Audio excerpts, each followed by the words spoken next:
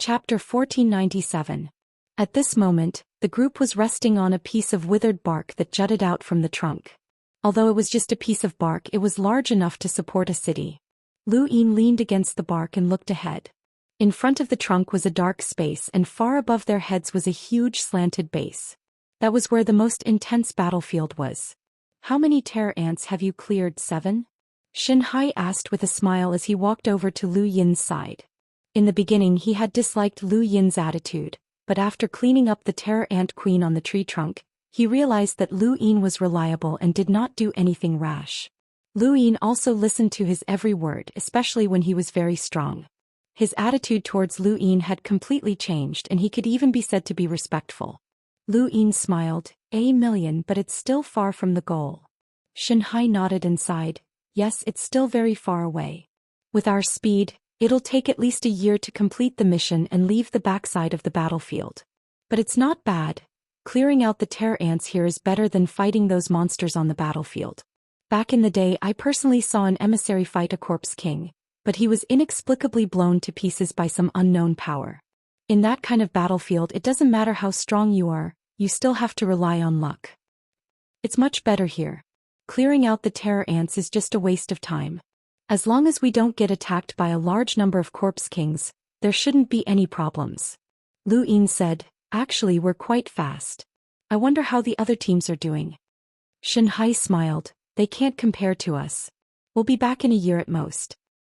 Batch after batch, who knows when we'll be able to clear out all these terror ants." Lu Yin sighed.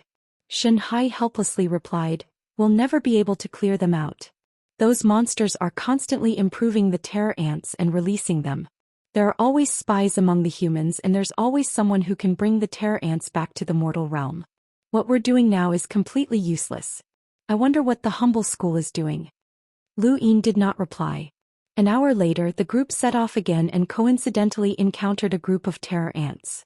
These ants could devour spiritual force and domains, and they were always grouped together regardless of individual strength.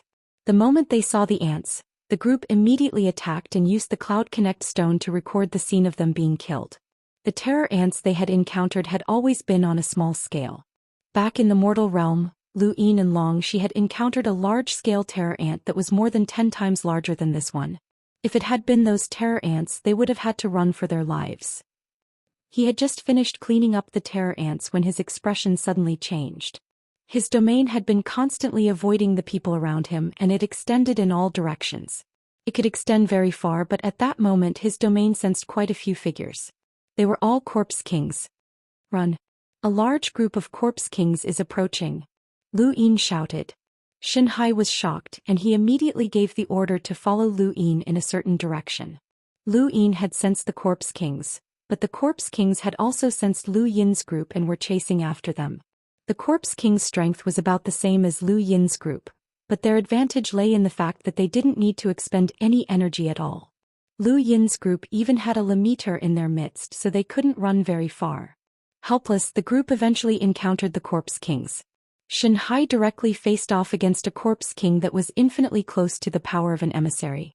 The rest of the group was quickly suppressed by the corpse king, and Lu Yin had no choice but to reveal his true strength. He continuously struck out with his emptiness palms, and after 10 consecutive strikes he killed more than 10 corpse kings. Even Xianxia was shocked by this. He was facing off against Xianxia. The corpse king's scarlet eyes stared at Lu Yin, and it directly swept past Xianxia. It raised a fist and punched Lu Yin, but Lu Yin easily caught it and exerted some strength.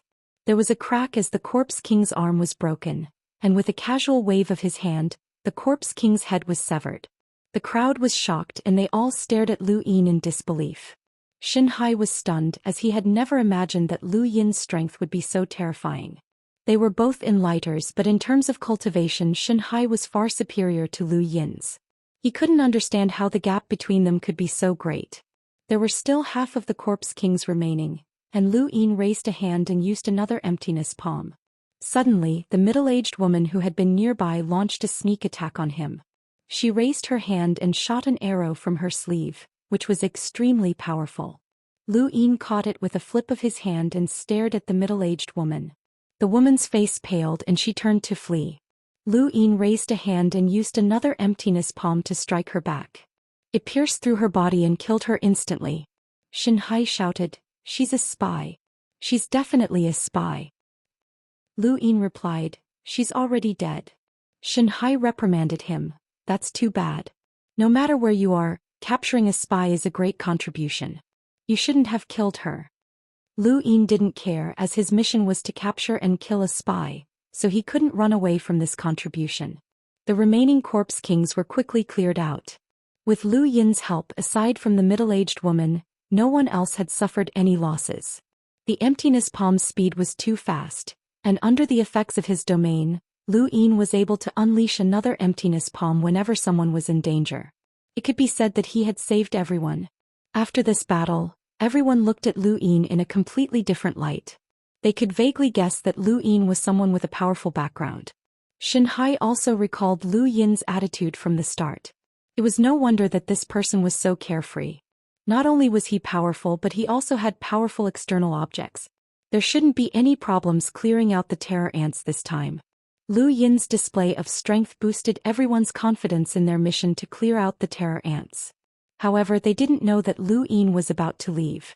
In the command center of the second base, the main token on Xia Yan's desk vibrated.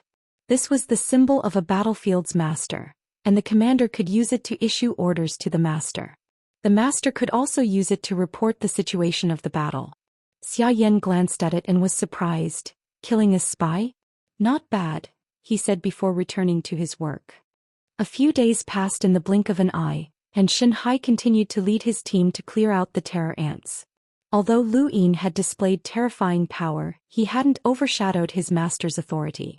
He hadn't questioned or disobeyed Xianxia's decisions, and he hadn't interfered either. This made Xianxia even more satisfied, and he couldn't help but want to introduce his granddaughter to Lu Yin. Lu Yin had no choice but to reject him several times, but he was still interested in Xianxia's strength. It wasn't that Xianxia was strong, but that he was only one step away from becoming an emissary. This was a step that Lu Yin didn't dare to take. "It's not that I don't dare. I'm just a little afraid," Xianxia said. Lu Yin laughed as these words were even more unpleasant to hear. "Afraid of the origin calamity?" Xianxia nodded. "Everyone is afraid of the origin calamity. You disciples from large aristocratic families are stronger than your peers, but it's precisely because of your innate gifts that your bodies can absorb more star energy, which makes the origin calamity even more terrifying. Normal cultivators like us don't have as much star energy, so the origin calamity isn't as terrifying as yours. However, we also have fewer resources, so we're still relatively weak. These are all proportional, and there's no difference between the origin calamity and the origin calamity." Lu Yin asked, "Senior, are you not confident that you can survive the origin calamity?" Xianxia nodded. "Not at all. The origin calamity isn't fixed. Someone once said that the astral source universe has its own consciousness, and the origin calamity's form is the manifestation of someone who has battled in the astral source universe. It could be sword chi, a technique, or even an innate gift. It's equivalent to being an emissary in the past, so how can enlighters like us withstand it? However," Xianxia continued, "as long as we survive the origin calamity, both our lifespan and strength will increase greatly. This is something that everyone looks forward to. There are quite a few emissaries in this universe, so there's bound to be someone who can survive the origin calamity," Lu Yin said. Xianxia nodded. "That's right. Out of 100 initiators, only one emissary can be born. That's about the ratio." Lu Yin had thought that Xianxia would not speak too much because of his fear of the origin calamity, but he had not expected Xianxia to have such a detailed understanding of the origin calamity. It said that many years ago, a senior underwent the origin calamity, and with a single roar he dispersed the origin calamity. That was enviable. Another senior underwent the origin calamity with a casual wave of his hand. "I don't know how he did it." Xianxia looked at Lu Yin and asked, "The most shocking thing that I know of is recorded in the ancient records. A long time ago, an ancient person underwent the origin calamity. Do you know what the origin calamity looked like?" Lu Yin shook his head as he was curious as well. Xianxia replied, "It was a person in the form of a person." Lu Yin was astonished. "There's even a human form?" Xianxia nodded and said, According to the ancient records, that senior might have been a little too strong, and the astral source universe believed that no attack would be able to destroy him, so they directly simulated a battle with someone from long ago. That battle was earth-shattering and large areas were destroyed. Even the void was torn apart. In the end, that senior failed and was destroyed by the humanoid origin calamity. Lu Yin's eyes narrowed. Xianxia sighed. That senior's innate gift was extraordinary, and according to the records, the amount of star energy in his body was terrifying. It was at least 100 times that of an ordinary person. The astral source universe must have been so angry that they thought of ways to destroy him. Lu Yin gulped. 100 times that of an ordinary person? If that was the case, then what about him? The amount of star energy in his body was 200 times that of an ordinary person, which was twice as much as that senior's. Was this really a joke? The more Lu Yin listened, the more panicked he became. Wait a minute. He glanced at Xianxia. This old man couldn't be scaring him on purpose, right? If he was afraid, then he was trying to frighten Lu Yin as well. What a pity, old friend. A while ago he failed his origin calamity at the Flying Armor Pass. Xianxia sighed as he reminisced. Lu Yin's eyes twitched. A while ago someone failed their origin calamity at the Flying Armor Pass. Was that person your old friend? Xianxia was astonished. Brother Achi, you saw that as well? Lu Yin nodded. Xianxia said, what a coincidence. I was there at that time as well. I pity his granddaughter. He then looked at Lu Yin again with an even more eager gaze. Brother Achi, my granddaughter is very obedient and beautiful. You should have a chat with her. I guarantee that you won't be able to find such a virtuous woman. She's the perfect example of a good wife and mother. Lu Yin pursed his lips. I like the enchanting type. Xianxia choked for a moment and stopped talking. A day later, the group searched for terror ants and found a ground littered with corpses. Some belonged to terror ants while others belonged to humans. It's the other team. They came with us to the tree trunk, someone said. Xianxia's expression turned ugly, and he squatted down to examine the corpse's wounds. The more he looked, the gloomier he became. Lu Yin said, it was man-made. It's a spy. Chapter 1498. Lu Yin's eyes narrowed as he looked around. The spy had exterminated this group, which meant that he must have taken away a portion of the terror ants. This spy was a hidden danger. Furthermore, Lu Yin's domain slowly spread out, and he could feel an aura in the void that caused people to tremble. This was an emissary. This spy was actually an emissary. This was no longer a spy. It might even be a redback. Xianxia retracted his hand as traces of blood appeared on his fingertips. He hurriedly said, everyone, don't touch the corpse's wounds. The residual energy is very strong. He stood up and looked at Lu Yin with a solemn expression. It's the strength of an emissary. Lu Yin nodded and stared to the right. He went that way. Go after him. Xianxia frowned. Go after him? Brother Achi, that's an emissary. Lu Yin replied, I know. As long as we find his tracks and confirm his identity, we'll immediately report it to the headquarters. We won't need to capture him. Xianxia shook his head. How can an emissary's identity be so easily confirmed? He'll have already sensed you before you can confirm his identity. We can't chase after him, and the situation here needs to be reported. However, he's an emissary and that's beyond what we can handle. Besides, our mission is only to clean up the terror ants. Lu Yin thought about it. That's true. Then you guys keep going. I'll go look for him. Xianxia's expression changed and the faces of the people around him turned ugly. Achi, the headquarters appointed me as the captain. You can't leave without permission. Seeing the miserable state of the people around them, how could Xianxia and the rest allow Lu Yin to leave? That would make them feel too insecure. They didn't want to die and they couldn't wait for all the experts to gather. That's right, Brother Achi. We also want to capture the spy, but our mission is to clean up the terror ants. Capturing the spy is the humble school's mission, and it has nothing to do with us. Maybe someone from the humble school has already gone after him, someone said. The others agreed as no one wanted Lu Yin to leave. Lu Yin was resolute. I must go. Xianxia clenched his fist. Achi, I'm the captain appointed by the headquarters. If you dare to leave without permission, I'll report it to the headquarters. Lu Yin's face darkened and he stared at Xianxia. You're just an enlighter and the enemy is an emissary. No one will blame you if you don't go, but if you do you might die. Why bother? The higher-ups already have a plan to deal with these spies, and it has nothing to do with us. We just need to clean up the terror ants. Yeah, don't go. How do you know that I'm not part of the higher-ups' plan to deal with the spies? The surrounding people looked at each other and hesitated. Lu Yin was puzzled. Why did you change your mind? Of course, Everyone felt that his words made sense. An hour later, Lu Yin's group followed the star energy suppression to the right and ran into a group of people who were surrounded by terror ants. They had come to clean up the terror ants, but it was not strange for them to be surrounded and devoured. Xianxia led a group of people to attack, but it took them more than an hour to finish off the ants. The leader of the group was called Qingji, and he was a robust man with a similar cultivation level to Xianxia's. His weapon was a strange-looking cicada blade. Before Lu Yin's group had arrived, the group had already lost half of its members. They had been devoured by the terror ants to the point that not even their bones were left. Thank you for your help, Captain Shen, Qingji said gratefully. Xianxia replied, it's what I should do. How long have you been trapped here? His gaze landed on the cicada blade and he realized that it did not match the wounds of the people who had died earlier. Qingji sighed. It's been 4 hours. If not for Captain Shen's group, we would have been finished. Lu Yin's gaze swept across Qingji's group, but it wasn't them. They had just happened to be blocking the path of the spy. Had the spy deliberately circled around them? The spy was very cautious and he had purposely found a group of people to block their path. Perhaps the terror ants had also been lured here by the spy to delay them, even if no one was following them.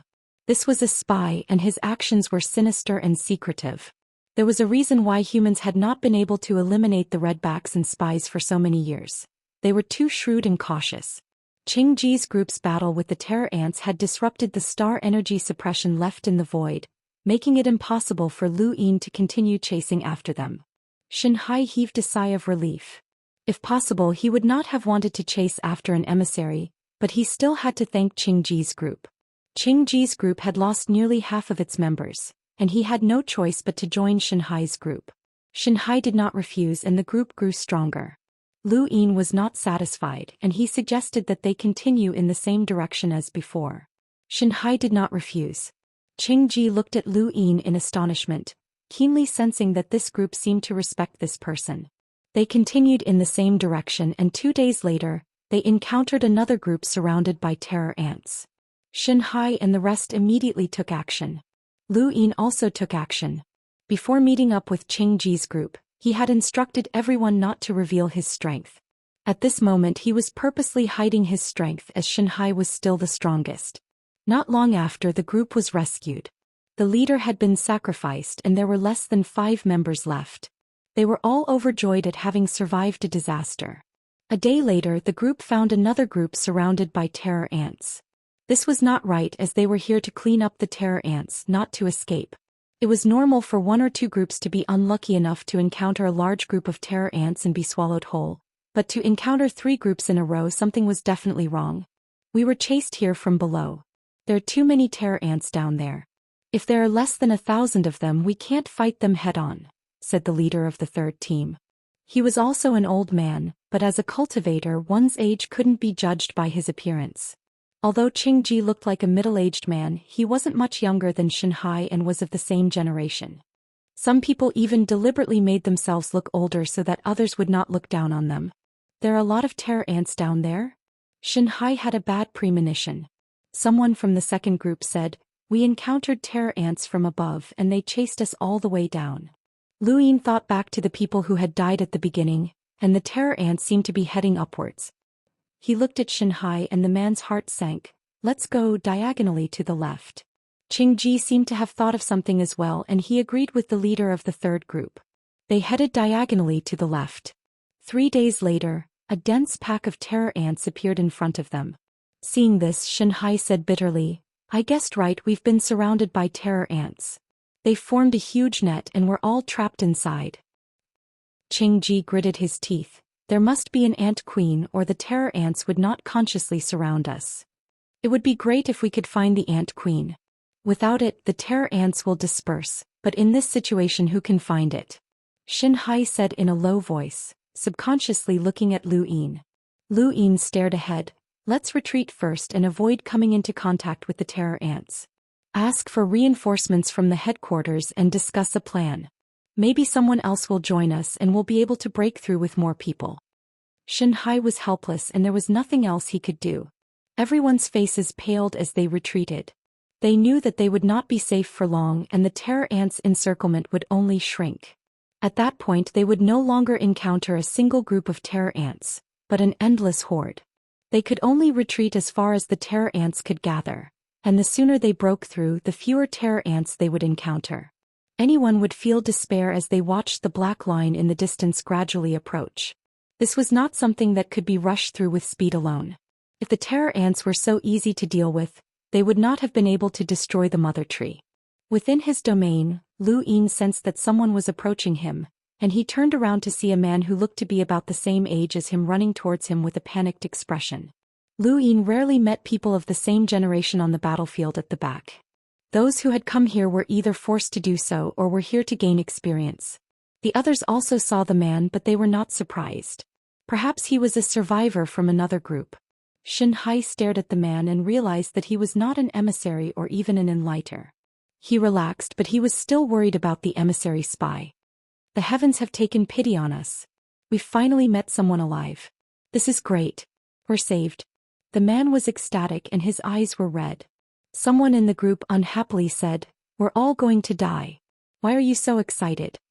The man ran over and blinked when he heard this. No way. How can so many of us die? Qingji grew impatient. Cut the crap. Are you alone? The man nodded and lamented, everyone in the group is dead. There are too many terror ants, and if I didn't have some ability I wouldn't have survived. Not long after, the group retreated some distance and some did not want to retreat any further. Keep retreating. Maybe more people will join us, Xianxia said. Qingji frowned. We can't retreat anymore. The further we retreat, the smaller the encirclement will be and the more terror ants will join us. It's a pity that we can't find the queen ant, otherwise we'd fight to the death. It's better than waiting for death, someone said angrily. The more desperate they were, the more restless they became. Lu Yin was the calmest of them all. Even if he was thrown into a pile of terror ants, they would not be able to harm him. Hey, are you guys looking for the queen ant? I know where it is. The last man to join the group was hiding in the crowd and he raised his hand carefully. Everyone looked at him in surprise. Lu Yin looked at the man and his eyes flickered. Qingji dragged the man out. You know where the queen ant is? The man nodded, but Qingji's grip caused his neck to hurt. Let go. You're strangling me to death. Qingji quickly let go and the man gasped for breath. Everyone looked at him.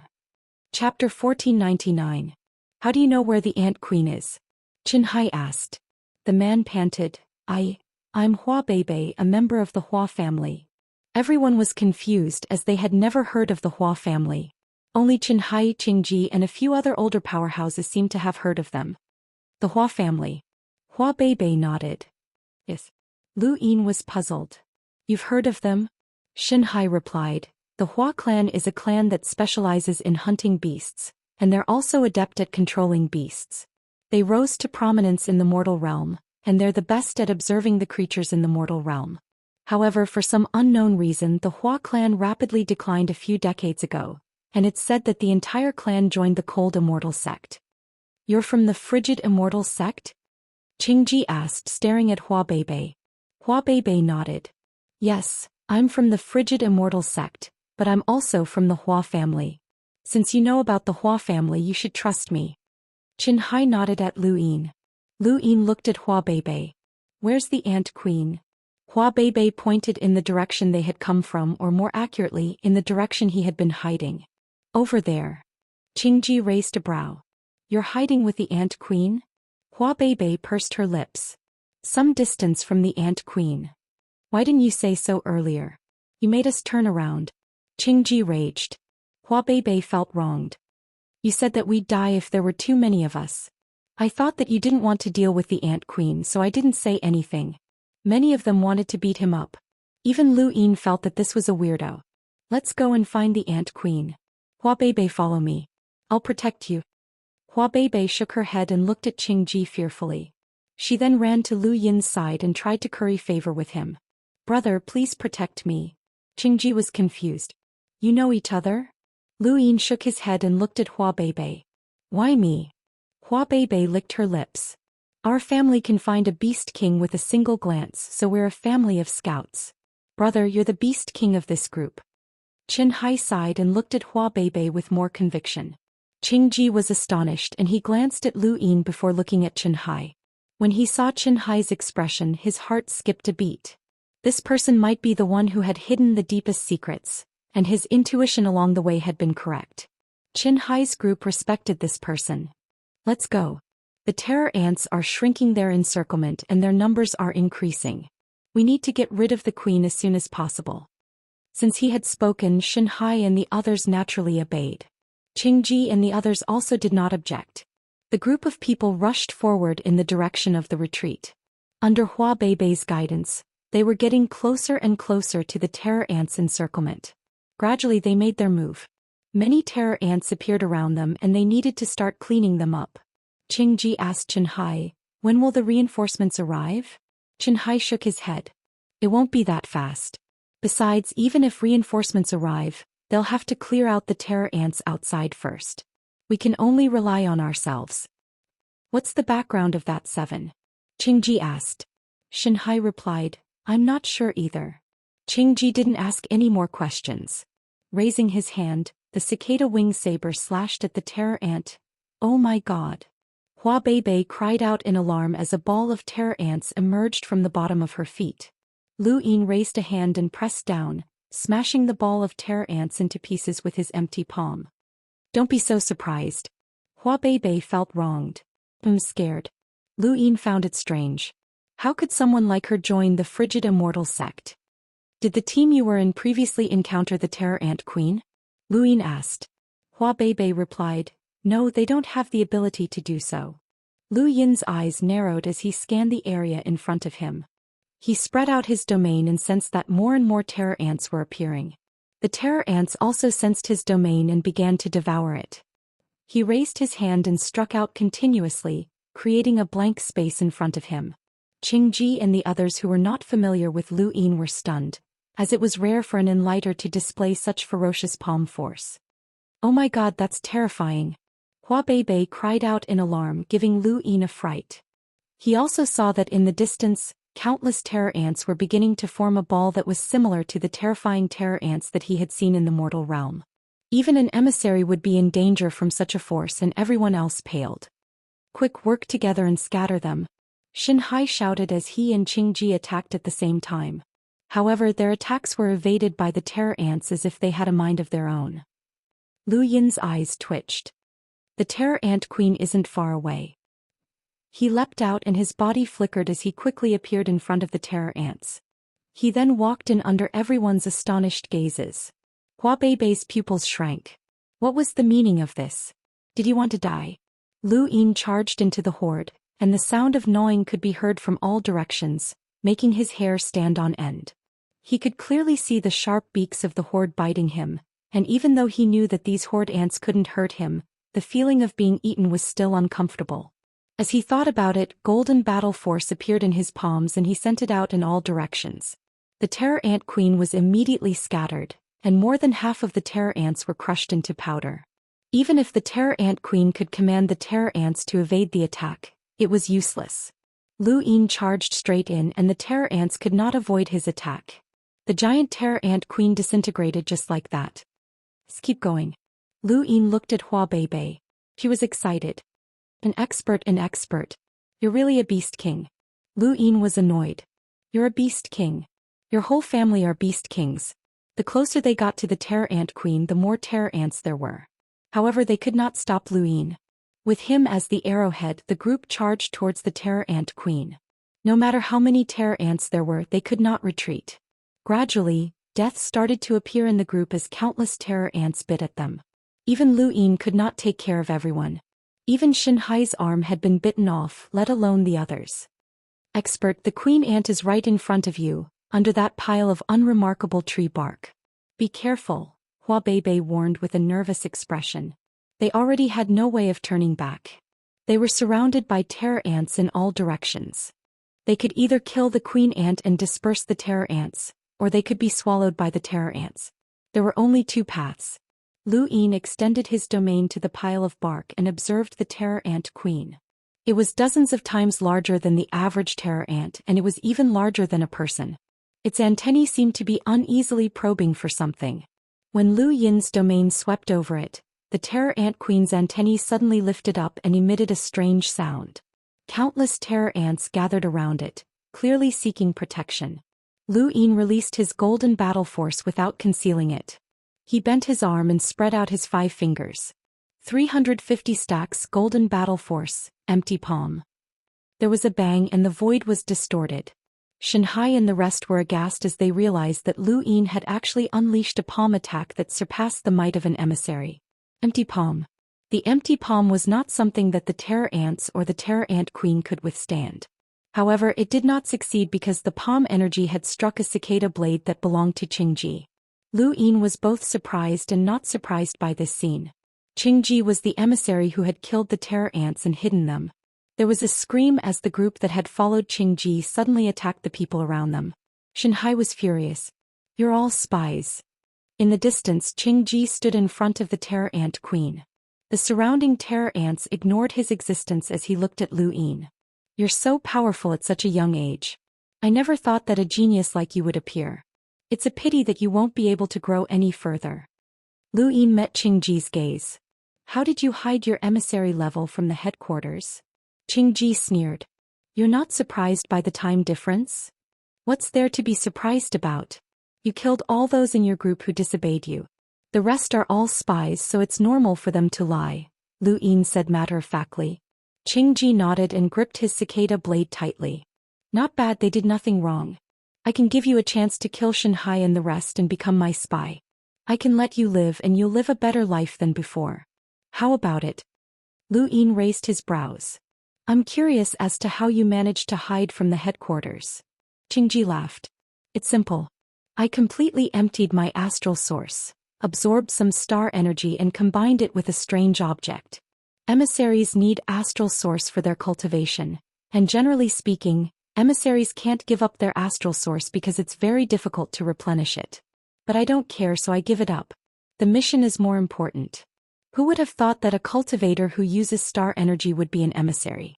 After arriving at the mother tree's trunk, I reabsorbed the astral source. Although my strength recovers slowly, it's enough to deal with you guys." Lu Yin understood. There were tens of thousands of cultivators below the emissary level, and this person had used a strange object to hide his true cultivation. He also used star energy so no one would bother to check if he had any strange objects on him. Furthermore, it was impossible for him to draw attention to himself. There had been so many reinforcements to the backlands recently, so it wasn't difficult for someone like him to fool them. The humble school had sent many experts to the backlands to deal with this type of person. "I'll say it again. Kill Qianxia and the others and I'll make you a spy," Qingji said, looking past Lu Yin towards Qianxia and the others. At this moment, Qianxia and the others were fighting against the terror ants and the group of spies that had followed Qingji. They had all heard Qingji's words and were waiting uneasily for Lu Yin's reply. Lu Yin sighed. "I have a weakness, and that's that I'm stubborn. If I wanted to be a spy, I would have done so long ago. I wouldn't have waited until today. I can guarantee that if I become a spy, my rank will be higher than yours," he joked as he silently moved his palm. There was a thump, and before Qingji could react, the emptiness palm struck his cicada-winged blade once more. The blade could not withstand the force and shattered, and the palm force entered his body through the shattered fragments. Qingji was sent flying and he crashed heavily into the ant queen. The ant queen twisted its large body uneasily. There was blood at the corner of Qingji's mouth and he looked at Lu Yin in shock. "You're courting death." He then stepped into the astral source universe.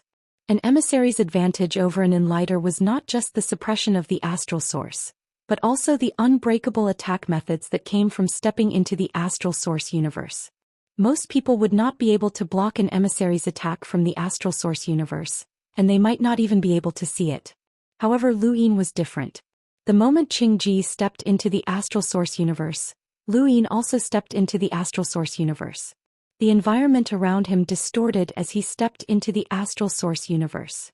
Chapter 1500. Looking at Xianxia and the others from the astral source universe was like looking at dummies in slow motion. Lu Yin could deal with them however he wanted.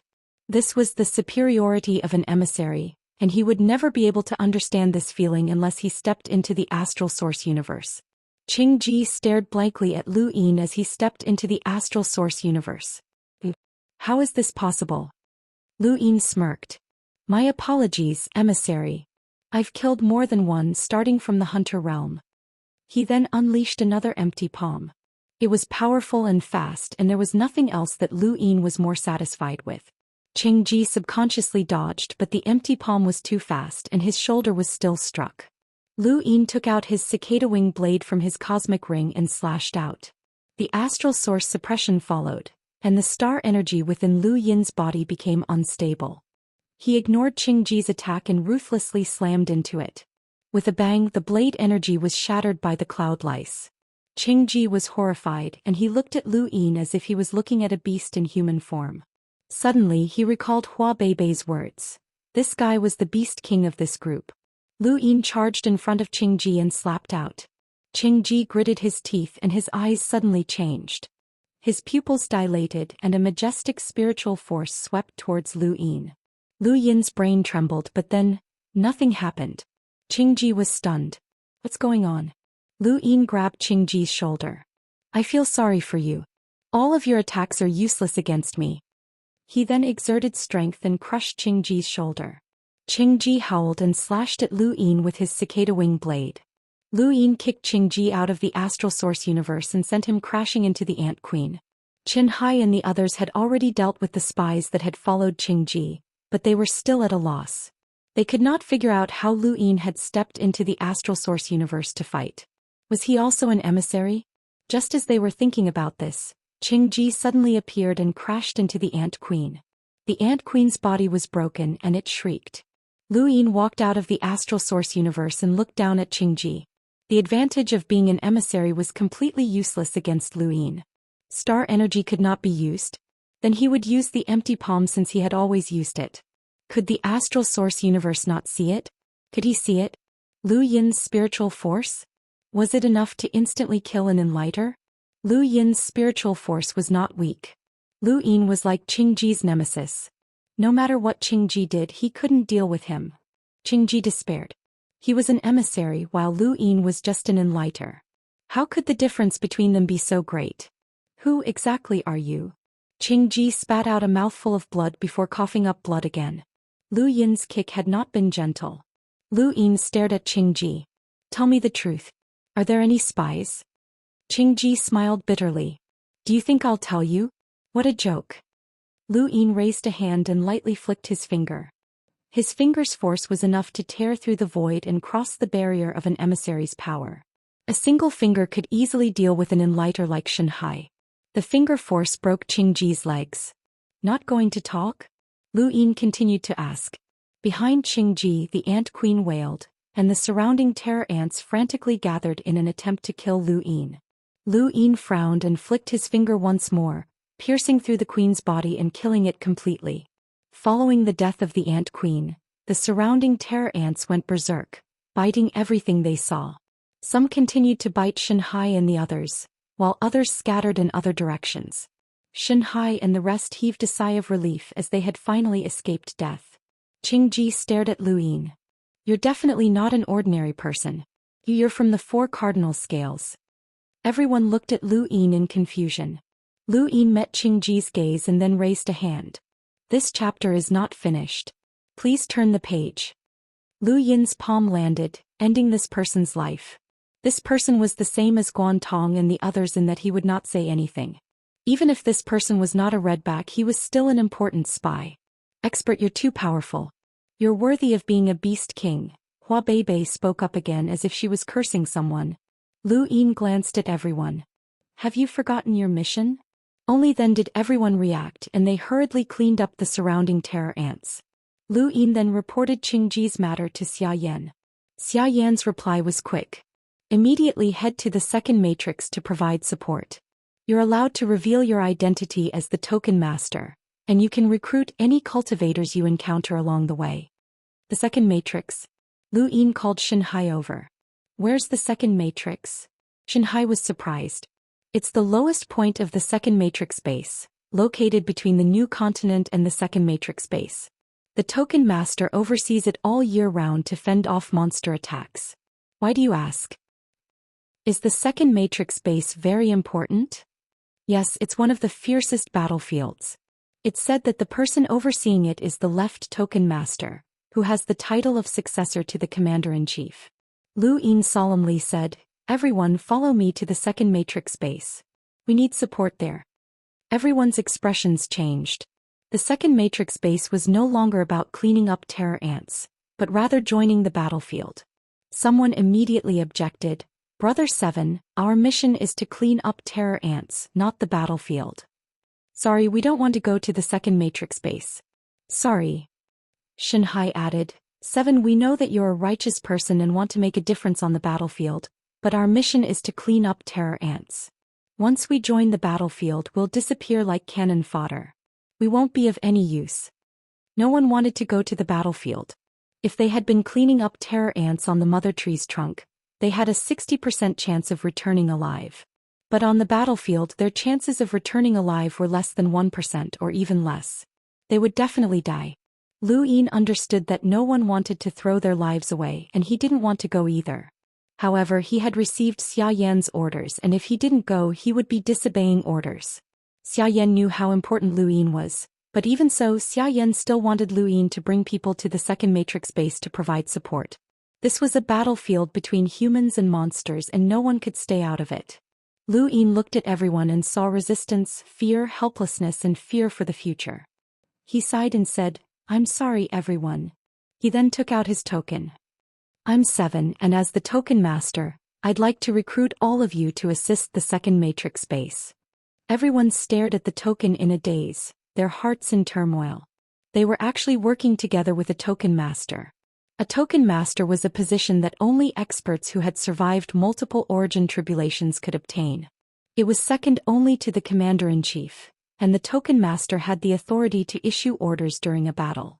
Even in their wildest dreams, they would have never imagined that an enlighter would actually be a token master. Xianxia was stunned. It really was a token master. Lu Yin showed everyone Xia Yan's orders. "Head to the second matrix base immediately." Everyone fell silent and no one moved. "Are you disobeying orders?" Lu Yin barked. Someone couldn't help but roar. "The only reason we came to the matrix base was to clear out the terror ants. Why should we go to the battlefield? This is a lie."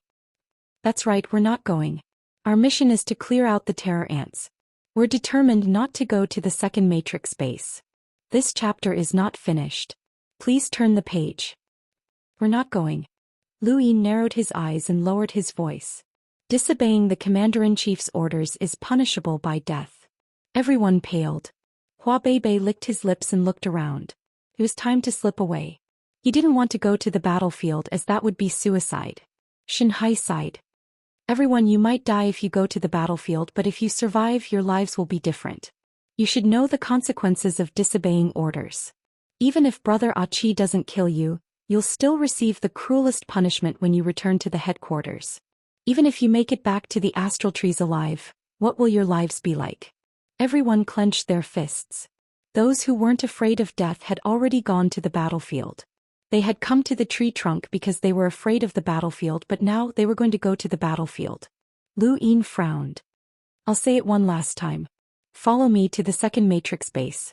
Disobeying orders is punishable by death." Everyone trembled. "Yes, token master." Lu Yin glanced at Hua Beibei's figure. This guy actually wanted to slip away. He glanced at Xianxia. Xianxia looked at Hua Beibei, shook his head and grabbed him back. Expert. "No, Brother Beast King, I've done well. I've helped you find the Ant Queen and I've saved all of you. Please let me go. I won't go to the battlefield, please." Hua Beibei wailed. Lu Yin calmly replied, "If you don't go, then die." Hua Beibei opened her mouth. "I'm from the frigid Immortal sect. If you don't go, then die." He had met many people like this before, and Ku Wei was the most typical example. When dealing with people like this, it was best to remain silent. Hua Beibei was frightened and she didn't dare to speak again. The second matrix base wasn't difficult to find, and all they had to do was head straight down. Lu Yin led the group towards the second matrix base. Along the way they encountered terror ants and dealt with them if they could. If they had to take a detour to find the terror ant queen, then they could forget about it. They had to support the terror ant queen as soon as possible, but it would take them quite some time to reach the second matrix base from where they were. A day later, Lu Yin's group met up with a few other groups. The leader's cultivation was about the same as Xianxia's, and he was delighted to see Lu Yin's group. He suggested that they work together to clear out the terror ants. Although it would take longer to complete the mission, it would also be safer. However, the group was met with sympathetic gazes from Xianxia and the others when they made this suggestion. Lu Yin took out his master token. Commander's order to recruit all of you to support the second matrix base. The group immediately flared up and immediately refused. Even the leader, who had a similar cultivation as Xianxia, refused. They had never seen Lu Yin's strength before, and their tone was not as friendly as Xianxia's. Some even suggested that Lu Yin's token was fake, as there was no way an enlighter could become a token master. Lu Yin silently struck out with his empty palm and slapped the group's ears. He wanted to teach them a lesson with his fierce palm strike. The group no longer dared to refuse, as Lu Yin's words were always, "If you don't go, then die." It was truly frightening. In this manner, Lu Yin's group headed towards the second matrix base, clearing out terror ants along the way and recruiting others along the way. Their numbers grew larger and larger. Right below Lu Yin's group was a metallic plane that was completely constructed from a strange, sturdy metal. Even the ground beneath their feet was metal. Extending out from the metallic plane was the second matrix base, and this metallic plane was the second matrix base. End of chapter. Chapter 1501. At this moment, countless corpse kings were fighting with humans on the second matrix planes. The battlefield covered the entire plains, and even the strange metal beneath their feet was scratched. In the dark universe, planets shattered one after another as envoys were sent flying out of the astral source universe and into the astral source universe. The second matrix planes originally had a teleportation device that could send people from the headquarters over, but it was now damaged. Otherwise, Xiaoyan would not have ordered everyone to reinforce the second matrix planes. Aside from the damaged teleportation device, the source box array was also damaged, and a group of lockbreakers was trying to repair it. Outside of the second matrix planes, reinforcements were arriving one after another. On the top of the tree, cultivators were coming to provide support. Below the tree, countless terror ants were climbing up. There was a loud boom as the blood-colored energy swept towards the group of lockbreakers who were busy repairing the source box array. An envoys had blocked the blood-colored energy, but they had already been injured. Now that they had forcefully withstood the attack, half of their body was torn apart and they crashed to the ground. Not too far away, a group of lockbreakers paled. "Xianxia, we can't hold on any longer," a lockbreaker cried out in panic. The leader of the lockbreakers was dressed in extravagant clothing, just like Master Zhan. His face was pale and beads of sweat dripped down his forehead as he stared at the damaged source box array. As the lockbreaker spoke, Xianxia became even more anxious. Above them, the void tore open as a corpse king charged down. Its body was covered in blood-colored energy, and it roared as it swung its arms downwards. The blood-colored energy descended like a meteor. The lockbreakers' legs trembled. Although they had been on the front lines all this time, they had never encountered such an urgent situation like the second matrix planes. When they saw the blood-colored energy descend, they did not even have time to escape. Suddenly, the blood-colored energy was torn apart by an invisible slash. In the distance, a giant slash swept out and slashed towards the corpse king. The corpse king raised a hand and grabbed the slash before crushing it. At this moment, multiple attacks suddenly appeared from the astral source universe, and the corpse king was forcefully torn to shreds. The void distorted as multiple figures walked out. All of them had solemn expressions as they immediately attacked. "It's the Star Alliance. The Star Alliance has appeared." The lockbreakers cheered. Xianxia panted heavily and gritted his teeth. "Continue repairing the source box array. Don't get distracted." Xianxia. In the starry sky, a huge flag fluttered in the wind. A man appeared beside the flag and tore it apart. A formless energy swept across the second matrix plane, causing everyone's emotions to surge. They forgot about life and death, so there was no need for them to make a move. This person was the left commander, and the flag was his innate gift. It was a type of innate gift called the commander's innate gift, and it was most suitable for the battlefield. In front of the left order master, the scarlet vertical eye made everyone tremble. The void exploded and the corpse king appeared, vainly attempting to tear apart the flag. The left commander snorted coldly, and a divine martial chi appeared around his body. Together with the appearance of the flag, he pushed the corpse king away. At the same time, he looked down and heaved a sigh of relief when he saw the reinforcements from the Star Alliance. With the appearance of the Star Alliance, the situation could be temporarily stabilized. They just had to wait for the chief commander to arrive. Originally, the second array's original teleportation device would not have such an emergency. Who would have thought that some time ago the Ancestor Realm Corpse King would make a move and break open the tree realm? It was unknown what it did, but it actually damaged the second array's original teleportation device and sent in countless fear ants. Even he did not notice it at first.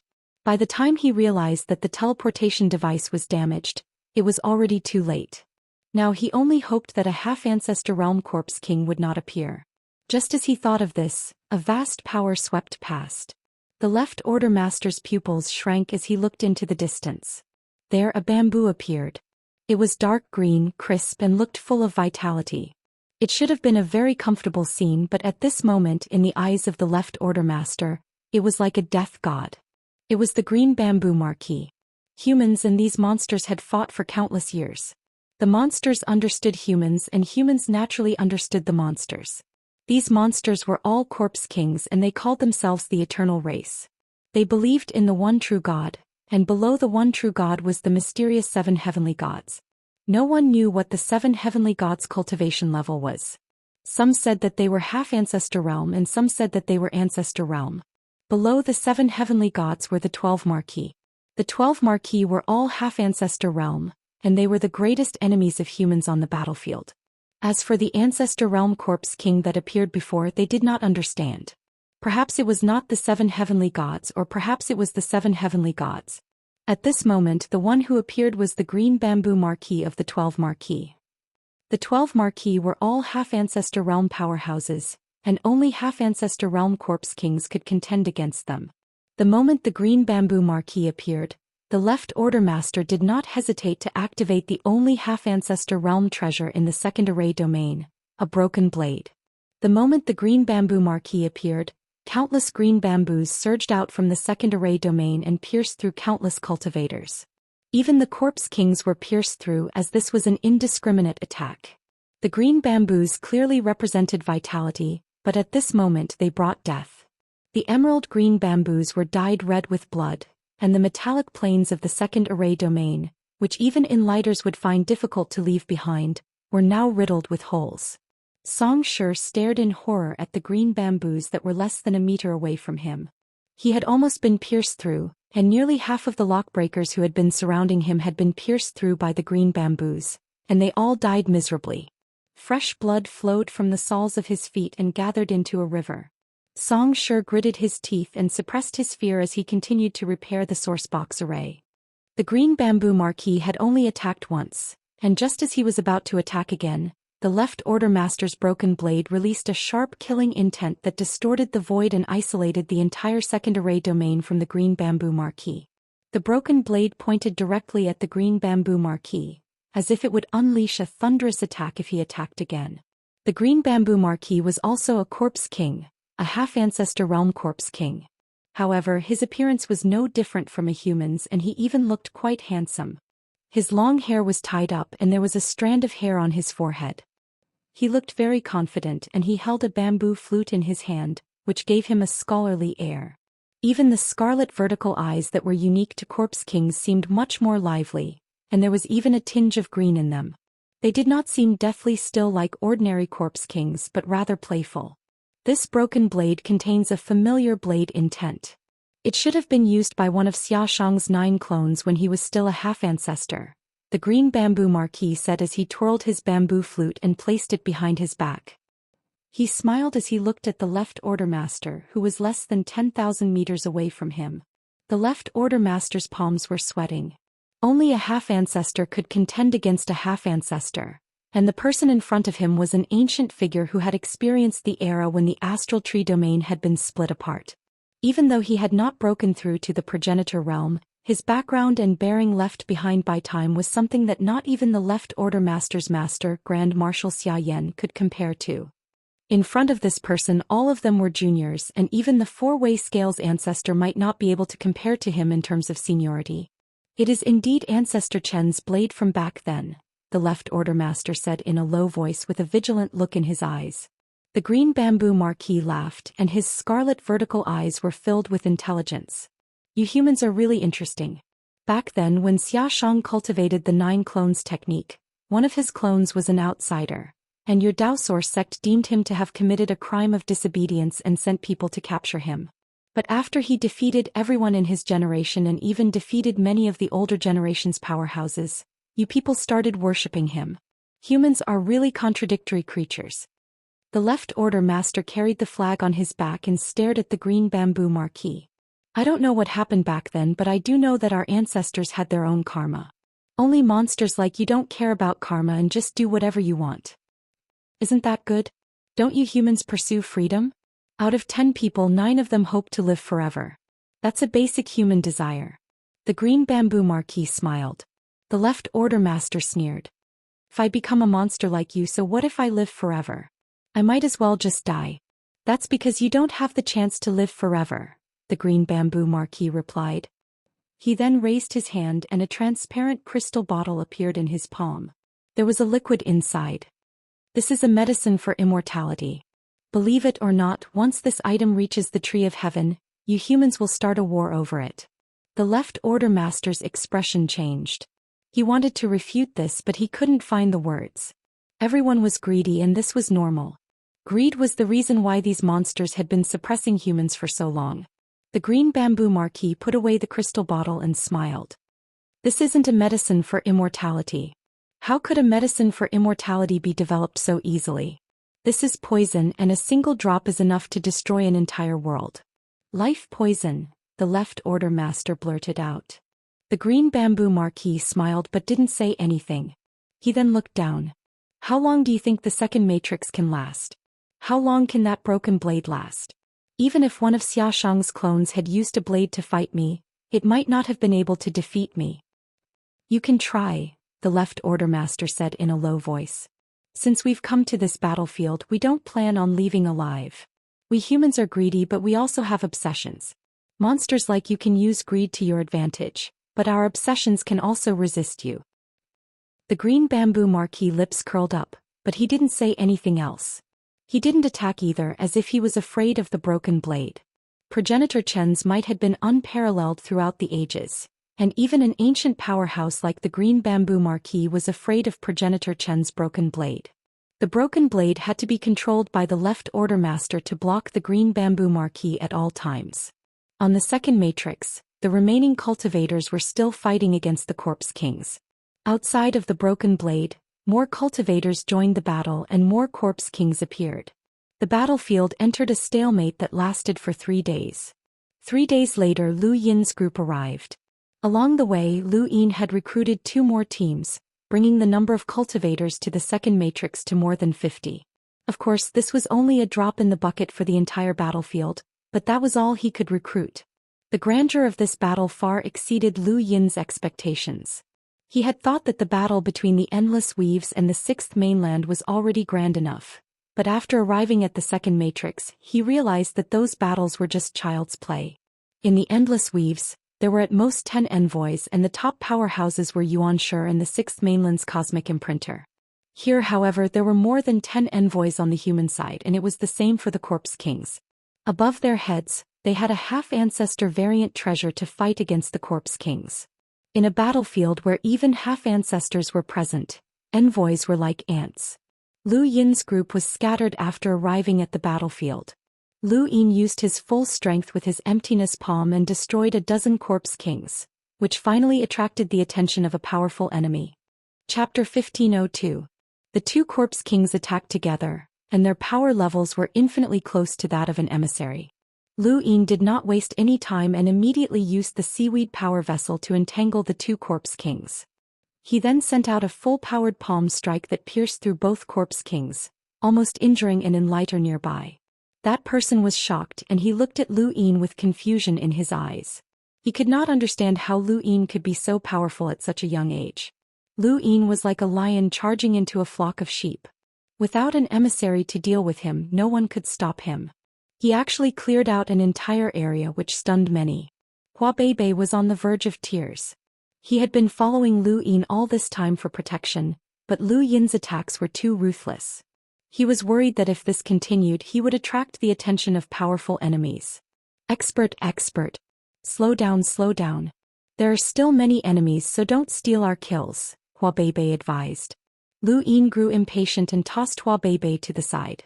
Lu Yin's actions attracted the attention of an emissary-level corpse king, and it was no ordinary emissary. Based on a human's cultivation, this corpse king had passed at least 2 origin tribulations, which meant that it was a powerhouse with a power level of over 600,000. Lu Yin was caught off guard and struck by a giant warhammer.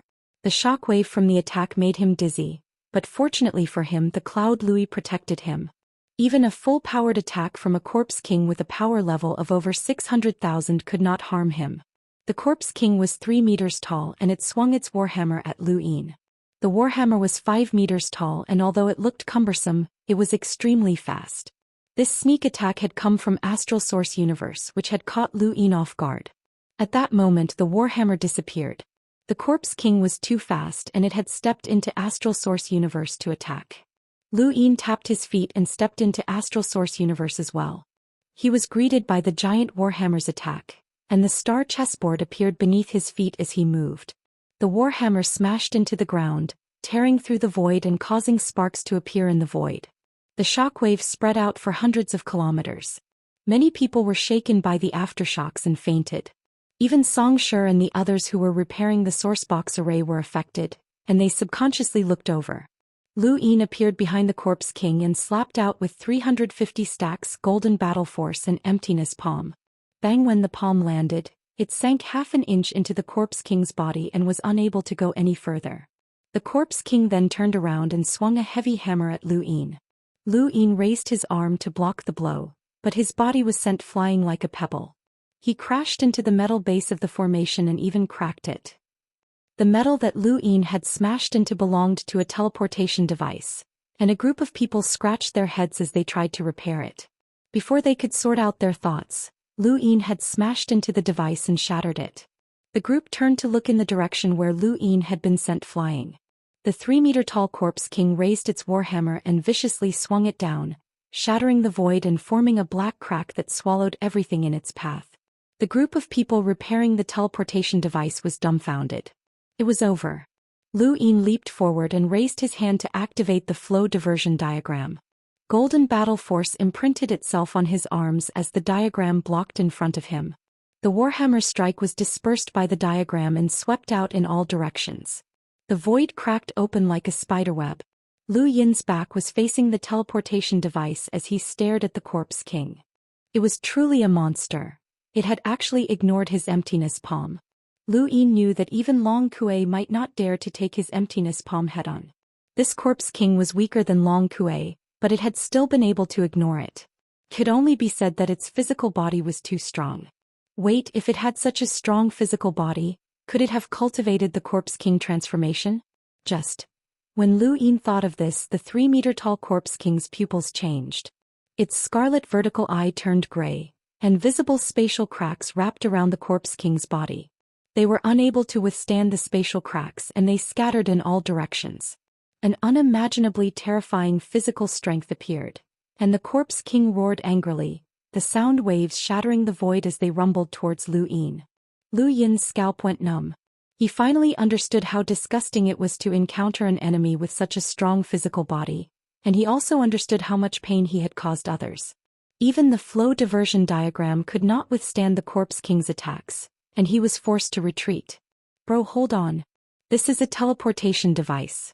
If it's completely destroyed, we'll be finished. Someone behind him shouted in panic. Lu Yin gritted his teeth. I want to hold on as well. He glanced behind him and saw that they were all explorers.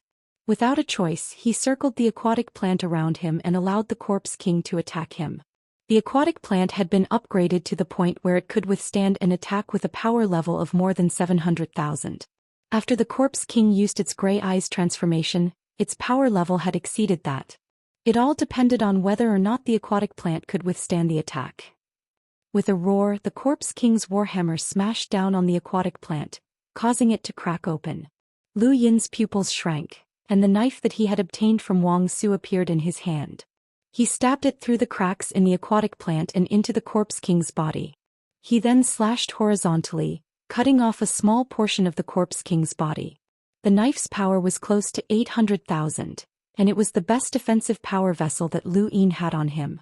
Even after the Corpse King used its gray eyes transformation, it still could not withstand the attack. Lu Yin raised the knife again and stabbed it towards the Corpse King's neck, but the Corpse King kicked out. Lu Yin's eyes turned fierce as he clenched his left fist and punched out with 350 stacks and golden battle force. There was a loud boom and the ground shattered. Lu Yin was kicked back by the Corpse King and slammed into the metal of the teleportation device. He felt a little dizzy, and if it weren't for this device he would not have dared to fight it head-on. The onlookers were all stunned. An Enlighter was fighting against a Corpse King of this level, and it was shocking. Half of the Corpse King's body had been cut open, and it stared fixedly at Lu Yin before charging at him again. It truly did not feel any pain or fear of death. Lu Yin threw the knife at the Corpse King, but the Corpse King was not stupid. It smashed the knife away with a heavy hammer, but Lu Yin suddenly waved his hand and used the secret art. The knife stabbed out from another direction and stabbed into the Corpse King's neck. The Corpse King roared and grabbed the knife. At this moment the star chessboard appeared beneath Lu Yin's feet, and he immediately moved to the Corpse King's back to grab the knife's handle. The Corpse King's movement towards the knife slowed down in Lu Yin's eyes. The effects of the Sword Steel's inheritance activated, and Lu Yin could clearly see the Corpse King's movements and even its strength. The stars around Lu Yin's body revolved, and many of them exploded under the Corpse King's palm. The Corpse King was restrained for a moment, and Lu Yin took advantage of that moment to grab the knife and stab it. The knife sank deep into the Corpse King's neck, and the Corpse King's right hand reached out to grab Lu Yin. Lu Yin used his greater teleportation array to dodge the attack, and then used his empty air palm to strike the Corpse King's forehead, forcing it to retreat a few steps. After a series of attacks, the Corpse King was heavily injured once again. Lu Yin was about to attack again, but the Corpse King raised its head and roared, and its eyes changed again. Lu Yin's jaw dropped. No, it can't be. Lu Yin watched as the Corpse King's eyes turned green. Once the Corpse King fully activated the green eyes transformation, its physical body would become 10 times stronger. Lu Yin was certain that none of his attacks would be able to harm the Corpse King. The Corpse King's physical strength had already surpassed the limits of these power vessels. His physical strength had increased by 100 times compared to when he had first started, and it was a hopeless difference. Lu Yin felt his heart ache as he took out the Splitting Skies array that he had obtained from Bai Xiaohong. Of the 4 forms of Split the Skies, 2 had already been used, so there were only 2 left. This was a good item, but it would be easily recognized if he used it on the battlefield. However, there was no other way. Lu Yin glanced around with a guilty conscience and then aimed at the Corpse King. 2 black lines tore through the void and swept across the area. The Corpse King raised its heavy hammer, and its terrifying aura stirred up the winds and clouds as it began to activate its green eyes transformation. Suddenly it stopped abruptly and its head fell to the ground. The might of Split the Skies could not compare to that of the small knife, but the Corpse King had already been heavily injured by Lu Yin's attack, so Split the Skies had ended its life. Lu Yin waved his hand, and the remaining power of Split the Skies swept past the Corpse King's neck. He immediately used the secret art to change the direction of the attack and slash the Corpse King into the ground, afraid that someone would see it. In the sky, the left commander, who was facing off against Marquis Qingzhu, suddenly felt the terrifying aura of the Corpse King's green eyes transformation. His face changed and he looked down to see the Corpse King's head fall to the ground. He was stunned. What's going on? No one could explain it to him. The battlefield was constantly changing, and even the envoys did not dare to be careless. Everyone had their own opponents and no one could see clearly what was going on. The people who had been repairing the teleportation device had long since been scared away by the shockwaves from the Corpse King's battle. Lu Yin panted heavily as he looked at the Corpse King's towering body. It had no head and fresh blood flowed down its neck, but there was still a terrifying aura circulating around its body. It was a pity that these Corpse Kings did not have cosmic rings. Otherwise, this Corpse King would have given him a huge spoil of war. This battle had been a huge loss for him. He had even lost some of his aquatic plants, power vessels, and split the skies. The 3-meter-tall Corpse King had displayed a terrifying strength, but no matter how strong it was still only a corner of the battlefield. This battle would not end with just one person. Not long after, Lu Yin faced off against another Corpse King, but it was not an emissary. Instead, it was an Enlighter Corpse King. This gave him some time to catch his breath, and he did not want to end the battle so easily. Instead, he took advantage of this opportunity to rest. There was no lack of geniuses amongst the human Enlighters, but there were very few who could take advantage of this opportunity to rest while fighting an Enlighter Corpse King. He pointed the broken blade at Marquis Qingzhu, but the left commander remained vigilant and did not dare to relax. Marquis Qingzhu was not in a hurry, and he even took out a scroll. Humans' greatest wealth is their intelligence, and this is what I admire the most about you humans. You can use your intelligence to create anything. Otherwise, with your weak bodies, you would have been eliminated long ago. The left commander frowned.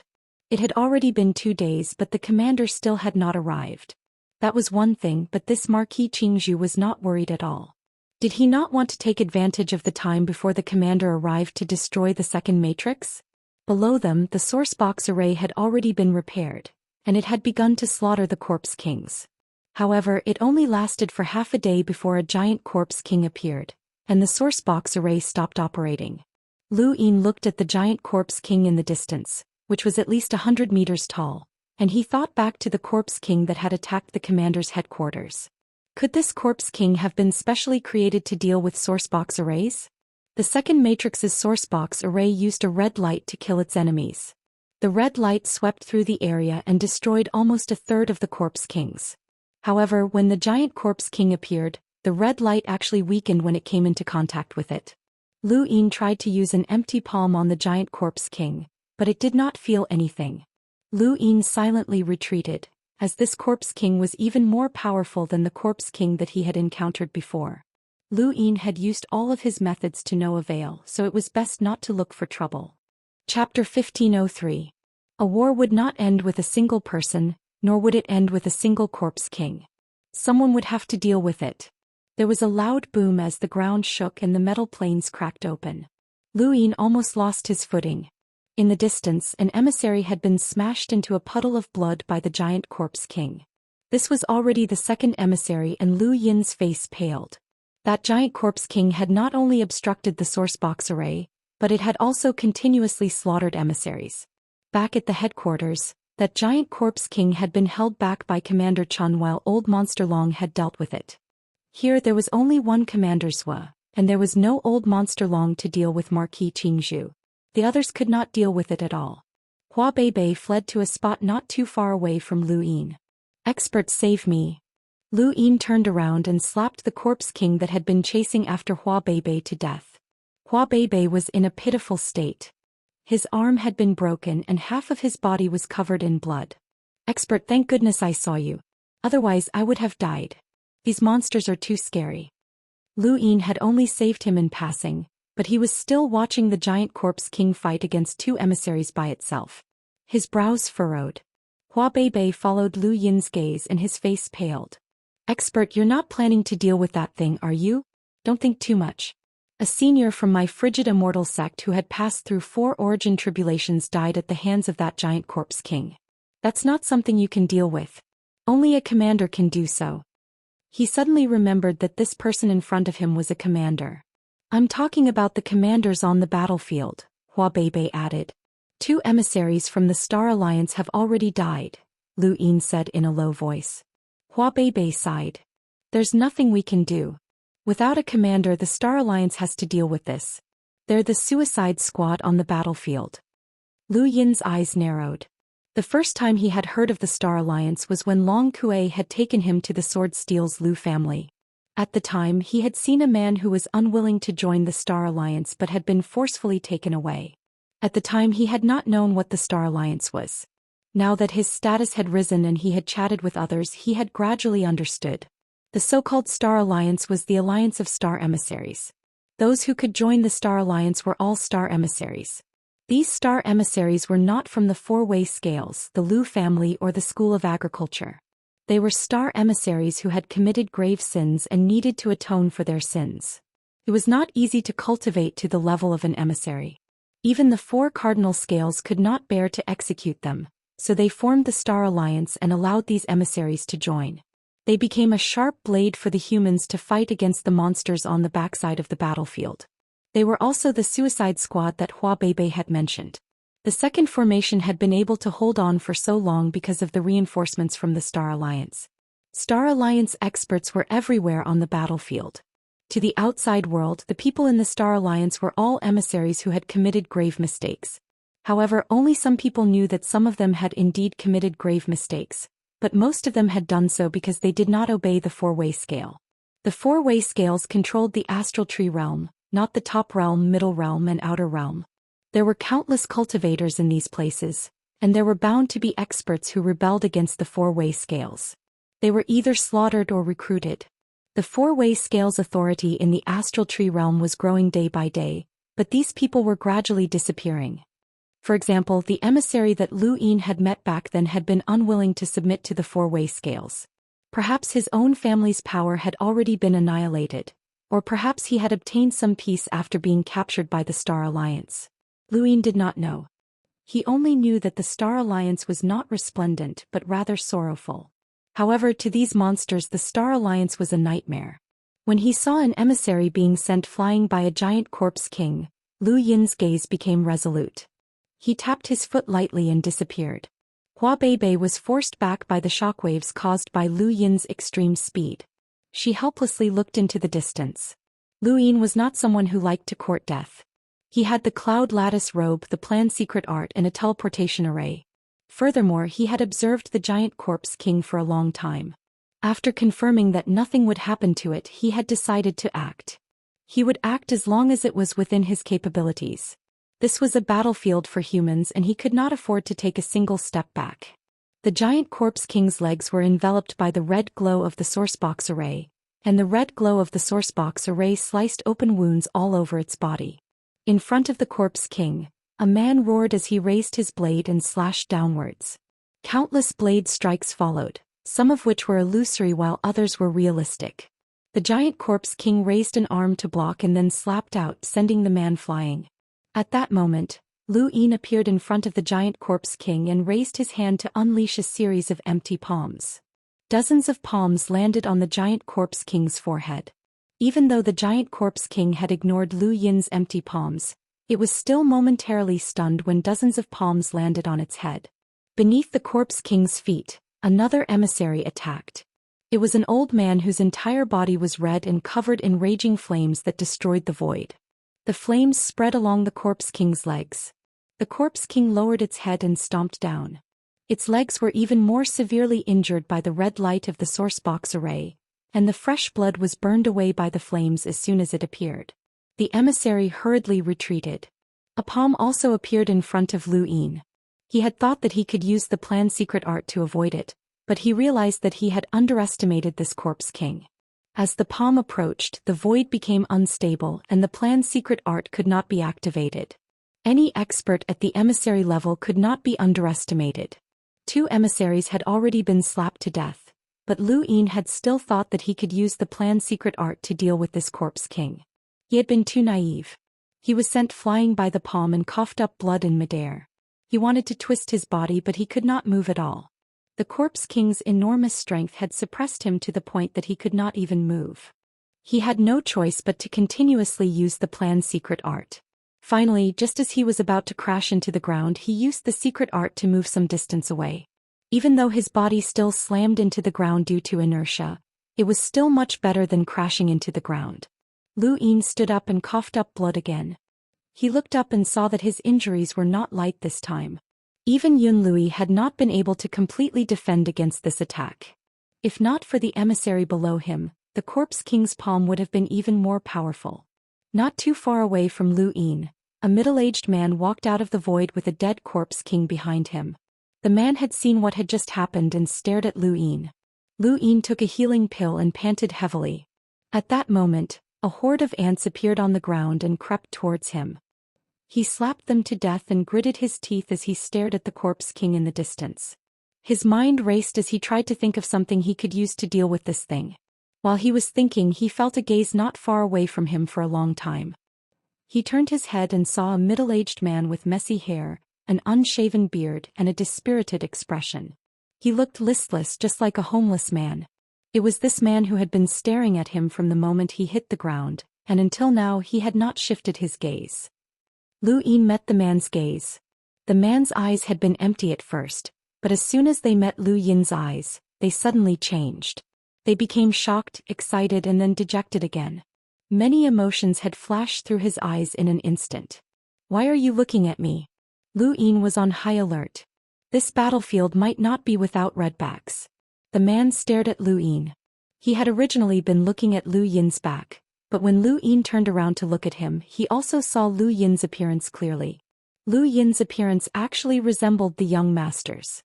He had never thought that he would be able to see such an appearance. Unfortunately, this person was not the young master. It was just a 50% resemblance. "Kid, why are you attacking? Aren't you afraid of death?" the man asked. His tone was dejected, casual, and filled with desolation. Lu Yin frowned. "Can I retreat if I'm afraid of death?" The man's gaze shifted as he stared at Lu Yin's face. He suddenly smiled happily, carefreely, and refreshingly. Along with his smile, the nearby Corpse Kings and Horde Ants were all killed. This was not an astral source, nor was it a battle technique. Instead, it was something Lu Yin was familiar with: battle force. However, this battle force did not have any color. Lu Yin was shocked. With his domain, he could sense how terrifying this man's battle force was. He did not know how to describe it, but it was like a dormant beast had bared its fangs. The moment his domain came into contact with that battle force, it was as if he was completely exposed to the beast. "You just used 10-line battle force, didn't you?" the man asked as he looked up at the giant Corpse King. Lu Yin did not deny it. The emptiness palm that he had used against the giant Corpse King had also contained battle force. "Kid, look carefully. Above 10-line battle force is called the Warring States period." As soon as he finished speaking, the man's feet moved without any wind. An invisible current pushed aside the void layer by layer as if it was as simple as pushing aside a wave. As the void was pushed aside, everyone who came into contact with it, be it the Corpse King or the Horde Ants, all stopped moving and looked over in fear. In the distance, the blade-wielding emissary who had been fighting the giant Corpse King paled when he came into contact with the void. He looked at the man. "Brother Zhou, why do you have to do this? Just wait a little longer. You'll be able to see it sooner or later." The man's gaze turned cold and his aura soared into the sky. Even the broken blade seemed to sense it, and it trembled, which attracted the attention of the left commander. "Even if the main family was here, they would still support my decision, regardless of whether it's right or wrong. This is a battlefield for humans, and even an Enlighter Junior dares to charge in. I, Zhou Tang, cannot disgrace the main family. I was once bestowed with the surname Lu." As soon as he finished speaking, a terrifying aura swept across the horizon in all directions. The man was like a true ruler, and although his battle force was invisible, it caused the void to burn and melt. Countless people were stunned as they sensed this terrifying aura. It's the Warring States period, the limitless realm of battle force," someone exclaimed. His face was deathly pale, but he was also filled with fanaticism. As someone who also used battle force, his desire for the Warring States period was similar to the desire of a domain cultivator to reach the Void God realm. Lu Yin stared at the man in a daze as he sensed the terrifying power around him. Was this the realm above golden battle force? This unparalleled control and incomprehensible tyranny was battle force. However, what Lu Yin was thinking about right now was not battle force, but rather the man's words. This person was called Zhou Tang, and he had once been bestowed with the surname Lu. This person was from the Lu family, and he referred to the Lu family as the main family. Above Lu Yin, the left commander's brows relaxed. With this person taking action, the battle situation would become even more stable. Across from him, the Marquis of Green Bamboo was astonished. He's actually a descendant of the Liu family. How laughable. A bunch of traitors still have to rely on the power of a descendant of the Liu family. You humans are so pitiful. If the Liu family hadn't been exiled back then, the battlefield wouldn't have been so difficult. The left commander did not reply, but anyone from the cosmic trees would not speak on this topic, especially those from the four-way scales. This was not a glorious history. Chapter 1504. The entirety of the second matrix was shocked by Zhou Tang's Sengoku, and the Corpse King was the same. It felt threatened. Zhou Tang's dispirited appearance was replaced by a domineering aura as he approached the Corpse King. Sengoku turned the void into a domain. Wherever your aura reaches, you are invincible. He seemed to be speaking to himself but also to Lu Yin. With that one sentence he charged at the Corpse King, causing the void to tremble. Lu Yin could clearly feel the void helping him as if it had submitted to Zhou Tang. The Corpse King growled and punched out, but Zhou Tang met it head-on and punched out as well. There was an earth-shattering boom and everyone felt their minds go blank as they almost fainted. The void was split in half and countless cracks flashed like lightning. This was the most dazzling scene in the entire second matrix domain. Lu Yin stared at Zhou Tang as the latter's punch pierced through the Corpse King's fist and out of its arm, causing cracks to appear on half of the Corpse King's body. Zhou Tang spat out a mouthful of blood, and it was visible to the naked eye that his injuries were more severe than the Corpse King's. In terms of cultivation he was far inferior to the Corpse King, but Sengoku alone was enough to heavily injure it. The Corpse King turned around and struck out with its other palm. Lu Yin was about to retaliate when Zhou Tang lowered his head and slashed upwards with his left hand. A gust of wind swept out, splitting the ground and severing the other half of the Corpse King's body. Fresh blood splattered everywhere, dyeing the ground and Zhou Tang red. Lu Yin would never forget this scene for the rest of his life. He had seen a nearly invincible person with a domineering aura. That kind of spirit was worthy of admiration. Warriors were all about energy and those who loved to fight had to have integrity. This was battle force that came from the heart, from the very foundation of the human body. It could be used to attack, defend, break through limits, crush the heavens and tear apart the stars. Lu Yin wanted to add another phrase, but he was invincible. Just as everyone's attention was drawn to Zhou Tang, a stream of energy shot out from behind Marquis Qingzhu.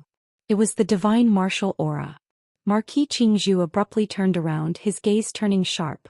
Xiayan, as the commander, don't you find it shameful to launch a sneak attack? As he spoke, he raised his hand and the divine martial qi suddenly disappeared. Then the Marquis of Green Bamboo and Xiayan, who had launched a sneak attack, also disappeared. The left commander heaved a sigh of relief. With the commander's arrival, the situation had stabilized. Immediately repair the source box array and the teleportation device. He then looked at Zhou Tang.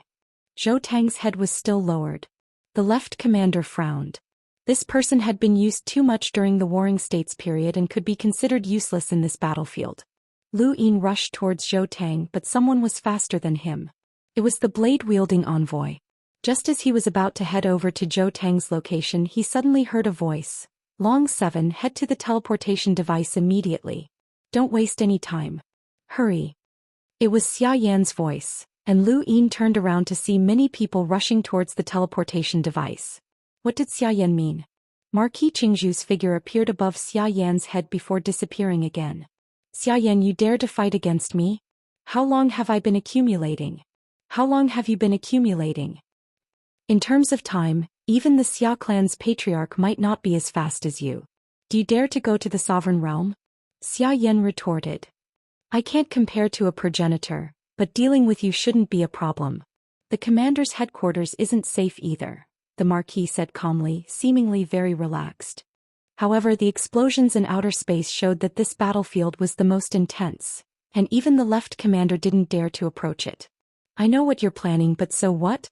Try me, Xiayan said, his tone even more gloomy. Above the second planes, the broken blade suddenly trembled, and the void distorted as another Xiayan appeared. This was the Xia family's 9 clones technique. Lu Yin saw it. Above him, Xiayan's gaze swept across the battlefield, and when he saw Lu Yin, he barked, "What are you waiting for?" Lu Yin looked at Zhou Tang and saw that they were still standing there. Had Xiayan not told them? Brother Zhou, why do you have to do this? the blade-wielding envoy lamented. Zhou Tang coughed up blood. I won't embarrass the Lu family. The star chessboard appeared beneath Lu Yin's feet and he moved. He had to take Zhou Tang away. At that moment, another pair of scarlet eyes appeared in the void, causing the left commander's hair to stand on end. Commander, it's Ban Ho. Xia Yan was shocked and he gripped his broken blade tightly. He glanced at Lu Yin one last time before slashing down without hesitation, cutting apart all of the metal planes except for the teleportation device. The entire metal plane was cut apart, and it swayed as it fell towards the new continent at the bottom. Lu Yin used the planned secret art to reach Zhou Tang's side just as the second planes fell. He looked up and saw Xia Yan step into the void with the broken blade in hand. The blade-wielding envoy paled. Not good, we've been abandoned. The second planes fell very quickly and several envoys tried to step into the void and escape to the teleportation device, but none of them succeeded. The Corpse King acted and blocked everyone's path. Since they had been abandoned, there was no way they could return. The second planes began to fall apart and Lu Yin instinctively grabbed onto Zhou Tang. He was heavily injured and he couldn't allow him to be swept away by the winds. Who are you? The blade-wielding envoy asked as he stared at Lu Yin, grabbing onto Zhou Tang as tightly as he could. Zhou Tang looked up at Lu Yin with a tired expression and a scrutinizing gaze. Lu Yin spoke in a low voice, there's no point in talking about this now. Where will we fall? The new continent, Zhou Tang said hoarsely. Lu Yin's heart sank. The new continent? There are humans here. Not too far away, a zombie king charged over and attacked Lu Yin, but the blade-wielding emissary slashed at it and cut it in half. You should think about how to protect yourself first. There are no humans directly below us, only zombie kings. We're doomed. Lu Yin's face paled and he squeezed his cosmic ring. Master, you have to do your best. With the strength of the cultivators on the other side of the battlefield, the fall of the second planes wasn't enough to cause them much harm. However, just as the blade-wielding envoy had said, the true threat wasn't the impact of the planes falling, but the countless corpse kings surrounding them. After a long time, there was a loud bang as the ground split apart and the planes fell apart. The violent shockwaves swept out in all directions, crushing many creatures to death. Even though the cultivators on the second formation would not be injured by the force of the fall, there were also zombie kings and terror ants on the second formation. These monsters didn't fear death and didn't know what pain was. The planes fell apart but they continued to attack, killing many in an instant. Fortunately, when Xia Yan's doppelganger held the broken blade to cut the second array plane, he deliberately used the power of a half-ancestor to isolate the void and kill all the envoy-level corpse kings. This allowed the Star Alliance experts who had also fallen to control the situation. The saber-wielding emissary and several other Star Alliance emissary experts attacked together. In less than half an hour they had killed all the zombie kings and terror ants that had landed. Lu Yin took advantage of the envoy's massacre. When the Corpse King looked around, he saw a dark red mountain range that stretched as far as the eye could see. He saw the planets between the mountain ranges, the boiling Red Sea water, and the strange gas that even he was afraid of. Was this the new continent? The universe was cruel, and it wasn't easy for ordinary people to find a suitable planet to live on. This new continent was clearly not friendly to them, and even Lu Yin could feel the poison in the air. It was enough to make any ordinary person last less than a second. Is this the legendary new continent? It's over, we're all done for, an enlighter muttered to himself. His face was pale and his eyes were filled with fear. On the other side, many people climbed up the shattered second matrix plane. They looked around and saw the desolate dark red mountain range. Above their heads was the huge second matrix base. Even though the second matrix base was huge enough to connect to the mother tree, it was only a shadow to them now. Legend has it that the new continent is a paradise for those monsters. Many cities were built here, and those monsters see this place as a template for the entire astral tree domain. This is the enemy's main base, someone said fearfully. His words caused even more panic. Lu Yin's domain extended into the distance, and not long after his face changed. Defend. Countless corpse kings surrounded them from all directions. The blade-wielding envoy's words had come true, and they had all fallen into a pile of corpse kings. The battle had never stopped, and an endless number of corpse kings had appeared and attacked them crazily. Tens of thousands of people had fallen from the second planes, and a few envoys had cleaned up the corpse kings and terror ant queens that had also fallen. Everyone gathered together and formed a defensive formation that faced off against the endless corpse kings. Golden battle force imprints covered Lu Yin's body, and he raised a hand to unleash an emptiness palm. A large number of corpse kings in front of him were pulverized. The corpse kings that surrounded them were not as powerful as the ones that had attacked the second planes, but they were still on average. Occasionally an emissary-level corpse king would appear, but they were blocked by the Alliance's powerhouses.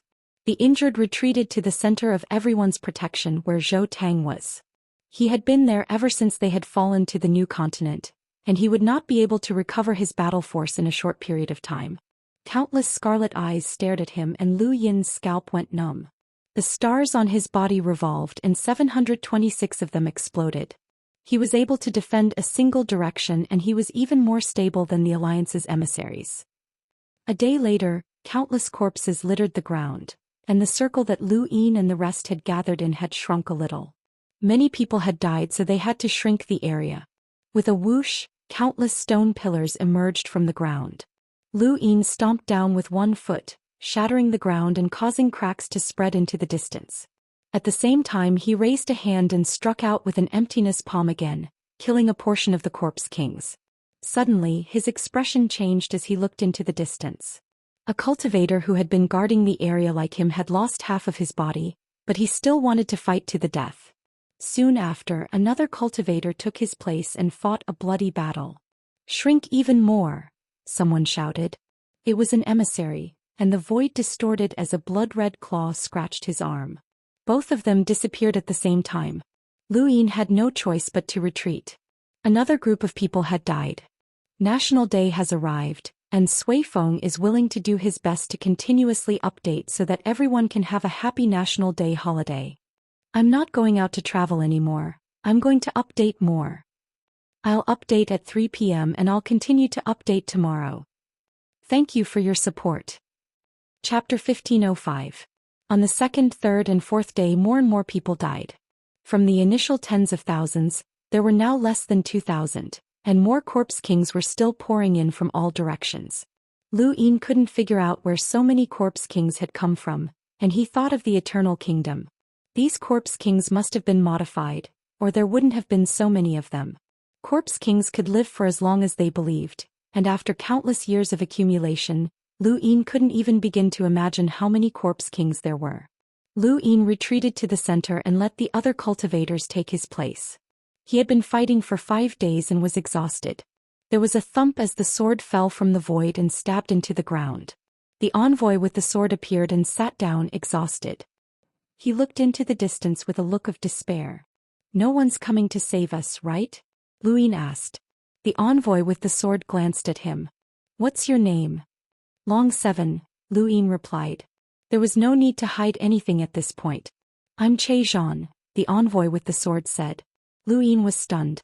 "Station. Everyone in the Alliance hates the 4 cardinal scales. My family used to be a family in the Middle Realm, but because we expressed our dissatisfaction with the 4 cardinal scales, our family was exiled to the battlefield at the back. As the only envoy of the Che family, I was forced to join the Alliance. To be honest, I hate the 4 cardinal scales." Lu Yin fell silent. "But you're different." Zhou smiled freely and looked at Lu Yin.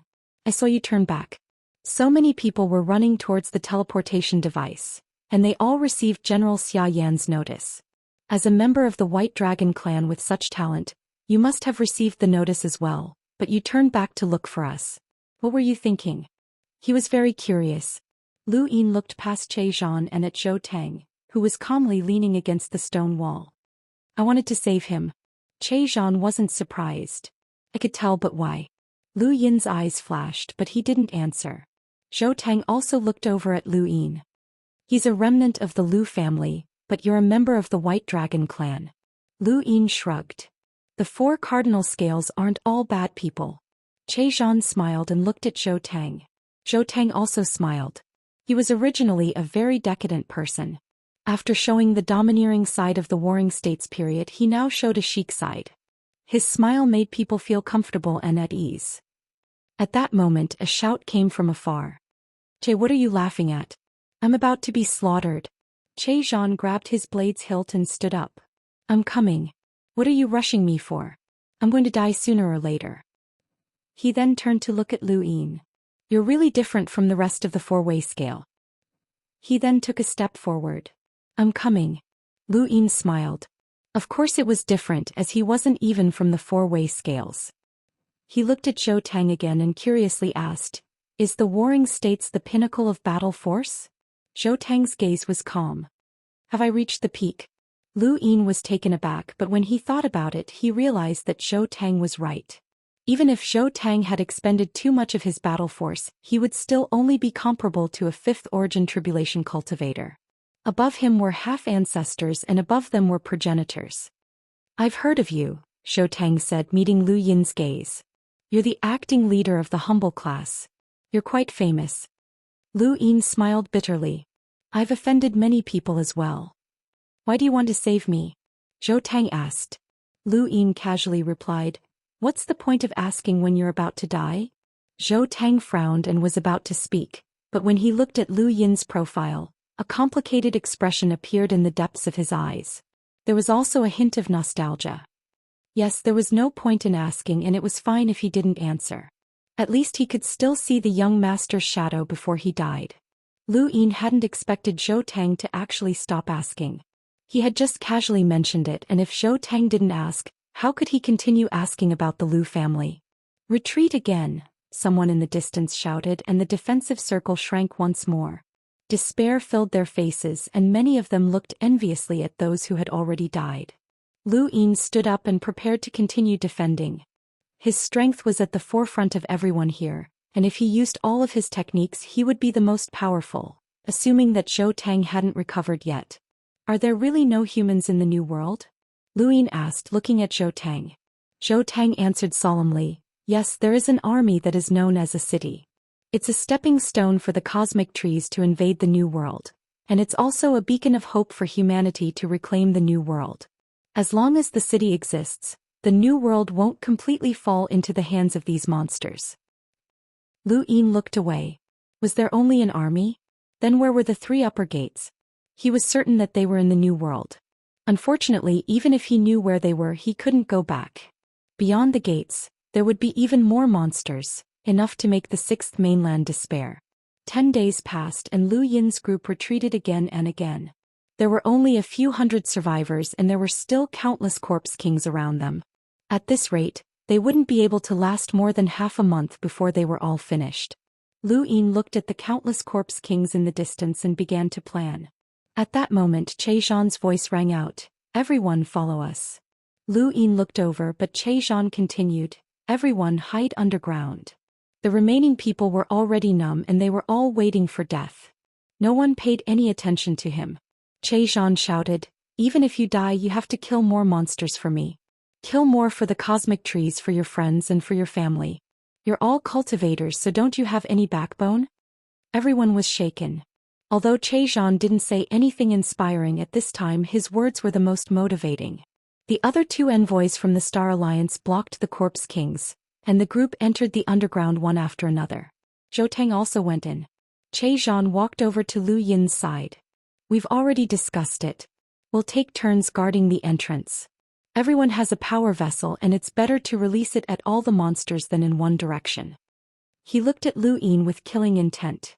Even if we die we have to kill as many as possible. Lu Yin nodded. Of course.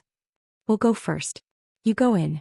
Under the cover of Zhou and the others, Lu Yin also entered the underground. Although it was called underground, it was actually just a crack in the second array's base metal. The base metal was extremely hard, and even an enlighter would find it difficult to leave a mark on it. They had been fighting in the New World for more than half a month, but they had only encountered 3 Envoy-level Corpse Kings. Their average strength was much lower than that of the Corpse Kings that had attacked the base, so they were basically safe here. Everyone around them was exhausted and no one was in the mood to talk. They leaned against the wall and panted heavily. As Zhou entered, a man blocked the entrance and faced the countless Corpse Kings. I know that everyone will die this time, but if anyone is lucky enough to survive and even see the day when the New World is reclaimed by the humans, please erect a monument here. We will fight to the death. the man who blocked the entrance announced loudly with his back to the group. Lu Yin didn't know his name, but he had heard someone call him Hung. He was an envoy from the Star Alliance. There had been 7 envoys including Zhou Tang who had fallen in the second array, but now only 5 remained. Zhou Tang, Zhang, Hung, an old woman who was known as Old Mother East Mountain, and a very refined middle-aged man who everyone called Mr. Gua.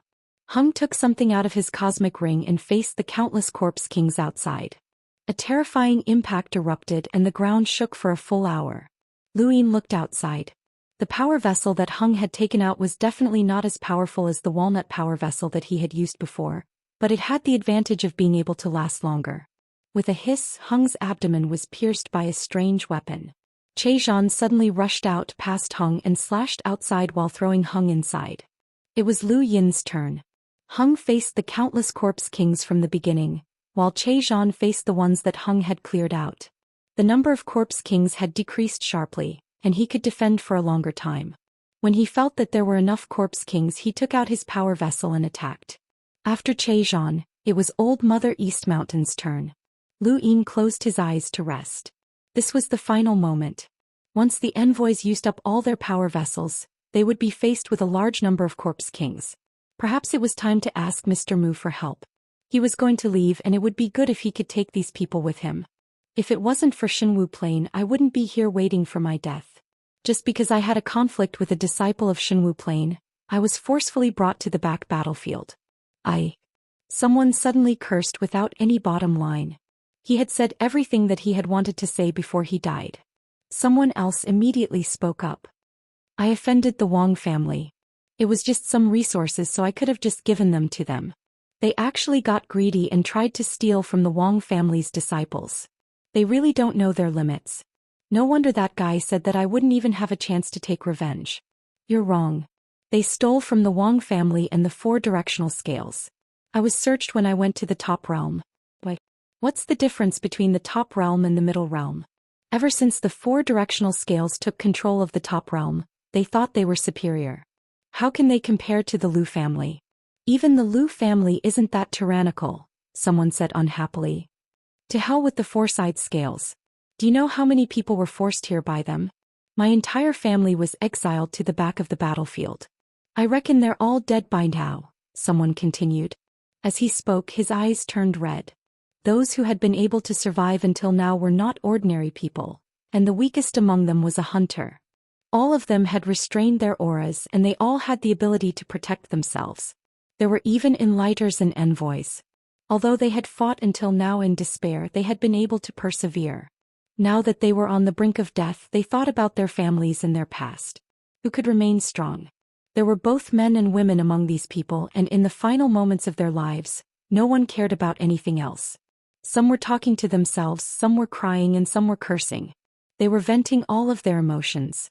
Don't let me go back alive or else I'll kill the 4 directional scales, the man who had spoken first shouted. Someone else immediately chimed in. Brother, count me in. I'm going to destroy the Wang family. Count me in too. I just peeked at a female disciple from the cold Immortal sect bathing, and they actually threw me to the back battlefield. I'm going to destroy the cold Immortal sect. Many people fell silent. This reason was very wretched. Thank you, brothers, for your support. I'll update at 3 p.m. Chapter 1506. Count me in. Although I wasn't thrown here by the 4 balances, I was thrown here by the Zijin family. Those birds are from Shenwu Plain. I came here of my own free will, but I don't like the 4 balances. We're all comrades, so I'll help you out when we get out. We'll kill the 4 balances when we get out. We'll become enemies with the rulers of this region. Brother, you're so heroic. Heroic. Zhang was excited. Well said. Everyone here and those who sacrificed themselves outside are all brothers. We'll share our joys and sorrows. Why don't we become sworn brothers? We'll live and die together, someone suggested. Sworn brothers, my ass. Is there a need? We've already lived and died together. Brothers, if you have any wishes, just say it. The survivors will fulfill them. I want to overthrow the Wang family. I want to overthrow Shenwu Plain. I want to roast those birds. I want to peek at 100 female disciples from the frigid Immortal sect bathing. Before they died, some people were numb while others were excited. The more they spoke, the more excited they became. Lu Yin stood up and the star chessboard appeared beneath his feet.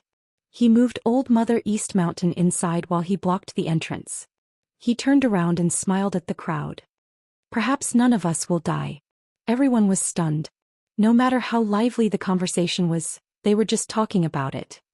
Right, I'm called Long 7. When you overthrow the 4 balances, remember not to implicate me, Lu Yin said. He then took out the Tianhuang formation source box. It was time to use it. What kind of concept was a barren land? When they had first arrived in the New World, the land had been dark red, and the lakes had been filled with corpse kings. This was not a barren land. A true barren land was one where not even a blade of grass grew, and even the color had been stripped away. When the Tianhuang formation source box was released, it covered an endless area and turned it into a land of death. The land had originally been dark red, but it had been dyed red by blood. Now it was gray, a dry gray. As for the corpse kings, they had completely disappeared. In terms of power vessels, no one could compare to Lu Yin. The Tianhuang formation source box had been given to him by the sage celestial master, and it could unleash a power level of 800,000. In addition, it was a source box array that covered a large area.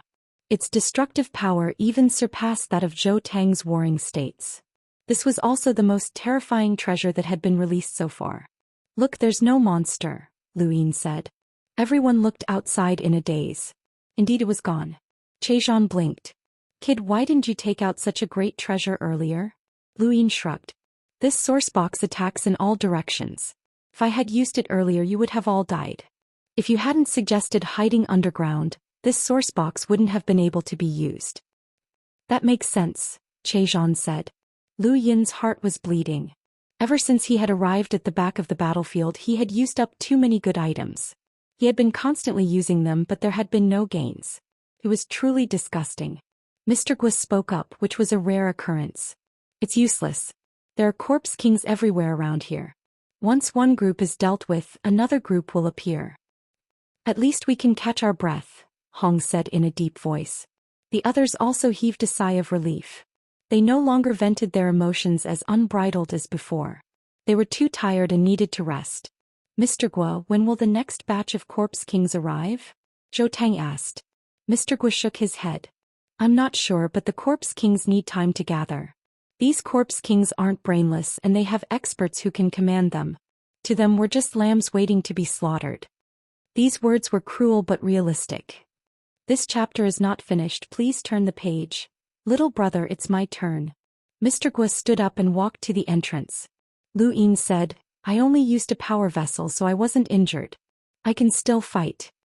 Mr. Guo smiled and looked at Lu Yin with admiration. Go back and rest. You've done enough. You barely rested from start to finish. Let us old things finish our last shift. Long 7, come and rest. Mr. Guo never discounts his words, Chezhan said.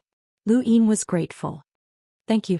Back underground, Chezhan was envious. As expected of someone from the 4 cardinal scales. He has that kind of power vessel. The humble school gave it to me, Lu Yin said. Chezhan was shocked. The humble school? You're from the humble school? Long 7, acting sect master of the humble school, Huai Yuan. He personally exposed the 3 Guan brothers and sect master Yun Mubai as redbacks. Is that right? Hong Gu spoke up, surprising everyone. If the 4 cardinal scales were hated, then the humble school was respected. After all, they had been capturing spies for many years. Regardless of whether or not they had been wrongly accused, the humble school had contributed greatly. If not for them, the situation in the astral trees would have been even more chaotic. Lu Yin modestly replied, I was just lucky. Chezhan exclaimed, I remember now. I heard that a white dragon son-in-law rose to power and even dared to expose Yun Mubai as a redback at the 4 cardinal scales. He caused a commotion in the 4 cardinal scales and even attracted the attention of a half-ancestor. So it was you. Lu Yin smiled. You dare to do what others don't. I admire you, Honggu said loudly. Old Mother East Mountain looked at him seriously. I admire you as well. Not just anyone dares to provoke a place like the Cloud Ladder, and the Smoke Cloud sect is even more behemoth. If you're not careful, you'll die. Your situation isn't good, but you're still able to do this. The man who had been clamoring to overthrow Shenwu Plain spoke up as well. Brother, I admire you. I only dared to say it, but you dared to do it. I admire you. Lu Yin was bitter. Because of this, I'm about to be removed from the White Dragon clan. His attitude then changed. But it doesn't matter. It's just the White Dragon clan. I'm still doing well in the humble school. Exactly. The 4 cardinal scales are hated, so it's better to leave. Actually, the female disciples of the 4 cardinal scales are pretty. Scram, you pervert. Right, long 7, I remember now. Your half-ancestor Kuei Luo's successor. Someone exclaimed. Everyone was at a loss at first, but then they all remembered. They looked at Lu Yin in shock, their gazes as strange as they could possibly be. Lu Yin was speechless, as he had assumed that they had forgotten.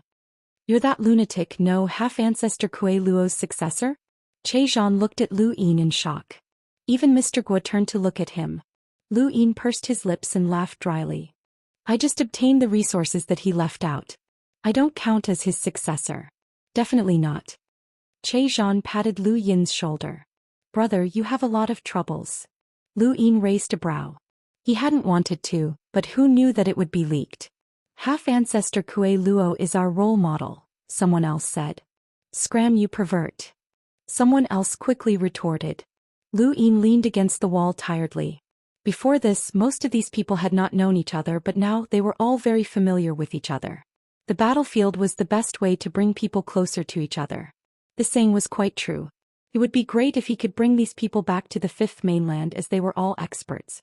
Hold on, Lu Yin's eyes lit up. Why not? He had Supreme Mountain. Lu Yin had not thought about it at first. This chapter is not finished. Please turn the page. Now that he thought about it, he felt even more tempted.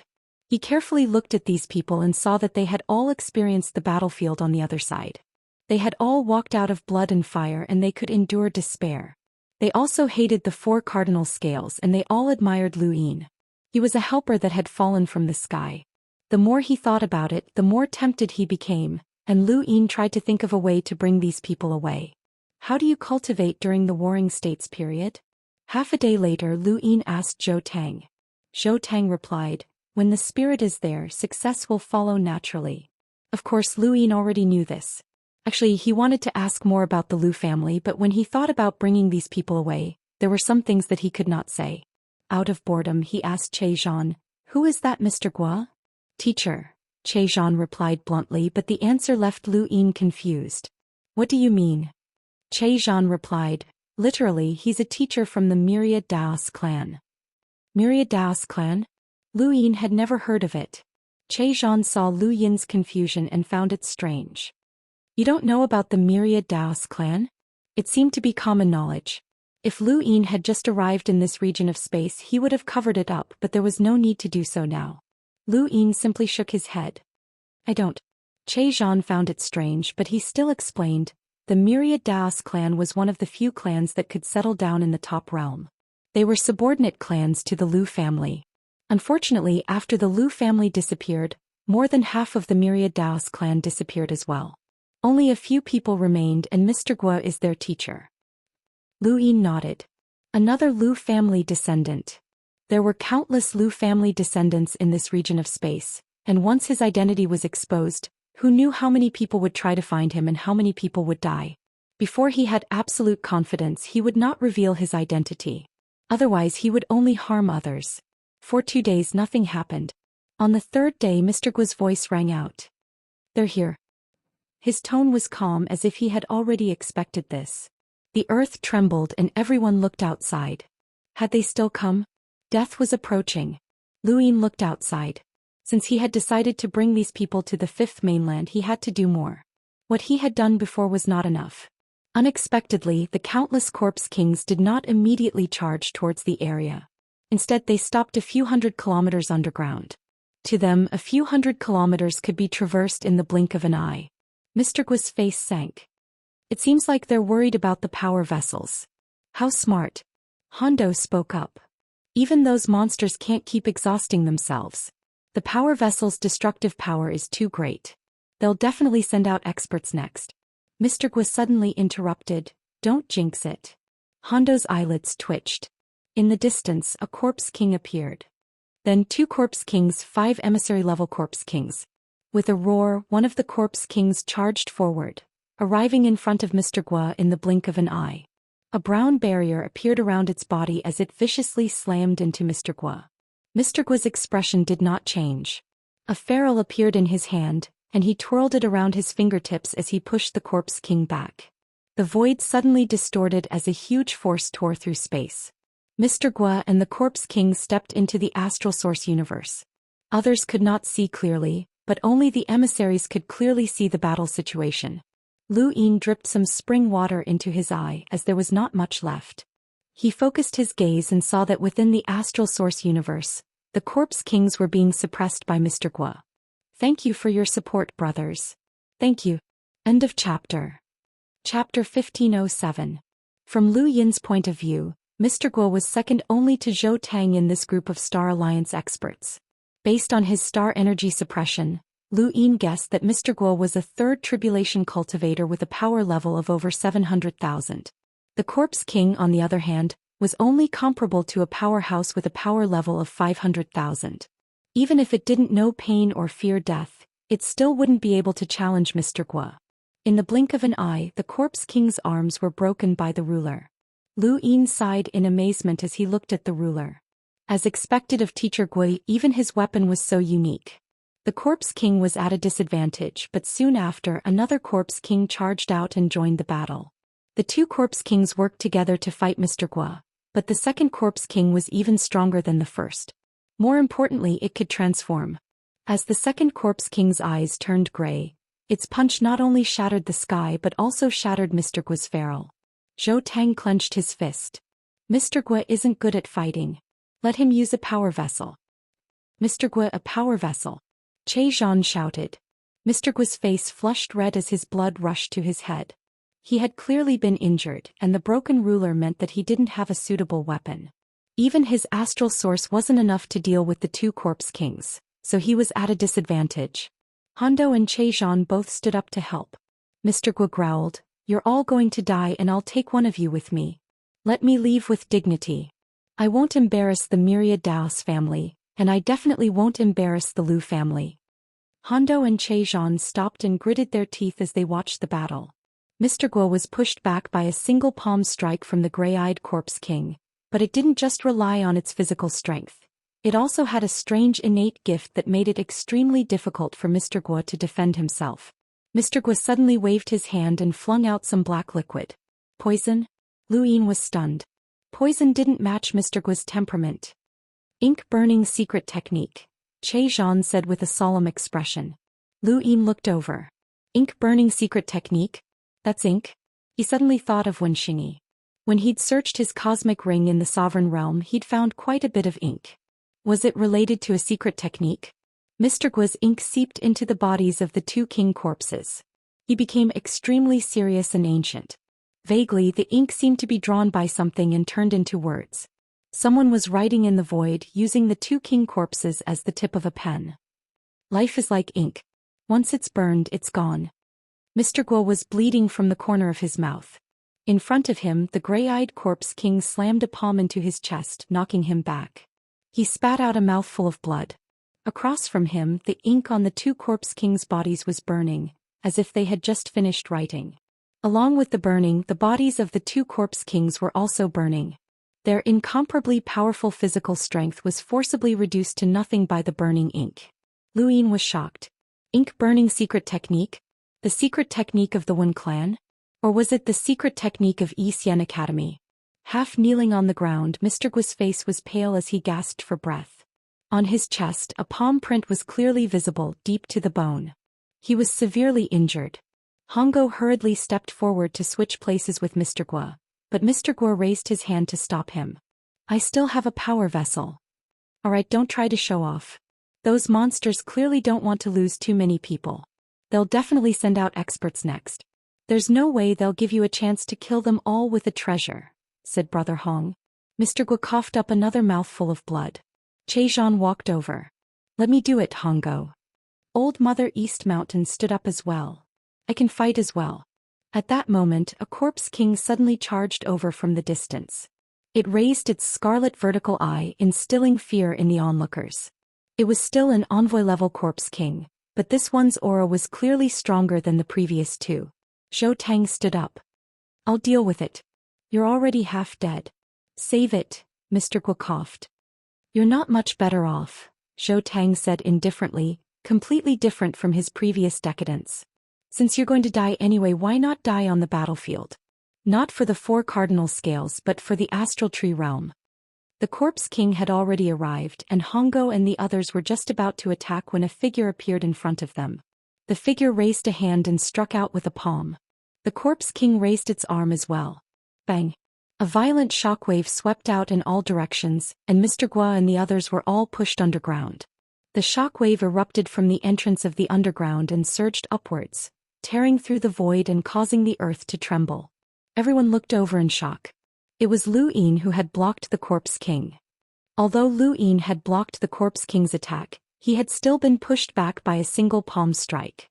Although he could fight an emissary head-on, there was still an even greater gap between them. Every single step was not something that an ordinary person could cross, and this Corpse King in front of him was clearly something that he could not cross with his own strength. The 3-meter-tall Corpse King from before was even more impossible to cross. Since you're going to die anyway, why don't you all rest? Lu Yin said casually as he blocked the entrance. Mr. Guo and the others were moved. They were not afraid of death, but that did not mean they were willing to die. They had been forced to join the Star Alliance, but Lu Yin, a member of the White Dragon clan and a member of the Humble family, had dared to block their path. Even Zhou Tang admired his courage and determination. There was no need to mention the others. At this moment, Lu Yin was like a mountain in front of them. As long as the mountain did not collapse, they would all be safe. Zhou Tang looked at Lu Yin's back. The more he looked at him, the more similar he seemed to be to the young master. At the underground entrance, Lu Yin's palm was in pain. The clash of palms had injured him, and even with the cloud lattice robe's protection, he still felt pain. That Corpse King wasn't just physically strong. It had either used an innate gift or a battle technique that was different from a Corpse King transformation. Across from Lu Yin, the Corpse King was not in a hurry to attack. Instead, it paused in place as if thinking about something. All Corpse Kings had intelligence, but due to their fearless appearance, people often forgot about this fact. On the back of the battlefield there was a word carved on countless places. Intelligence. Not only did it remind cultivators to use their intelligence in battle, it also reminded them that their enemies also had intelligence and that they should not underestimate them. Lu Yin did not underestimate these Corpse Kings. The way they developed their redbacks was unpredictable. After a while, the Corpse King suddenly raised its hand, putting Lu Yin on guard. The Corpse King opened its palm and a dark gold light flashed in front of Lu Yin's eyes. Then the Corpse King's palm turned into something similar to metal, and the lines on its palm could be seen clearly. Lu Yin's expression changed slightly. No wonder that palm had injured him. This was an innate gift. But why had the Corpse King told him about this? With a whoosh, the King of Corpses attacked with both palms. The absolute power of the palms turned into a majestic pressure that swept over the crowd. Mr. Guo and the others were shocked. Other than Zhou Tang, no one present could withstand such a powerful palm power. Golden battle force revolved around Lu Yin's body, and he raised his hand as well. 350 stacks, empty palm. Bang, bang, bang. The continuous palm strikes caused many underground to cough up blood. Lu Yin, who was in the middle of it all, felt like the sky was collapsing. Fortunately, he had broken through to the upper intellect realm, so even if he was injured he would recover quickly. However, he was still being suppressed. There was a thump, and because the Corpse King's strength was too strong, Lu Yin was unable to block it in time. The Corpse King's spear struck his chest first, and his chest shook as he coughed up blood. It was a tragic sight. Lu Yin gritted his teeth. He could not face it head-on. The Corpse King's body was tough and it could not feel pain. As he thought about it, he immediately used the flow channeling diagram. The Corpse King's continuous palm strikes were guided by the flow channeling diagram, turning into countless lines that bombarded the surrounding heaven and earth. Each line broke through the void, and its power surpassed that of an emissary. One of the lines even rushed into the ground. Che Zhan raised his blade and slashed. The line was cut in half and the blade cracked. He himself was forced back several steps, his face pale. Che Zhan was an emissary, but even he was in such a state. No one could imagine what kind of attack Lu Yin was facing. The flow diversion diagram could not withstand the Corpse King's palm strike and was shattered. Lu Yin took a step forward and teleported behind the Corpse King, slapping the back of its head. The Corpse King's body disappeared as it stepped into the astral source universe. Lu Yin moved at top speed at the same time, entering the astral source universe. Everything around them changed color and only Mr. Gua and the others could see them. Within the astral source universe, the star energy in Lu Yin's body was suppressed to the extreme, and he could not use his teleportation array. The flow diversion diagram, the art of Sirius, and any other attacks that relied on star energy were ineffective. The Corpse King's physical body and innate gift were even more obvious. Lu Yin had no choice, so he used his star energy to form a scythe and slashed at the Corpse King at a strange angle. He had received an inheritance from the sword steel, and with the scythe in hand he had an invincible aura. Underground, Mr. Gua was shocked. A scythe? Such a weapon was rare and he seemed to have heard of it before. Lu Yin wielded the scythe and infused it with golden battle force. He slashed at the Corpse King's chest, leaving a bloody gash. The Corpse King did not seem to care and sent a palm strike towards Lu Yin's head. Lu Yin held the scythe and with a slight change of angle, the scythe blocked in front of him and pushed the Corpse King's palm away. At the same time, the scythe spun and turned into a sphere that slashed towards the Corpse King's neck. The Corpse King took a step forward, unafraid of the scythe's attack. This time both palms descended. Lu Yin took a step back and left the astral source universe. The star chessboard appeared beneath his feet, and the Corpse King suddenly appeared. Lu Yin's eyes trembled as he activated the secret plan, Star Chessboard. He appeared behind the Corpse King, who slammed its palms into the void and tore it apart like a curtain. Lu Yin's scythe viciously slashed at the Corpse King's neck, but there was a thump as a dark gold light appeared. Lu Yin's pupils shrank as he could not break through the Corpse King's defense. The Corpse King turned around and lashed out with a kick, sending Lu Yin flying. The scythe in his hand fell to the ground, and the star energy scythe fell to the ground. The wound on the Corpse King's chest slowly healed. This was the Corpse King's physique. Lu Yin pressed one hand against the ground and gritted his teeth as he stood up and wiped the blood from his mouth. If not for Yun Lui's protection, he would have been heavily injured in a duel with this Corpse King. Within the Upper Wisdom Pass, the tree leaves released a vigorous vitality that allowed Lu Yin to quickly recover from his injuries. His mind spun rapidly as he considered all the methods he had at his disposal. Domains? Ineffective? Rune lines? This region of space had no rune lines at all. Night King Heaven-Splitting Technique? Using a spiritual force attack on the Corpse King was a joke. 9-Yang Cauldron Transformation? The Corpse King was an envoy and whether or not he could use it was another matter. What about the commanding platform? Neither the Giant Emperor nor Bai Xiaohong were a match for the Corpse King. That left him with the Reaper Transformation. Could the Reaper Transformation deal with this Corpse King? Perhaps, but he didn't have that much death energy. He still needed to rely on external items. National Day had arrived and Windborn would continue to update. As long as my brothers are happy, I'll update at 3 p.m. Chapter 1508. Underground, Mr. Gua said in a hoarse voice. He can't hold on any longer. The opponent's level is too high, and there's no way to make up for the difference. Even so, I still have to say that Long 7 is a monster, Chezhan said. He's using a power vessel. It should be a very powerful defensive power vessel, or else he wouldn't have been able to block a single attack from the Corpse King, Brother Hong said. Old Mother East Mountain was shocked. I've seen the 4 young ancestors before, and they didn't have the strength to fight against the Corpse King for so long. The most direct comparison is the Astral Source universe. The 4 young ancestors could enter it for a short period of time, but they quickly left. Long 7, on the other hand, seems to be able to stay there. He surpassed the 4 young ancestors.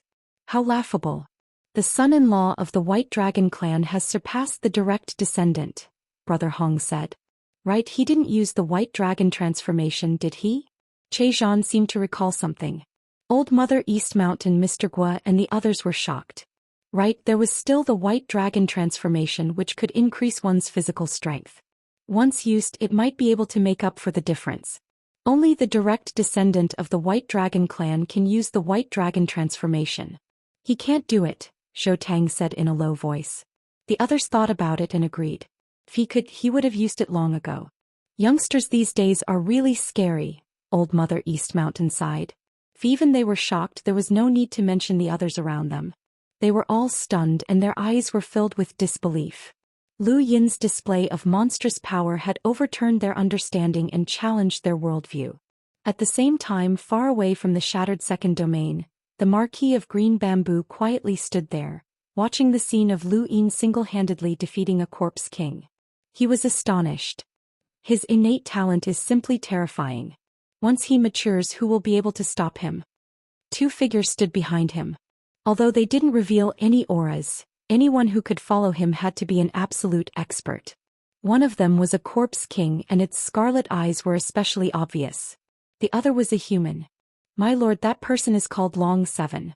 He's the son-in-law of the Four Cardinal Skies White Dragon clan. He's been to the Sovereign Realm and exposed the Guan brothers and Yun Mubai, causing our plan to fail, the person behind him respectfully reported. Marquis Qingzhu smiled. He's a talent. If he were to transform into an eternal, his future accomplishments would be no less than mine. I really want to play with him, but it's a pity. With that he waved his hand. You may leave. The corpse king behind Marquis Green Bamboo left without hesitation, but the human hesitated for a moment. My lord, what about this Long Seven? Marquis Green Bamboo said indifferently, what does that have to do with you? That person hurriedly bowed. This subordinate has spoken out of turn. I'll take my leave now. With that he left.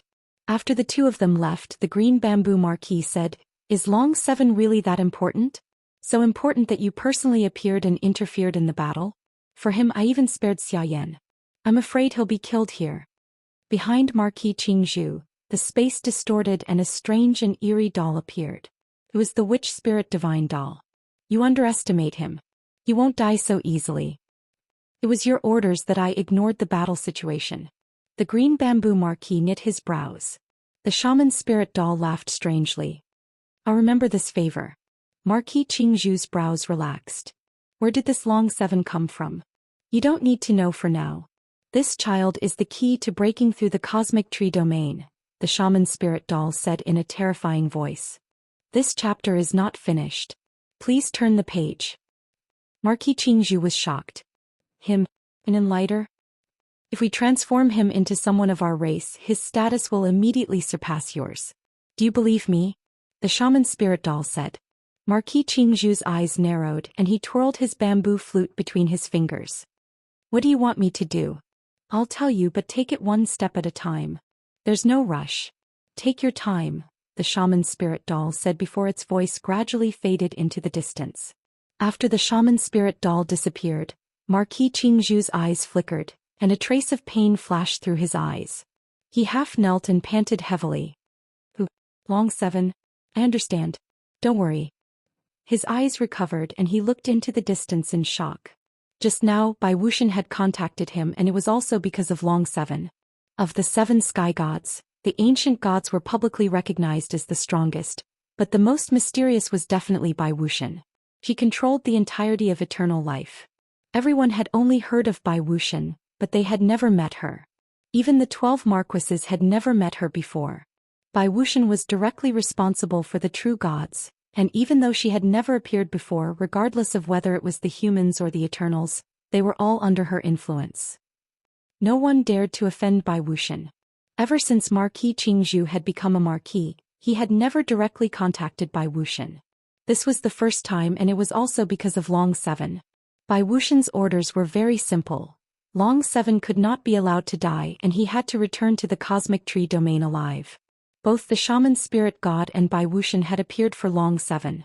Marquis Qingzhu recalled the shaman spirit god's words, and he looked into the distance with a solemn expression. Who exactly was this Long Seven? Could he be a member of eternal life? Lu Yin did not know how much of a shock he had brought to Marquis Qingzhu. He had already taken out the knife that he had obtained from Wang Su. This knife had helped him heavily injure powerful enemies and had helped him many times. Today he would have to use it again. The Corpse King's attacks were still as fierce and destructive as before. Lu Yin did not face them head-on, and instead he diverted the Corpse King's attacks. Each of the Corpse King's palms was diverted in a different direction, causing the Corpse King's attacks to be very stifled. However, the Corpse King did not seem to be as anxious as a human, and it continued to attack. Its speed increased as it crossed into the astral source universe. Lu Yin retreated and the Corpse King's palms fell in front of him, shattering the ground. The Corpse King then disappeared and reappeared again. This stalemate lasted for half a day. Underground, everyone waited anxiously. There was no night in the new world and it was always dusky. The Corpse Kings did not know fatigue, but humans were different. Everyone had a limit to their energy. Everyone was worried that Lu Yin would not be able to hold on, but they did not dare to help. Otherwise, the countless Corpse Kings would not be watching from afar. The void distorted in front of Lu Yin as the Corpse King appeared once more. Its palms were covered in a dark gold color as it swatted at Lu Yin. Lu Yin hurriedly dodged as he had to rely on his speed. He could no longer use the greater teleportation array or the planned secret art. The Corpse King was using its astral source to forcefully disrupt this region of space, preventing Lu Yin from smoothly using his star energy. The battle seemed to repeat itself, but the only difference was that Lu Yin had left the knife in its original position. The Corpse King's palms fell, but it did not hit Lu Yin. Lu Yin's eyes lit up as he waved his hand and used the secret art. The Corpse King was using its astral source to disrupt the void and affect Lu Yin. This was also why Lu Yin had not used the secret art before. However, things were different now. Lu Yin could see through the Corpse King's attack patterns and predict where the Corpse King would land and where its body would appear. At this moment, the Corpse King's neck was only 10 centimeters away from the knife. The knife fell freely to the ground, but the Corpse King did not seem to care. It only thought that Lu Yin had lost his grip. This chapter is not finished. Please turn the page. Whoosh. It was at this moment that Lu Yin used the secret art to push the knife horizontally into the Corpse King's neck. The secret art could only be used once. If it was used again, it would be disrupted. The Corpse King howled in agony as the knife was raised to the point where it could harm a powerhouse with a power level of 800,000. It was not something that the Corpse King could withstand, and the knife pierced through its neck and twisted it. Lu Yin took advantage of this opportunity to raise his hand and unleash a series of empty palms. The Corpse King raised a hand to block, but because the knife had pierced through its neck, its star energy was greatly weakened. Lu Yin used his greater teleportation array to appear behind the Corpse King and unleash another empty palm strike. Golden Battle Force, 350 stacks, empty palm. There was a thump as the Corpse King's head flew off. The Corpse King had been dealt with by Lu Yin. Underground, everyone was stunned. Long Seven had actually defeated such a powerful enemy? Zhou Tang sighed in amazement. The more he looked at Lu Yin, the more he felt that he resembled the young master. That talent, that courage, and that skill. Lu Yin panted heavily, his entire body in pain. Fortunately, he had been wise enough to obtain the Cloud Barrier robe. Otherwise, his universal armor would have shattered by now. He looked at the knife that had fallen to the ground and rejoiced that he had made the right decision back in the meditative ruins. In the distance, the Marquis of Green Bamboo sighed in amazement. Although Lu Yin had relied on a power vessel, it was still quite impressive for him to be able to kill a Corpse King that was much stronger than him. After thinking about it, he gave the order to continue. Surrounded by countless Corpse Kings, another Corpse King walked out. It was also at the level of an emissary, but it did not rush forward like the other Corpse Kings. Instead, it walked forward step by step. Each step left a deep footprint in the ground. This Corpse King was very heavy. Lu Yin's gaze turned solemn when Che Zhan's voice came from behind him. Long Seven, it's our turn. Lu Yin stood in front of him. Hold the line. If I can't handle it, then move in. Don't forget that they have more than one Corpse King. Che Zhan looked at Lu Yin's back and was shocked. You still want to fight? Lu Yin smiled faintly. Dying in battle is the best ending. Che Zhan laughed. All right, I'll hold the line for you. He then pulled out a long blade from his cosmic ring and stabbed it into the ground. He then sat down cross-legged, his muscles tensing as he prepared to attack at any moment. In the distance, a Corpse King walked over step by step. This Corpse King was about the size of a normal person, but it was very heavy. Its scarlet vertical eyes were deep and carried traces of a dark yellow color. Its aura was very heavy, and every breath it took caused the void in front of it to ripple. This was another Corpse King with an extremely powerful innate gift. Lu Yin bent his arm and raised it, striking out with his empty palm. There was a thump as the Corpse King raised its left arm and viciously struck it with the empty palm.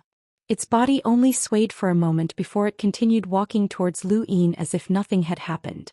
Lu Yin's scalp went numb. The Corpse King from before had been able to take the empty palm head-on and force him back, but that had been an attack. This Corpse King, on the other hand, was only good at defense. It was second only to the Corpse Kings that could ignore Lu Yin's empty palm. Lu Yin attacked again using his golden battle force and overlaying stacks. He even used the Night King heaven-splitting technique to attack the Corpse King. The Corpse King's movements were restricted and it moved even more slowly. However, it still continued to walk slowly, so Lu Yin's attacks were not very effective. It was a fat Corpse King that was about the same size as a normal person, but its stomach was very round. When it was 1,000 meters away from Lu Yin, it stepped into the void and disappeared. This was the Astral Source Universe. End of Chapter 1. Chapter 1509. Lu Yin disappeared as well, entering the Astral Source Universe. He saw the fat Corpse King charging at him and opening its arms to hug him. Lu Yin was stunned. What the hell? He stabbed his dagger at the Corpse King's neck. The Corpse King didn't dodge and instead hugged Lu Yin tightly. Lu Yin's dagger smoothly pierced the neck, but no blood flowed out. The dagger had completely sunk in, but it was as if it had been swallowed by something. At that moment, Lu Yin was wrapped around by the Corpse King's arms, and it exerted force. There was a loud crack as an intense pain shot through his waist. The fat Corpse King's strength was unbelievable, and even the cloud lice had not been able to completely defend against it. The cloud lice could withstand over 900,000 attacks, but the pure strength of the fat Corpse King's attack was not something that could be easily blocked by the cloud lice. Lu Yin was in intense pain, but he raised his leg and kneed the Corpse King's abdomen before kicking out with overlaying stacks. Although the Corpse King was strong, Lu Yin wasn't weak either. He kicked the Corpse King back, but the Corpse King continued to charge forward. The scene in front of Lu Yin changed and he left the Astral Source Universe. The star chessboard appeared beneath his feet and he moved. Just as his body was about to disappear, the Corpse King grabbed his arm and forcefully broke through the plan's secret art. Lu Yin's dagger slashed out and tore open the Corpse King's neck, but it was still useless. The Corpse King's neck seemed to have countless layers of fat that absorbed all of the dagger's power. Wait, absorb? Lu Yin stared at the Corpse King. Could it be in the profound creation realm? Drunkard's control of star energy had reached the profound creation realm, and a single drop of wine could contain attacks. It could allow the dead bugs to wander around inside until the end of time, making it the most effective counter to the dead bugs in the Sovereign Tournament. It felt similar to how the Corpse King had absorbed the dagger's attack. If Drunkard could absorb attacks with his wine, then this Corpse King could also absorb attacks with its accumulated fat. This Corpse King had definitely been a top expert of its generation when it was alive, and its control of star energy had reached the world realm.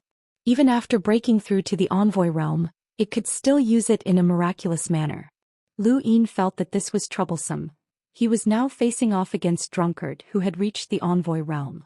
Drunkard was one of the few top experts of his generation who had reached the Envoy realm, and he wasn't easy to deal with.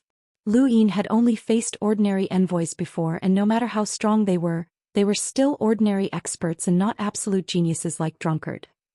The fat Corpse King's attack didn't have that many tricks. As long as it hugged its opponent tightly, its opponent's attack was useless against it.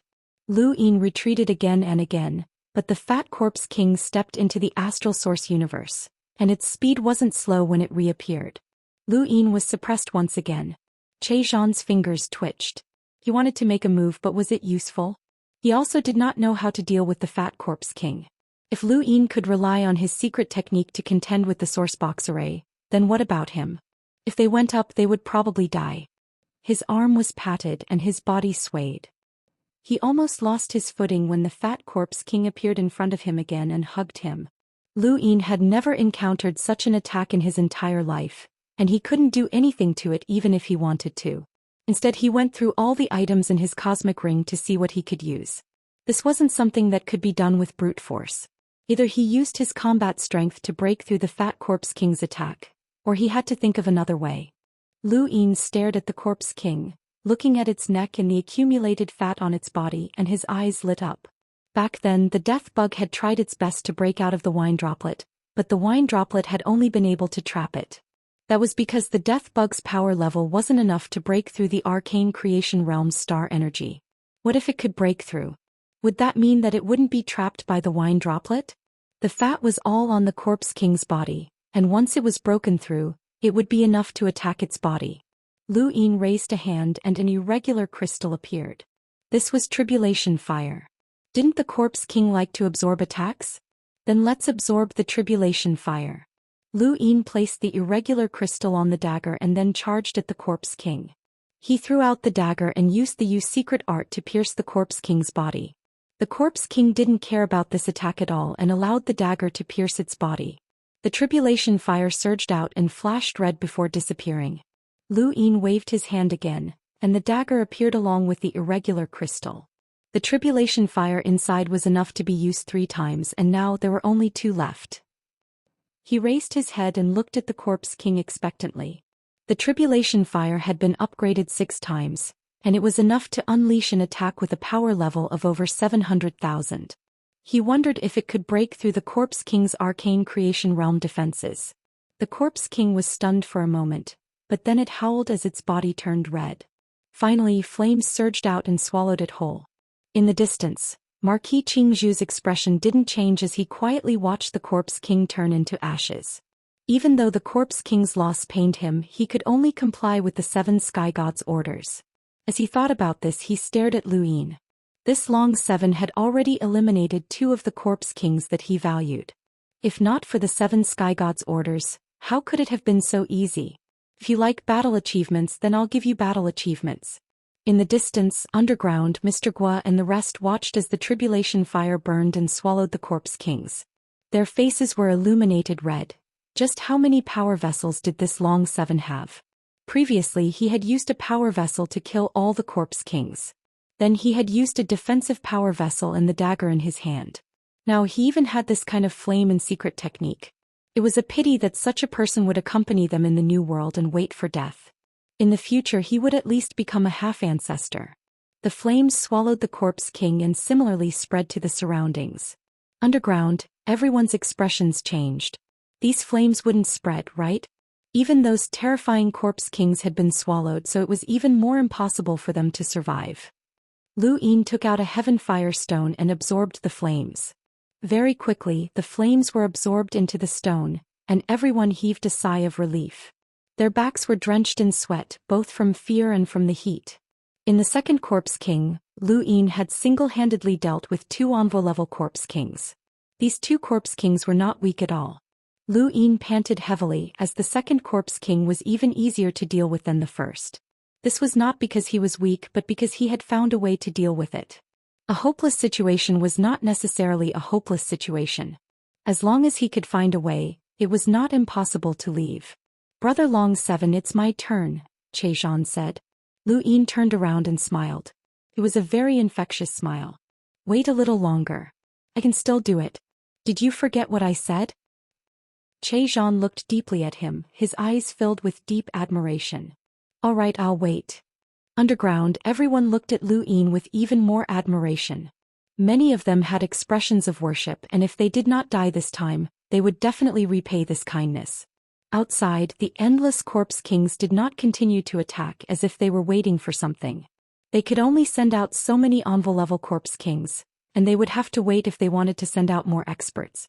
One day later, another corpse king arrived. It was still an envoy-level corpse king, but it was not as strong as the previous ones. Instead, it was much faster.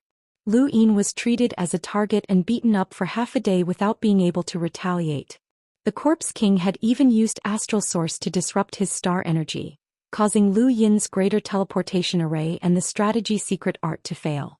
Lu Yin had experienced countless battles in his life. Some had been completely crushed while others had been filled with despair. This battle was one of them. He had no choice but to take out the spear that he'd obtained from Long Tian. He tested it in the time-stop space and it was extremely sticky. He hadn't known how to use it before, but now it seemed to be the perfect time to use it. There was a thump and Lu Yin's vision blurred as he was kicked again. Even with the cloud lattice robe's protection, he was still being beaten up, and the vibrations from the robe were unbearable. The corpse king had stepped into the astral source universe and so had he.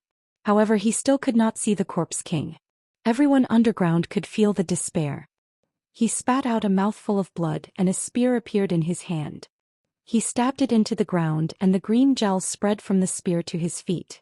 It quickly covered an area of 100 meters before continuing to spread. There was another thump and Lu Yin's abdomen was struck by the Corpse King once more. He still could not see the Corpse King's shadow as it was moving through the void without ever stepping on the ground. Lu Yin took a deep breath and calculated silently. Thump, thump, thump. Underground, Zhou gritted his teeth and stared fixedly. He was also searching for traces of the Corpse King and his scalp went numb. Only Long Seven could deal with this Corpse King because he had a defensive power vessel that even an emissary could not break through. If they had been in his place, the battle would have ended long ago. Zhou Tang's eyes kept darting around. He could clearly see the Corpse King's movements, but it was useless even if he told Lu Yin. Lu Yin's consciousness could not keep up. Many people closed their eyes. It was too miserable. Lu Yin indeed looked miserable. His hair was disheveled and he was bleeding from his 7 orifices. He looked like he was severely injured, but only he knew that he was not injured at all. Even if he had been injured, he would have recovered thanks to the vitality of the upper intelligence pass. Thump, thump, thump. Suddenly, Lu Yin opened his eyes and used his spear to block in front of him. At the same time, the green gel spread out in all directions, and he was struck again by the Corpse King's fist. This time, however, the Corpse King was unable to dodge with its speed. Its wrist was bound by the gel and at the same time, it spread out in all directions. Regardless of whether it was a person or anything else, as long as it had intelligence, it would become inertia. The Corpse King was the same. It had beaten Lu Yin for a long time and it had gradually become inertia. The interval between each attack was about the same, and Lu Yin had calculated this timing to attack. It was just like how he had used the dagger to deal with the first Corpse King. In a battle, both strength and intelligence were important. The Corpse King's wrist was bound by the green gel and it quickly retreated. It could retreat or move with its speed, but it would not be slowed down by much. However, the green gel would also move with it and it could not be removed. Lu Yin did not need to find the Corpse King. All he needed to do was keep an eye on the green gel. It was fast, but correspondingly, its defense was not as strong. Lu Yin held his spear and attacked in a strange manner, following the movements of the green gel. He used his domain to predict the attack in advance, and the spear pierced the Corpse King's thigh. The spear vibrated and 350 stacks were applied. The Corpse King growled as half of its thigh was crushed by the spear. Lu Yin took advantage of this opportunity to grab his dagger and slash horizontally. Thanks for your support, brothers. I'll continue to update tomorrow. Chapter 1510. The Corpse King's upper body retreated, but it was still so fast that Lu Yin's attacks were ineffective. However, it was only its upper body and its legs were crippled, so its speed was naturally affected. Lu Yin circulated the stars around his body, and his muscles tightened as he pushed his speed to the limit. He also used his domain to predict the Corpse King's attacks, and they began attacking and defending in a small space. Underground, everyone watched as the two constantly flickered. Lu Yin's arm would occasionally disappear and enter the astral source universe, while the Corpse King's upper body would occasionally disappear and enter the astral source universe. This scene was extremely strange, but there was also a strange harmony to it. Even if the Corpse King had difficulty moving, it would not be easy for Lu Yin to kill it. Left with no choice, Lu Yin began attacking the Corpse King's lower body. He did not believe that the Corpse King would not be able to escape if both of its legs were crippled. In the distance, Marquis Qingzhu frowned. Where had Draconic 7 found so many power vessels? There were not many items that could entangle this Corpse King, and even the fourth young ancestor might not have obtained so many power vessels. At the same time, he felt a bit of heartache as the Speed Corpse King would be destroyed sooner or later. He was conflicted about whether or not to send another Corpse King. There are more and more external items, Kiki, the witch spirit god's voice rang out. Marquis Qingzhu said, I've lost quite a bit in order for this person to contribute. They're all experts and it's not easy for them to be born again. Don't worry, it's all worth it. When the day comes, your contributions will be recorded. It's your greatest honor to be able to participate in this, and you'll see the most exciting scene in this universe. I promise you, Kiki, the witch spirit god cackled. Marquis Qingzhu sighed. I hope so. The witch spirit god floated in the void and looked into the distance. Soon it's time to meet. In the distance, Lu Yin had spent more than half a day before finally killing the Speed Corpse King. He watched as the Speed Corpse King's neck was severed and it lost all signs of life. The Corpse King slumped to the ground, exhausted. He had been attacking and defending at his fastest speed for half a day, and most people would not even be able to take it for an hour, let alone half a day. The moment he relaxed, his entire body ached and his muscles felt like they were melting. Che Zhan looked at Lu Yin with admiration. Brother, it's time to rest. Lu Yin looked up at the Phantom Foundation. Actually, I just want to die. It doesn't feel good to just wait for death. Che Zhan laughed. Who isn't? Hong Ji's voice came from underground. 3 emissary-level corpse kings in a row. If word gets out, Long Qi's name will resound throughout the starry sky of trees. Unfortunately, he died in this new world. It wasn't worth it. It's not worth it. Old Mother East Mountain said regretfully. Mr. Guo said, I'll write a book to commemorate your contributions, Long Qi. In the future, when the new world is recovered, perhaps someone will discover it. Che Zhan was speechless. It's rare for Mr. Guo to joke around. Mr. Guo's expression was serious. I'm not joking. The corners of Che Zhan's mouth twitched. Seeking joy in the midst of bitterness was exactly what was being said now. Waiting for death in despair could drive one crazy, and at this moment, it was also the time when one's human nature was most thoroughly revealed. Lu Yin's gaze swept across the people underground. They were all his comrades, and no matter what his goal was, he wanted to take them away as quickly as possible. The death of the Speed Corpse King was a wake-up call for countless Corpse Kings. They didn't immediately send out their Corpse Kings. This situation lasted until the second day and still no Corpse King came out to fight. Underground, someone was unhappy. Why hasn't the battle started yet? I want to die sooner. Yeah, it's too boring. It's better to die. Those who die first are really lucky. Don't worry, they'll die sooner or later. Lu Yin leaned against the wall and looked up at the phantom base. He listened to the people inside joke around and talk about how they wanted to die. Many thoughts ran through his mind. In this universe, the 5th mainland, the 6th mainland, and even the 4 destroyed mainlands, the Lu family, the Eternals, and so on. Were there any more terrifying civilizations outside of the Eternals? How had the Eternals been born? How had the first zombie been born? It couldn't have been man-made, right? The more he thought about it, the more tired he became. Everything above his head turned black. Black. Lu Yin suddenly stood up and looked around in shock. Not far away, Che Zhan was still vigilantly wiping his blade. Underground, Zhou Tang was leaning against the wall and resting. The others were talking about something, but all of them were black. Beneath his feet, his own shadow distorted. A moment later, a doll floated out of the void and appeared in front of Lu Yin. Its sinister eyes met Lu Yin's gaze, filled with ridicule and mockery. Lu Yin's hair stood on end. The sorcerer spirit god? He subconsciously wanted to take out the jade that Mr. Mu had given him, but he found that he couldn't move.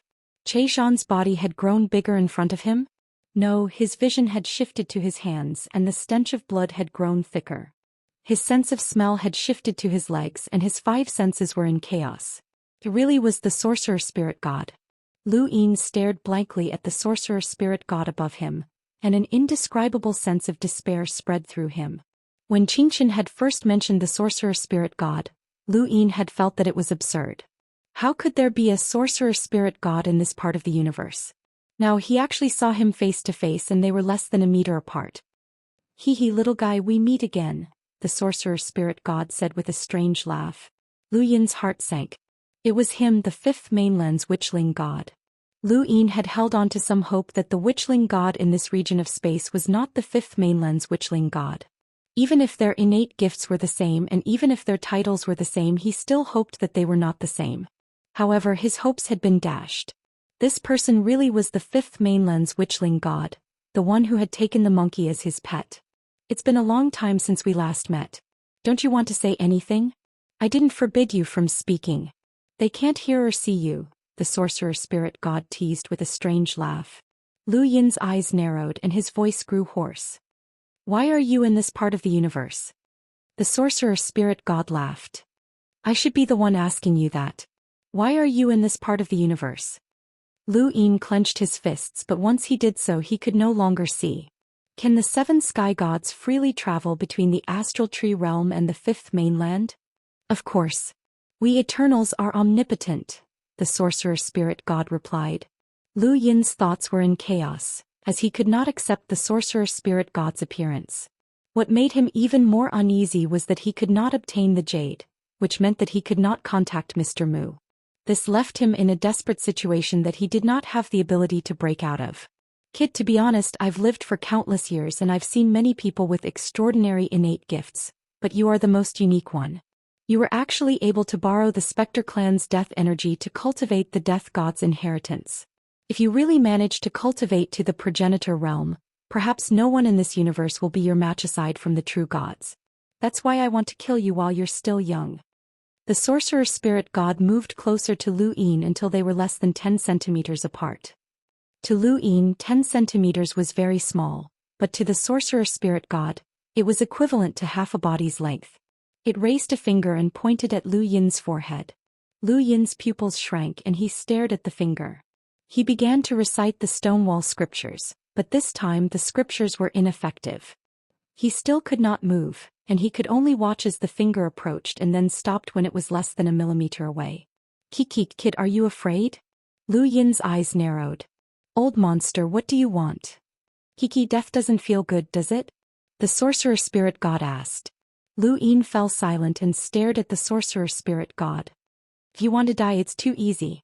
Death is the end of everything, but living is the most difficult. You humans all want to live, but what about you? Do you want to live or do you want to die? The sorcerer spirit god asked in a leisurely voice that carried a sinister aura. Lu Yin sneered. Nonsense, of course I want to live. In this situation, begging for mercy or being afraid was useless. The sorcerer spirit god retreated. You want to live? Then that's easy. If you join the Eternals, not only will you obtain an immortal and indestructible body, but you'll also be able to cultivate the death god's inheritance.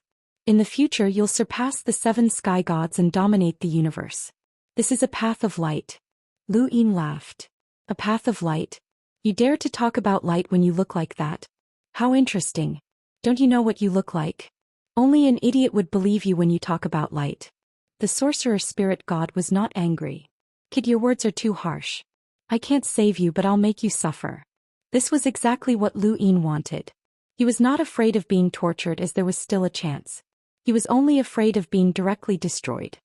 You tortured me back then and forced me to cultivate the death god's power. If you torture me again, do you think I'll be able to cultivate the power of a martial ancestor? I've received the inheritance from the martial ancestor's sword steel. The sorcerer spirit god was astonished. Right, I forgot. You've even come into contact with a martial ancestor's inheritance. How miraculous. You've actually received 3 ancestors' inheritances. Kiki, why don't I capture you right now and let you cultivate the Corpse King transformation? That's a true god's inheritance. That way you'll have 4 ancestors' inheritances. Lu Yin raised a brow. Ancestors' inheritance? Where had that come from? The death god was one, and no one could confirm the existence of a martial ancestor. However, the sorcerer spirit god's legends clearly acknowledged their existence, which meant that there were indeed martial ancestors and true gods. Was the eternal race's peak Corpse King also an ancestor? Even so, there were only 3 ancestors. Who was the last one? Right, Fateson. Xianxia had mentioned that Fateson had been created by the destiny god. If the destiny god had truly existed, then he would have been an ancestor. However, many people had fates, and so could it be considered an inheritance? Of course, Louis might have more. Kiki, are you afraid, kid? The sorcerer spirit god mocked.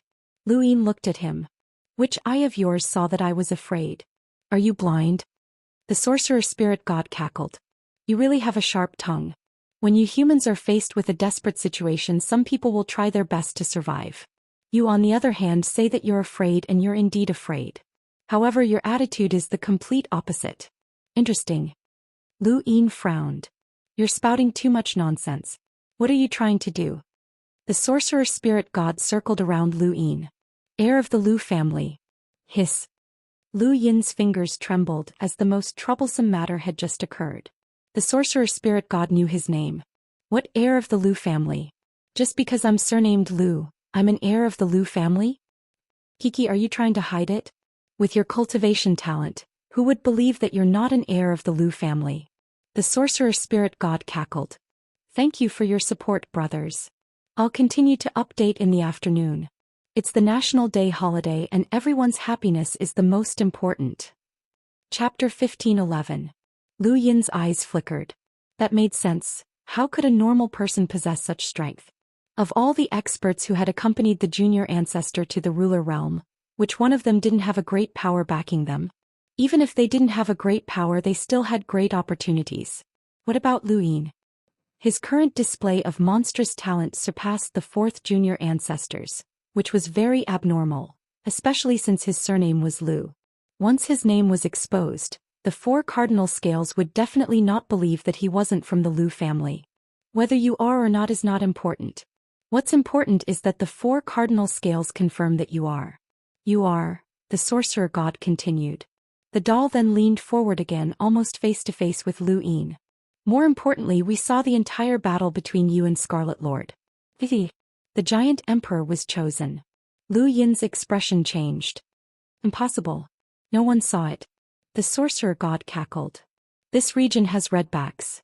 How can you be sure that the fifth mainland doesn't? Lu Yin's heart sank.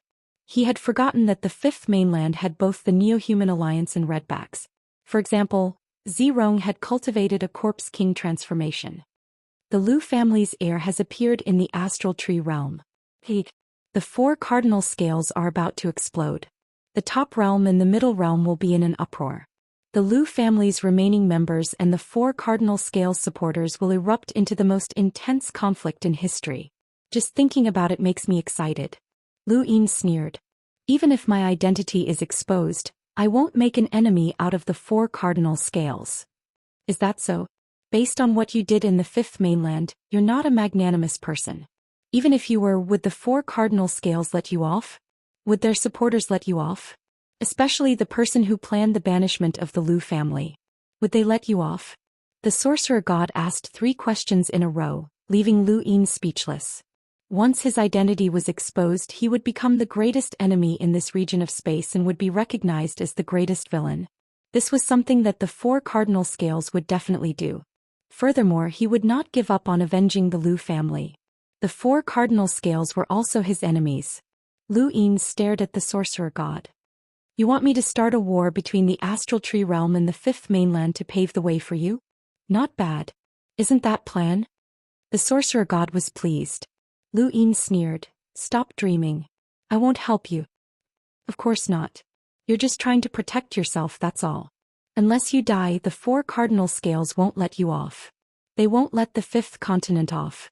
Little fellow, you can choose to kill yourself, said the shaman spirit god. Lu Yin's gaze turned cold. This was an open scheme and it was the most difficult thing to deal with. He knew that this was an enemy's scheme, but he still had to act according to the enemy's plan. Since ancient times, humanity's greatest enemy had always been the Everlasting Tribe, and humanity had always been at a disadvantage in their wars against the Everlasting Tribe. At the end of the day, the Everlasting Tribe understood human nature far too well. Lu Yin would never sacrifice himself, and the four cardinal scales would never let him off either.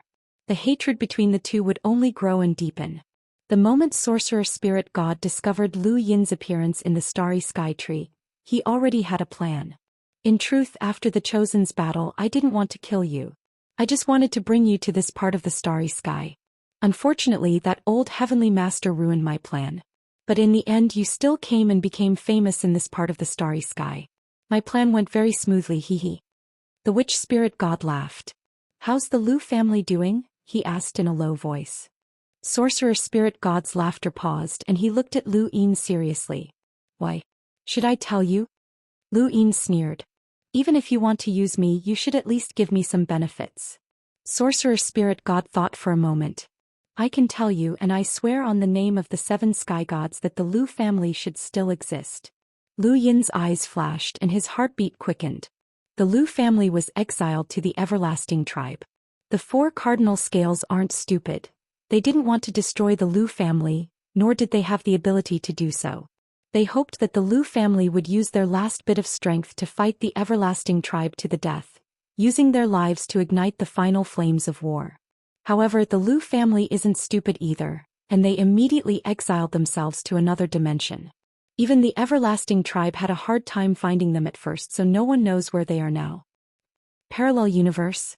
Lu Yin asked anxiously. Sorcerer Spirit God replied, that's right. There are too many parallel universes and it's hard for us to find them. Perhaps they're dead, or perhaps they encountered a stronger civilization, or perhaps they're still alive. Who knows? Lu Yin muttered, and the first person he thought of was Jiang Qin, who he had met on Earth. That person had searched through many parallel universes in order to find the rabbit, and it seemed like he could easily travel through them. Lu Yin didn't know how he had done it. Whether the Lu family still exists or not is your problem. Perhaps in the future, when you defeat the 4 cardinal scales, you'll be able to find the Lu family. Kaka little brat, the Lu family has high hopes for you. They would rather go into exile and place all their hopes on you. I'd like to see if you're willing to sacrifice yourself for the greater good of humanity, or if you're willing to pave the way for the Everlasting Tribe by challenging the 4 cardinal scales and bringing the Lu family back. The choice is yours, Sorcerer Spirit God said. Lu Yin looked at the Sorcerer Spirit God. You monsters don't have any intelligence or emotions, so you especially like to test my human emotions, right? You're really pitiful. You'll never understand kinship or love. The more you test your humanity, the more it proves that you lack humanity. You're all monsters, animals. The Sorcerer Spirit God cackled. So what if I am? Little brat, I'll wait for your choice. If you don't want to die, then go and fix the sourcebox formation in the second formation in 2 days. That sourcebox formation collapsed along with the second formation, and I'll fix it for you. He then raised a hand and pointed in a direction. Escape there. There'll be people waiting for you there. Goodbye, little brat. I look forward to your growth. Kaka. The Sorcerer Spirit God's voice gradually faded into the distance. Everything around Lu Yin returned to normal, and Che Zhan's voice sounded in his ear. Brother Long Qi, how's the question I asked you earlier? Lu Yin was stunned and confused. What question? Che Zhan rolled his eyes. Princess Long Qi, aren't you the son-in-law of the White Dragon race? I heard that Princess Long Qi is the brightest pearl of the 4 cardinal scales. How is it? Is she beautiful? Lu Yin forced a smile. Not bad. Alright, Che Zhan, let Brother Long Qi rest. Don't disturb him. Lu Yin retracted his gaze, and Long Qi's face appeared in his mind. Ming Yan, Wendy Yushan, Zhou Day Night, Madame Nalan, Ku Wei, Yen Yen, Aiden, Kai Jianqiang, and the others appeared as well. Everyone he was familiar with flashed through his mind, and he thought about the 5th mainland, the Outerverse, and Earth.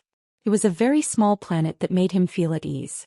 The universe was so exciting, so how could he bear to die? That was simply impossible. Even if he had to become enemies with the 4 cardinal scales, he would not die. He still had to bring the Lu family back and foil the Sorcerer Spirit God's plan. There were still many things that he needed to do. Even though the Sorcerer Spirit God's scheme was unfathomable, such matters could be left to Wang Wen and Wang Wen. Especially Wei Rong, who was an expert in all sorts of schemes and plots, and he would definitely be able to resolve them. The problem now was not whether or not they could return, but rather how to bring everyone back. However, the intelligence of these corpse kings could not be underestimated. The 4th young ancestor had been trapped because of Zhou Xian. Even if Lu Yin had not snatched the Tribulation Crystal Silk, these monsters would have definitely thought of a way to destroy Zhou Xian and expose the guiding map. This was a plan that had been formulated a long time ago, and Lu Yin did not know how Zhou Xian was doing. If he was still alive, then he had definitely become a spy. Zhou Xian had no choice but to become a spy. Besides Zhou Xian, countless people had been forced into a dead end by these monsters, and Lu Yin was no exception.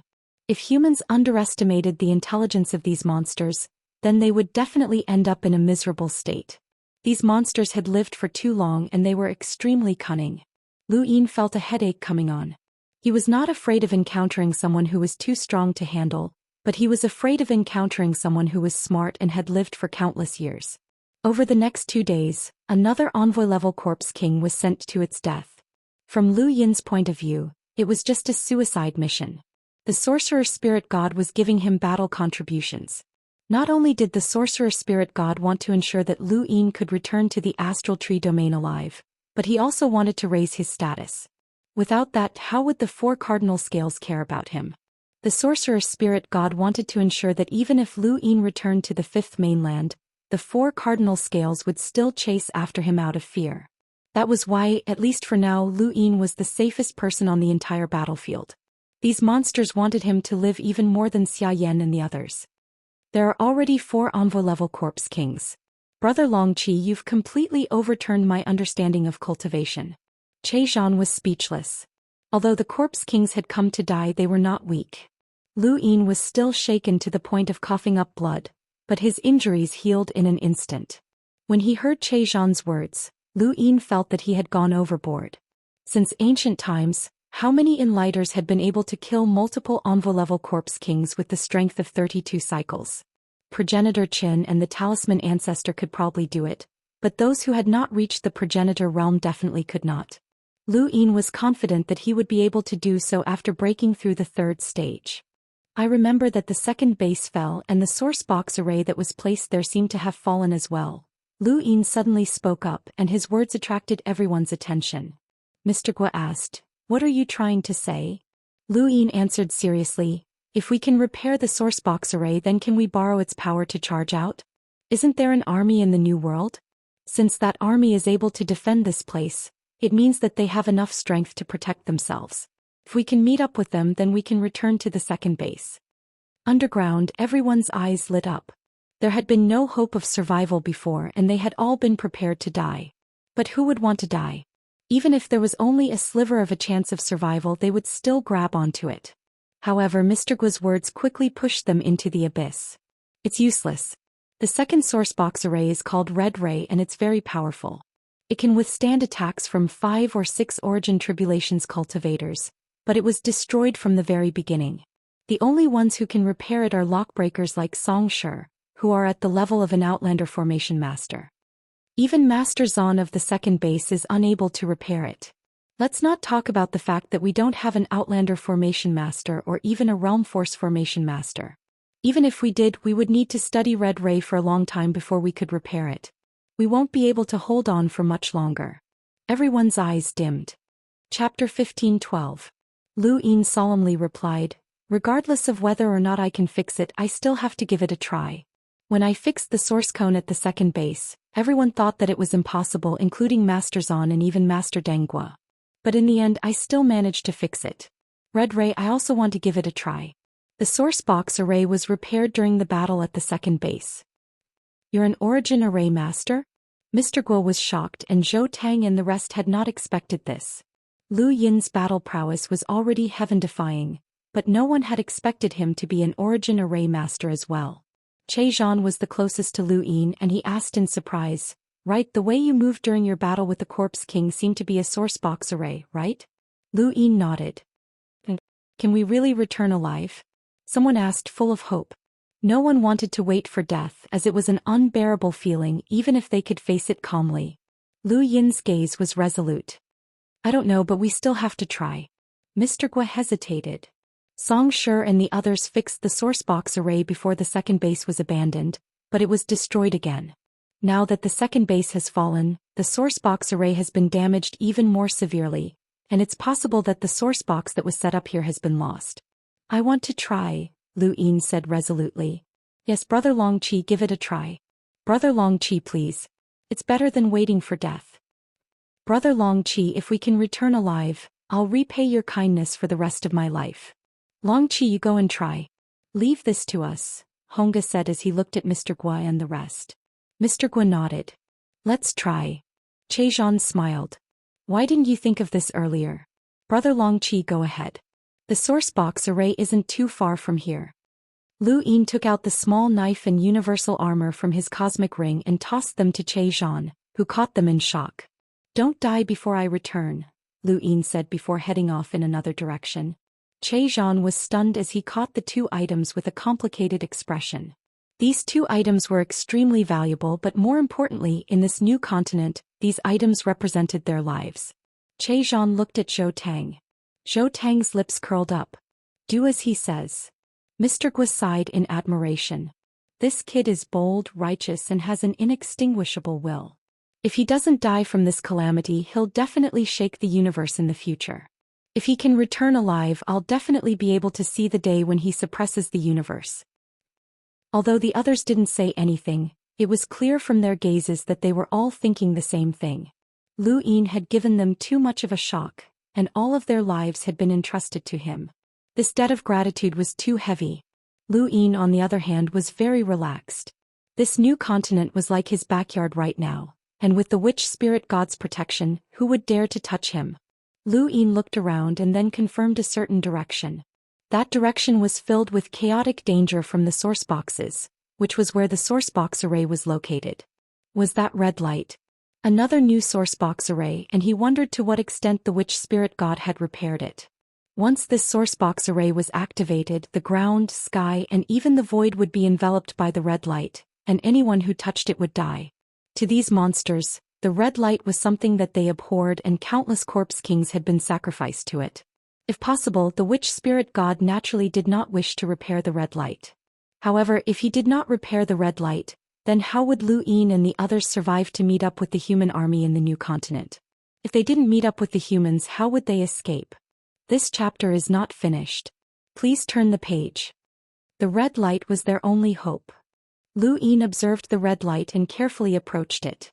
What he saw was not a damaged source box array, but an inactive one. The witch spirit god had actually repaired it and left it to him. Although it had been repaired, he still needed to study it before he could activate it and operate it freely. That was where the die came in. Right now, all he had to do was memorize the rules of the source box array and then enter the time-stop space to study it. In the distance, Marquis Qingzhu watched Lu Yin study the red light, and a hint of helplessness appeared in his green-tinged scarlet eyes. This new continent had actually allowed a human to be so free and unfettered, and he even had the time to study source box arrays. Furthermore, this source box array was specifically designed to deal with them. This feeling was truly disgusting. And that source box array had actually been repaired by one of the 7 sky gods. No one would believe him if he told others about it. He couldn't help but think that no one in the astral tree realm would believe him if someone tried to falsely accuse Long 7 of this. The more he thought about it, the more unhappy he felt. He moved his finger, and an envoy-level corpse king charged out and continued its attack. Zhou was the one blocking the corpse king. Lu Yin looked up at the underground entrance. Was it starting again? It really didn't stop for even a moment. If he didn't act, then Zhou and the others would be in danger. The sorcerer spirit god didn't care about their lives, but he had left his universal armor and dagger behind. With their abilities, they should be able to hold on. Lu Yin continued to stare at the red light. After several days, he finally managed to memorize the array of the source box array, which was very complicated. Fortunately, he had mastered several source box arrays and had even studied the source all before. Otherwise, he would have been completely confused. Lu Yin sat down cross-legged and distorted the void around him. He raised a hand and a general appointment platform appeared. Then the die appeared within the platform. This way, the sorcerer spirit god wouldn't be able to see it. Even though he didn't know if the sorcerer spirit god was watching, it was never wrong to be cautious.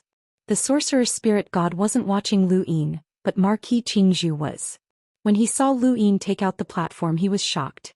Someone from the Lu family? A bolt of lightning flashed through his mind, and he realized that this person was from the Lu family. No wonder the sorcerer spirit god had said that this person could stir up the entire astral tree realm. How could the 4-way scales give up on the appearance of a direct descendant of the Lu family? How could a descendant of the Lu family give up? Marquis Qingzhu sighed. I never thought that someone from the Lu family would still be alive. The entire Lu family is a threat, but a direct descendant of the Lu family only has a slightly stronger innate gift. Stirring up the astral tree realm with you is indeed a good plan.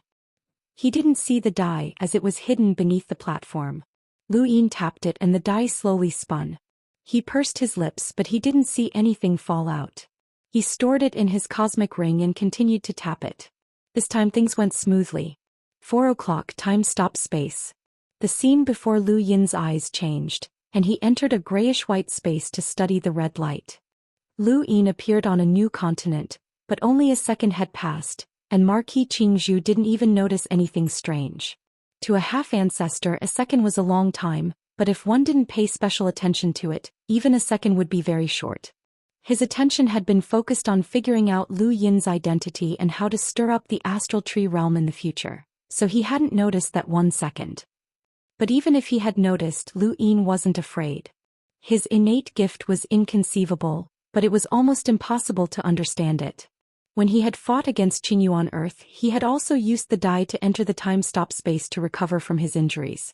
Mira had seen it and thought that it was a healing innate gift.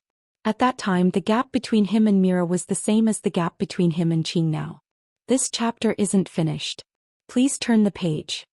The gap between Zhu and Marquis Qingzhu was about the same, and they were both at a level that couldn't be bridged. Che Zhan fought bitterly and he wasn't a match for the Corpse King. If not for his universal armor's sturdy defenses, he would have died. Halfway through the battle, Hongo, Old Mother East Mountain, and Mr. Gu took turns blocking the Corpse King's attacks. They held out for several days until Lu Yin returned. When Lu Yin returned, the Corpse King actually turned around and left, leaving Che Zhan and the rest stunned. Even monsters are afraid? Someone was shocked and everyone looked at Lu Yin strangely.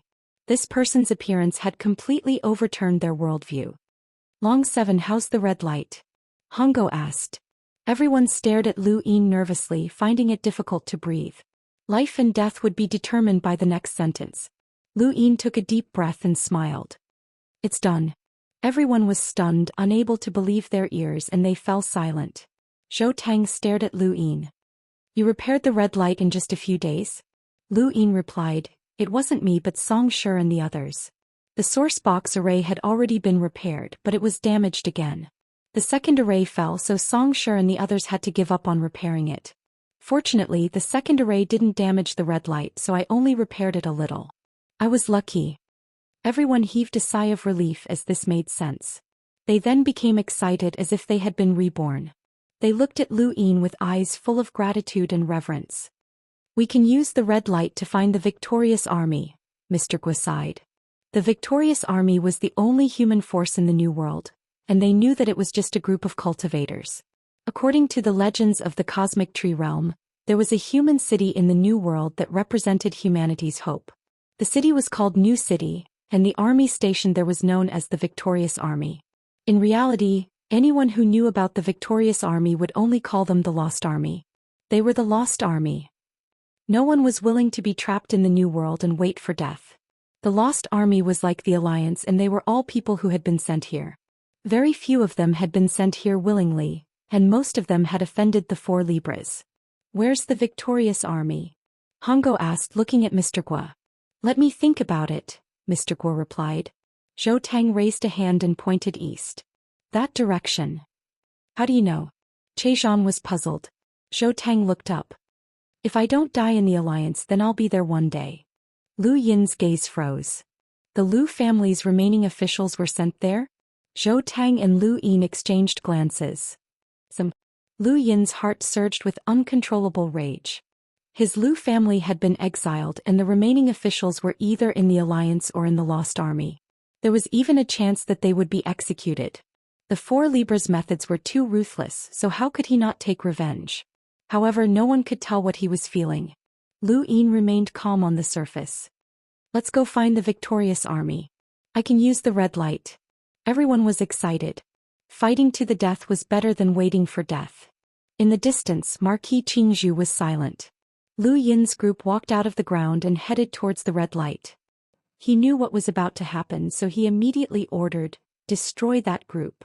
As soon as he gave the order, an endless number of corpse kings rushed towards Lu Yin's group. Lu Yin's expression turned solemn. Let's go into the red light. Additional chapters are presented. Thank you for your support, brothers. End of chapter. Chapter 15-13. Soon, just as the surrounding corpse kings were about to attack them, everyone entered the red light. The void distorted as the red light soared, connecting the sky and the earth before sweeping out in all directions. Countless corpse kings were reduced to ashes the moment they came into contact with the red light. The red light attacked from all directions, and the moment it appeared, it wiped out the surrounding corpse kings. Its efficiency was dozens of times faster than Lu Yin's group. Lu Yin's expression turned solemn as he looked around. The red light was arranged by 7 source boxes. He had Che Zhan, Honga, Old Mother East Mountain and Mr. Gui each hold one source box. The remaining 3 were given to 3 enlighters who were infinitely close to becoming emissaries. From now on, everyone will listen to my orders. I'll teach you how to move. Remember, if you move the wrong way, the red light might attack your own people, Lu Yin said solemnly. Che Zhan and the others looked solemn. Okay. Okay. Let's go. Che Zhan, take the front 20 steps. Old Mother East Mountain, take the right back 10 steps. Honga, don't move. Lu Yin began giving out orders one by one. Everyone obeyed Lu Yin's orders and maintained the red light's might as they moved in the direction Zhou Tang had pointed out. From a distance, it looked like a giant red sphere was slowly moving. Once a corpse king touched the red light, they would be crushed to pieces. After all, this was the source box array that protected the second formation, and it was extremely powerful. Marquis Qingzhu was amazed. Even though the red light had been repaired by the witch spirit, Long 7 had still been able to use it so skillfully in just a few days. His lock-breaking attainments were incomparably powerful, and it was simply astonishing. Once a source box array was set up, it was very difficult to move it. To move it, one had to be extremely proficient in the array down to every detail. Not even Xianxia had reached this level. If Lu Yin hadn't relied on his time-stop space and forcefully studied it for half a year, he wouldn't have been able to do it either. However, Lu Yin's ability to do it shocked even a half-ancestor like Marquis Qingzhu. No one asked how far they were from the remnant army, or rather no one dared to ask. Perhaps it was very far, but perhaps it was very close. All they needed was hope that they wouldn't have to wait for death. As the red light attacked, the second formation gradually disappeared into the distance. They had officially stepped onto a new continent. In the surroundings there was still an endless number of corpse kings. From time to time, an envoy-level corpse king would forcefully charge into the red light in an attempt to destroy the source box's array. The 3 enlighters were placed in the center of the formation, and Che Zhan and the others were able to coordinate with the red light, which allowed them to resist the average envoy-level corpse king. More than half a day passed quickly. The sky was still dark, but under the illumination of the red light, the color of sunset appeared. A beautiful scenery that had never been seen before appeared in the new world. The ground shook violently as a 100-meter-tall corpse king appeared. Lu Yin's expression changed when he saw this corpse king. This was not good. This was a corpse king that specialized in destroying sourcebox arrays. This type of corpse king could trap sourceboxes within its body and damage sourcebox arrays. Sourcebox alls and red lights had both been destroyed in this manner before. Back at the second array planes, Zhou Tang had used the Warring States technique to deal with this type of corpse king. He had gone beyond his limits and sustained serious injuries. Lu Yin felt that things were getting tricky, and he cursed the witch spirit god inwardly. If the witch spirit god wanted him to return alive, then why was the witch spirit god being so serious? The red rays continued to shoot at the giant corpse king, and the giant corpse king grabbed at the crowd. Under the red rays, his fingers were severed. This giant corpse king was much weaker than the giant corpse king in the second formation, but his palms still pressed down on the crowd. Just as Lu Yin was about to activate the splitting skies array, a wave of energy swept out, and the void distorted as if it had been scorched. Was this a Warring States technique? Leave him to me, Zhou Tang said as he stepped forward. Che Zhan grinned. Looks like he's recovered. Zhou Tang stared at the giant corpse king and met its severed palm head-on. He raised his hand and struck out with his palm. With a boom, the giant corpse king's arm was severed. Zhou Tang then leaped up and charged out of the red light's range. An envoy-level corpse king appeared beside him, and Zhou Tang reached out to grab it. Very few people would use such a method against a corpse king, as this was a complete suppression. The corpse king roared and unleashed an unknown attack that caused the void to fold. However, Zhou Tang's Warring States technique caused the void to collapse in an instant. He then sent the envoy-level corpse king flying with a single slap. In front of him, the giant corpse king's fist landed, and Zhou Tang suddenly opened his eyes. Within the Warring States technique, he was invincible. There was a thump as the giant corpse king's fist landed on Zhou Tang's body. Zhou Tang stood tall in the air and did not retreat even half a step. He then raised his hand and slashed upwards. Just like the corpse king at the second array planes, the corpse king in front of him was also split in two. Zhou Tang coughed and spat out a mouthful of blood as his entire body fell into the red light. Take care of him, Lu Yin shouted as he relaxed. The giant corpse king had been destroyed, and only an expert with 5 origin tribulations could break through the red light. Otherwise it would no longer be a threat. The shaman's spirit god would not allow such an expert to appear. Otherwise how could he return alive? There would be a loophole in the shaman's spirit god's plan. In the distance the green bamboo marquis almost couldn't help but attack.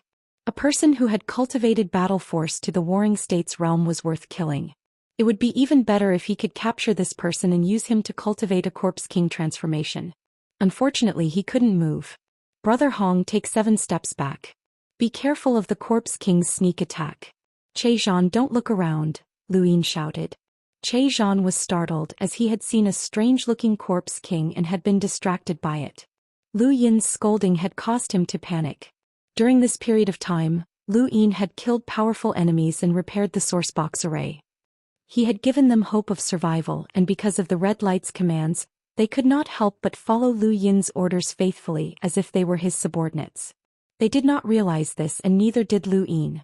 He treated these people as if they were members of the Great Eastern Alliance. The second array planes had long since disappeared, and the second array base had not changed much above their heads. It was as if no matter how they moved, the second array base remained in the same spot as the sun. There's a city up ahead, someone shouted excitedly. The others looked over excitedly and the vague outline of a city appeared. Lu Yin looked up. Had they arrived? That's not where the remnant army is. It's the city of those monsters, Mr. Gui said in a low voice.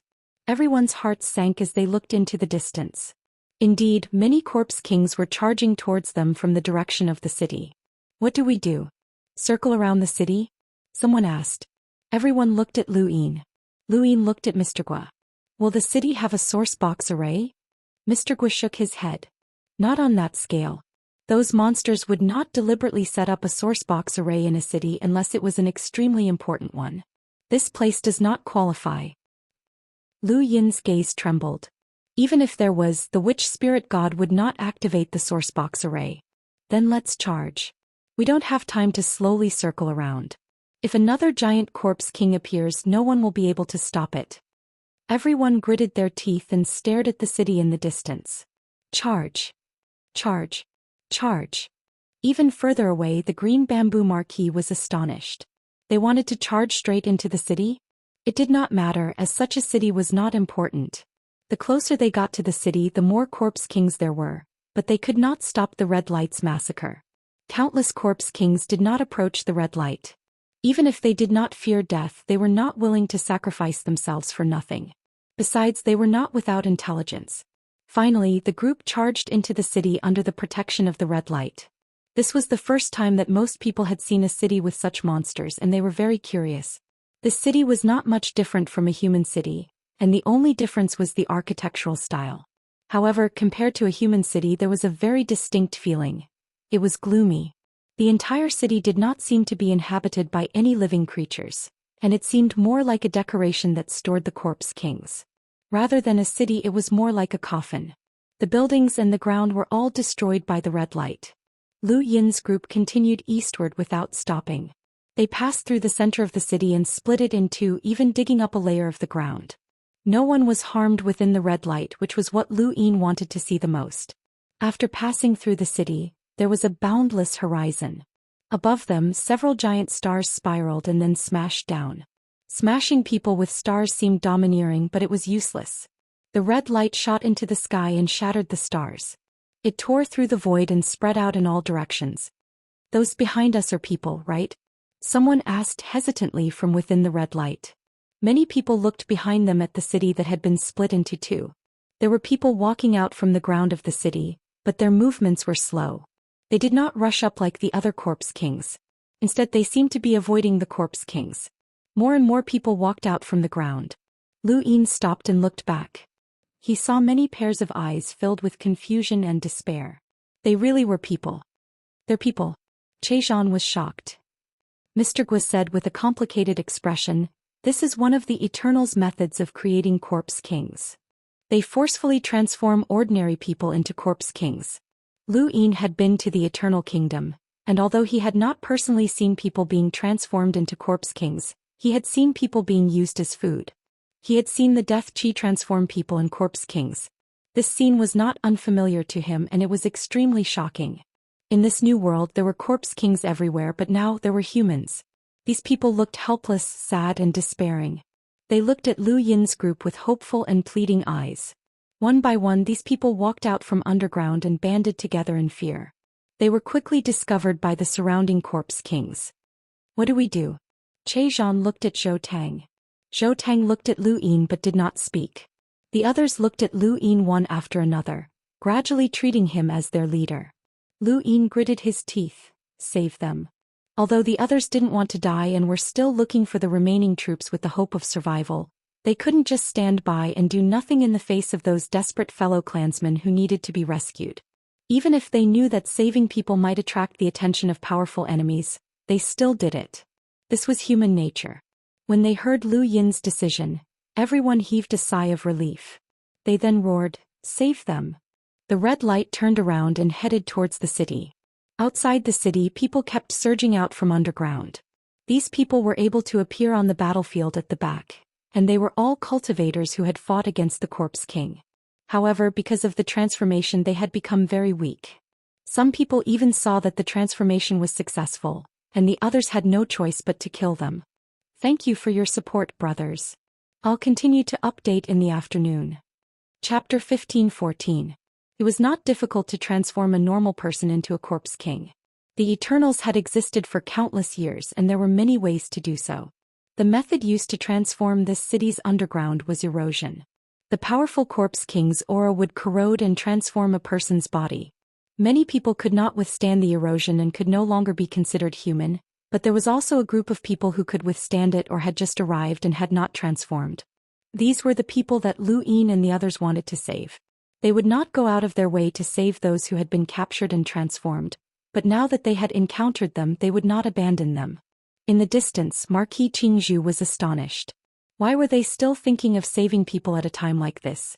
Were these humans hypocritical or stupid? Outside the city there were corpse kings everywhere. People ran out from underground, most of them terrified and despairing. There were also some who were fighting desperately against the corpse kings. Brothers, I wanted to die, but I'll kill as many monsters as I can. We didn't plan on returning alive after coming to the back of the mother tree, so what's there to be afraid of? Kill these monsters. Kill. Even if I die, I'll drag someone down with me. The red light shot out in all directions like a giant red monster. It descended upon the city and killed countless corpse kings around it. Hurry up and come in. Lu Yin shouted at the people who had come out from underground.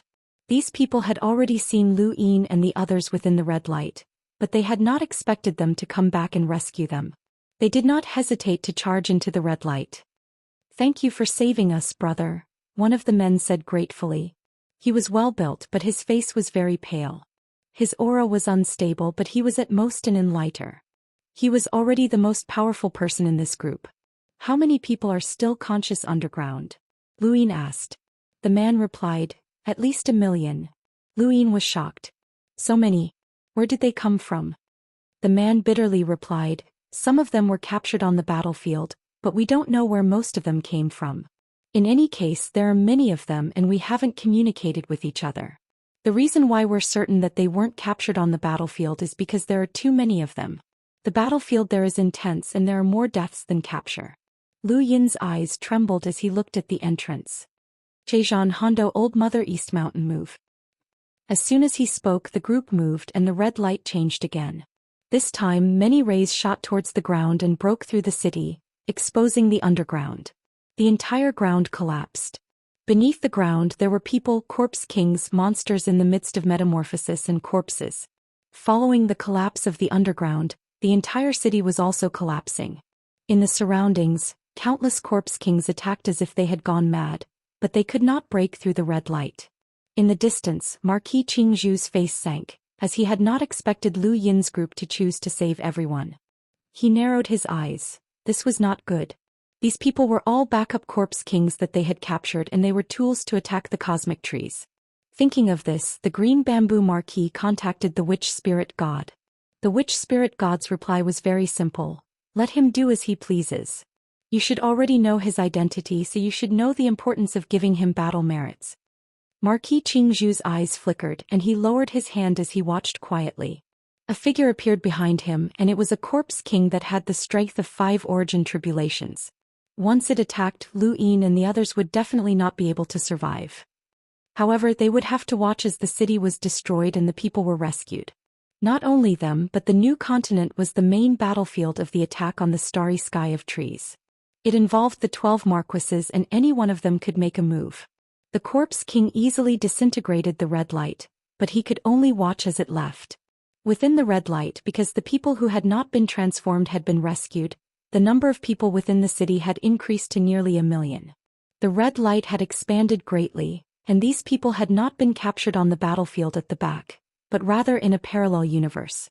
Lu Yin had not expected that people from a parallel universe would be captured, and his scalp went numb. There were countless parallel universes and countless humans, but these monsters could actually capture people from a parallel universe. It was no wonder why there were so many corpse kings. Mr. Guo was puzzled. The 12 marquises are all on the battlefield at the back but no one is paying attention to us. I thought that we would definitely die after causing such a huge commotion. Lu Yin replied, this isn't considered a huge commotion. How big is the new world? We're just in a corner. Mr. Guo smiled. That's true. There are countless cities in the new world and destroying one might not necessarily attract attention. Although that was the case, destroying a city had still caused an unprecedented upheaval in the new world. How could it not attract attention? It was only a matter of time before they were discovered by powerful enemies. Lu Yin looked around but he did not know if the sorcerer spirit god was watching them. Hearing these questions, the sorcerer spirit god should be thinking of a solution. Otherwise, it would not be easy to explain how they had successfully used the red light to rescue people and reunite with the remnant army. There were many examples of redbacks in history who had been bestowed with contributions. In the distance, Marquis Qingzhu looked up at the second foundation. It's time to start a large-scale war. This is also why we don't have time to care about the new world, right? The sorcerer spirit god's voice rang out. Kiki, the 12 marquises are all going to war. Let's begin. Marquis Qingzhu smiled bitterly. Because of Long 7, the Eternals and the humans would rarely start a war on the entire battlefield at the back. No one had ever received such preferential treatment, not even a redback. Long 7, please don't disappoint the Eternals. Sometimes the truth would definitely be exposed. If Lu Yin was a redback, then the Eternals would have specially gifted him with battle merits to help him clear his name. However, Lu Yin was not a redback and this was the truth. This was also where the Eternals were smart. Many redbacks did not know that they were redbacks from the start. One day later, the second foundation activated above their heads. An incomparably large gear rotated, attracting the attention of the entire new world as well as the attention of Lu Yin and the rest. The second foundation has activated. A large-scale war is about to break out, Mr. Guo said in shock. At that moment, a tremor came from even further away, causing the ground of the new world to crack. It's another foundation. Chezhan cried out. Honga's face sank. 1, 2, 3, 4 and the second foundation. All 5 foundations have been activated, and an unprecedented war is about to break out. Zhou Tang looked up and solemnly stared at the second foundation. A war that's engulfing all 5 foundations has even activated them. Could a progenitor have appeared? No, if it's a progenitor then that aura would not have been able to be concealed. No wonder no one bothered with us. We're just ants in a war of this scale, Mr. Guo sighed and rejoiced. Lu Yin sternly said, everyone, there's no need to care about the war above our heads. Let's take this opportunity to charge out and meet up with the remnant army. Alright. Chezhan shouted excitedly. There's a chance. Charge out. Charge out. The war that engulfed all 5 foundations would last for a long time. This was what Mr. Guo had said, as a large-scale war could not be easily decided. 5 days later, Lu Yin and the rest continued to head east with the help of the red light, and they saw another city. This city was about the same size as the previous one. The red light tore through the city and broke through the ground. There were also many people who had been transformed here, and there were close to 2 million who had not been successfully transformed. The red light expanded once again, encompassing the 2 million people. At this point, their group had grown to more than 3 million people. Unfortunately, only a portion of these 3 million people had recovered their cultivation and could participate in the war, so there were only a little over 100,000 people left. The second city had been broken through, and Marquis Qingzhu had also received the news. At this moment he was at the headquarters of the Second Foundation, and his opponent was still Xia Yan. Commander Xia, you have the courage to give up on the Second Foundation. Unfortunately, many people have died because of you, Marquis Qingzhu said to Xia Yan with a smile. Xia Yan gripped his blade and had an ugly expression. He did not care about the others as he did not care about the people from the Star Alliance and the Four Cardinal Scales. However, Long Seven was one of them. Not only was Long Seven the master of the Huayuan sect, but he was also the son-in-law of the Four Cardinal Scales White Dragon clan. Because of Master Deng Guo's favor and Old Monster Long's approval, the White Dragon clan paid special attention to him. This person's importance was second only to Long Tian, but Xia Yan had given him up just like that. The pressure from the humble sect, the White Dragon clan, and Master Deng Guo had left him haggard. Now he was facing a rare large-scale war which was difficult for him to endure. He looked pale. Do you want me to let you rest? Marquis Qingzhu asked. Xia Yan said in a low voice, I'll take care of you. Junior, you really like to talk nonsense. You humans like to encourage yourselves. Is that useful? Marquis Qingzhu laughed and then countless bamboos pierced through the void. Xia Yan raised his blade and slashed down, slicing through the void. Below, countless corpse kings appeared in the commander's headquarters, and several giant corpse kings attacked. The Yuan cone was destroyed again and Master Zan repaired it with a pale face. Old Monster Long and Commander Chun were both fighting to the death. This war had already lasted for 5 days and it would continue. Not only the second base but the other 4 bases were also facing the attacks of the 12 marquises. At the first base, below the inclined continent, Bai Jing was panting heavily. There were 3 corpse kings around him and each of them was as strong as he was. He did not know where they had come from. There was a thump as a corpse king behind him attacked. It stepped into the astral source universe and punched Bai Jing's shoulder. Bai Jing turned around and struck out with a palm.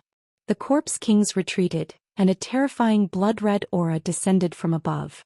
It wanted to devour Bai Jing and turn him into a skeleton. This was the innate gift of a corpse king. Bai Zheng's entire body was thrown in the direction of the new continent, but he managed to stabilize himself halfway. He saw the 3 corpse kings attack again and his expression turned grim. He took out a beautiful red flower from his cosmic ring, the Immortal Radish Flower. The moment the Immortal Radish Flower appeared, the 3 corpse kings' movements suddenly became sluggish. However, they did not realize that Bai Jing had attacked. 2 hours later, Bai Jing hid in a corner, panting heavily. There was blood at the corner of his mouth and half of his body had collapsed. However, he had still managed to use the Immortal Radish Flower to kill the 3 corpse kings. The Immortal Radish Flower. The Immortal Radish Flower. What a terrifying power. Bai Jing looked at the beautiful flower in his hand, deep fear in his eyes. Although the new continent was the territory of the Eternals, and humans had almost no foothold there, that did not mean that they did not know anything about it. Humans had always been trying to find ways to monitor the movements of the new continent. Chapter 15:15. Lu Yin and the others used the red light to approach the remnant army and break through a city without attracting the attention of the commanders on the array bases. They also broke through a second city without attracting any attention because the 5 array bases were engaged in a large-scale battle at the time. However, 10 days later, when Lu Yin and the others approached the third city, both the 12 everlasting marquises and the commanders on the array bases had to pay attention to them. The third city was not only massive, but it was also the closest city to the remnant army. It was also the city that attracted the most attention in the entire new continent. Back at the second base, Xia Yan returned to headquarters with a look of disbelief. What did you say? Long Seven and the others are still alive? Lu Jing was excited. Yes, Commander. Ling Jian reported that they've discovered the red light. Xia Yan's eyes flashed. The red light was the source box array of the second base, and only Xianxia could repair it. However, when the second base had been abandoned, Xianxia had followed them to headquarters and nothing had fallen. Who else could repair the red light? Only Long Seven. He had repaired the source box before, so it was not impossible for him to repair the red light. How many of them are still alive? Xia Yan asked. Lu Jing shook his head. I'm not sure, but there are at least a few million. Impossible. How many people have fallen into the new continent? How could there be a few million? Xiayan refuted. Lu Jing continued. Ling Jian reported that the red light is not far from Xiang City. Based on the location of the second base, Long 7 and the others will definitely pass by 2 cities. And there should be people in those 2 cities who haven't been transformed into corpse kings. Xiayan muttered to himself. Lu Jing grew anxious. Commander, should we rescue them? Xiayan looked up and asked in a low voice. How? The 5 bases have been engulfed by the war, and even if they weren't, it's impossible to rescue them from the new continent. But before Lu Jing could finish, Elder Long arrived. He seemed to be in a sorry state, and it was obvious that he had also encountered a powerful enemy. Xiayan, is Long 7 still alive? Xiayan replied, the red light is still there, and it's protecting millions of people as they head towards the remnant army. As for whether Long 7 is still alive, I can't be sure. Elder Long said, who else can repair the red light besides Long 7? We need to rescue him. Xiayan had a headache. It wasn't that he didn't want to save him, but he couldn't. However, the news that Long Qi was still alive had spread out.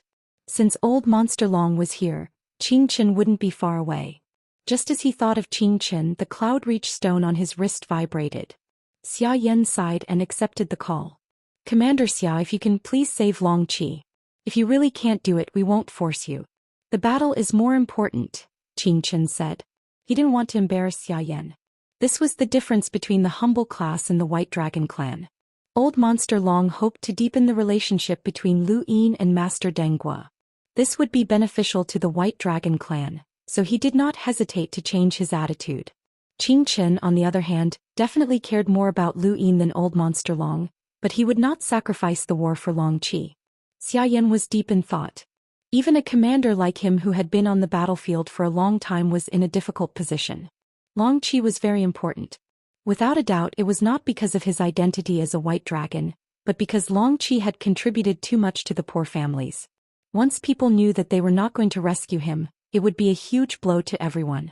However, they could not save him even if they wanted to. Commander, Long Qi and the others are approaching Xiang City, Lu Jing hurriedly said after receiving Ling Jian's report. Xia Yan's gaze turned cold. Contact the Lost Army and attack Xiang City to support Long Qi's group. He then used the Cloud-Reach Stone to contact the other 4 commanders. Everyone, believe me. You already know what happened in the New World. It's time for us to delay the 12 marquises. Xiang City was the northernmost city of the Eternals, and north of it was where the Lost Army was. It was one of the few large cities of the Eternals, and there were countless corpse kings living there. The strongest was one of the 12 marquises, and Xiang City was named after him. Xiang City existed to deal with the Lost Army, and it was also the reason why the Lost Army could not enter the New World. The battle between Xiang City and the Lost Army was the most intense battle in the New World. Many people in the Astral Tree domain knew that there was a human city in the New World called the New City. There was an ever-victorious army in the New City that had always been invincible. They were the sharp blade that humans used to invade the New World, but the real situation was completely different. There was no ever-victorious army, nor was there a new city. There was only the Lost Army trapped in the Folded Mountain Range. The Folded Mountain Range where the Lost Army resided was connected to the Mother Tree, and it was much taller than the New World. Because it was a folded mountain range, the closer it was to the Mother Tree, the higher it was. It was easy to defend and difficult to attack, which was why the Lost Army had been able to survive. At this moment, a pair of eyes opened within the Folded Mountain Range and looked towards Xiang City. Support? Seems like some important person fell down and didn't die. They're really lucky to have made it to Xiang City. Lu Hua, shall we attack together? I won't go. The 12 marquises have all gone to the 5 major array bases and are being held back. There are no half-progenitors in Xiang City, so you alone should be enough. Xiang City has a source box array, so it won't be easy to deal with. Think carefully. This mission came directly from the commander, so there must be someone important inside. It must be someone from the 4-way scales. If something happens to that person, you might have to stay here longer. After a pause, the voice helplessly said, Fine. I never thought that there would come a day when I, half-progenitor Lu Hua, would have to protect those important people. How laughable. If they can make it here from the distant second array plane and directly face Xiang City, then these people are worth saving. As the voice spoke, many people walked out from the folded mountain range and headed towards Xiang City. The red light was getting closer and closer to the south of Xiang City. Lu Yin's expression grew solemn as he looked at the giant city in the distance. There should be a sourcebox array here. The city in front of him was more than 10 times larger than the 2 cities that they had encountered before. You would not believe that there was no sourcebox array here. Mr. Guo said, "This is Xiang City. As long as we pass through, we'll reach the folded mountain range where the lost army is. We're about to succeed." Everyone was excited. They had gone from certain death to a chance at life, and now they could see hope. They had finally made it through. However, this is also the greatest obstacle. Xiang City exists to defend against the lost army, and one of the 12 marquises, Xiang Ho, is overseeing this place. He's a half-progenitor, Mr. Guo said. Everyone felt their hair stand on end. A half-progenitor? That was definitely an unparalleled powerhouse, and they could not possibly deal with him. Lu Yin's eyes narrowed. The battle above us is on such a large scale. Xiang Ho shouldn't be in Xiang City. Let's hope that's the case. Up ahead, countless corpse kings had already surrounded them, but they were all annihilated by the red light. If possible, Lu Yin's group wanted to go around Xiang City as well. However, Xiang City was right below the folded mountain range and they had to pass through it. Otherwise, they would not be able to meet up with the lost army. Based on Xiang City's geographical location, Lu Yin could tell that the lost army had no status in the New World. Xiang City had basically sealed off their path to the New World. Otherwise, they would not have been able to set up such an arrangement. The red light approached Xiang City, and the ground shook as a giant corpse king straightened its body and charged towards Lu Yin's group. Lu Yin clenched his fists and Zhou Tang walked out from behind him. Warring states spread out for 100 kilometers, causing the void to burn. He leapt out and charged towards the giant corpse king. Mr. Guo, retreat 1,000 meters. Chezhan, advance. Lu Yin commanded, and the red light shot towards the ground, piercing through the ground in the blink of an eye. Sure enough, there were people being transformed underground as well. Around them, millions of people followed the red light and charged towards Xiang City. Suddenly, a change occurred in Xiang City. A cone-shaped source box viciously smashed into Zhou Tang's body, and he spat out a mouthful of blood as he was sent flying. He did not even get close to the corpse king. Lu Yin and the rest looked over in shock. Was that a source cone? There really was a source box array in Xiang City, and it was exactly the same as the one at the second base. Mr. Guo's expression turned ugly. After countless years of war, these monsters copied the source cone and set it up in Xiang City. The giant corpse king charged towards them step by step, and the source cone blocked their path. Even with the red light, Lu Yin and the rest could not break through. Even though there were people underground who tried to crawl out, they were similarly killed by the cone-shaped source box. Now that they had arrived at Xiang City, they were in dire straits.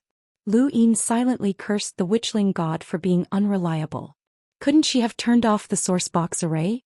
With the source cone blocking their path, how could they possibly break through? Just as they were in despair, the void in the distance distorted, and an indescribable feeling descended upon them. It was as if they had entered another world. The cone-shaped source box was ruthlessly pressed into the ground, and a strange power suppressed it. Not just one, but all of the other cone-shaped source boxes were suppressed. An old man walked out of the void and looked at Lu Yin's group with admiration. When Lu Yin and the rest saw the old man, they immediately thought of a half-martial ancestor.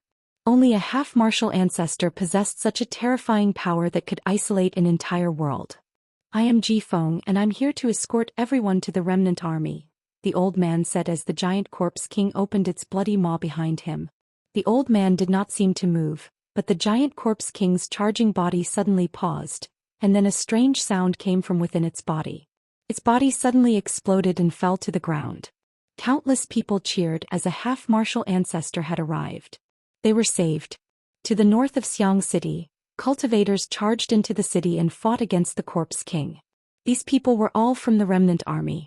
The remnant army had never been able to gain an advantage over Xiang City, but now that Xiang Ho was not around, there was no half-martial ancestor to oversee the city. However, the remnant army had 2 half-martial ancestors. One was dealing with the source box array while the other was wantonly slaughtering Xiang City, causing the corpse king within the city to quickly collapse. Only a half-martial ancestor could resist a half-martial ancestor. Without one, Xiang City had no way of retaliating. Xiang City was rapidly collapsing, but the remnant army did not pursue the city. Instead, they slowly retreated from the city under the leadership of the two half-martial ancestors. Lu Yin did not understand. He was certain that there would not be any powerful enemies appearing, but the remnant army did not attack Xiang City. It was as if they had come to an agreement, which was very strange. However, Xiang City's collapse also caused a large number of underground cultivators who had not been transformed into corpse kings to escape. Xiang City was too large and there were many cultivators who had been captured.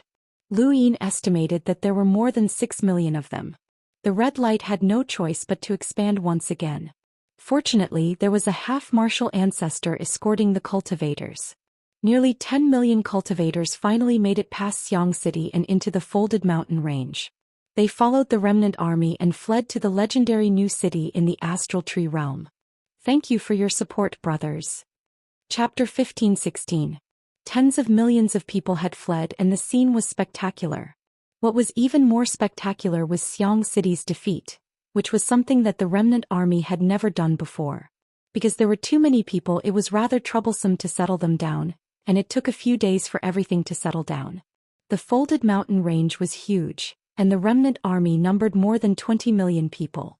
It was the largest army that Lu Yin had ever seen, but it couldn't really be called an army. It was very difficult for these cultivators to be managed like an army.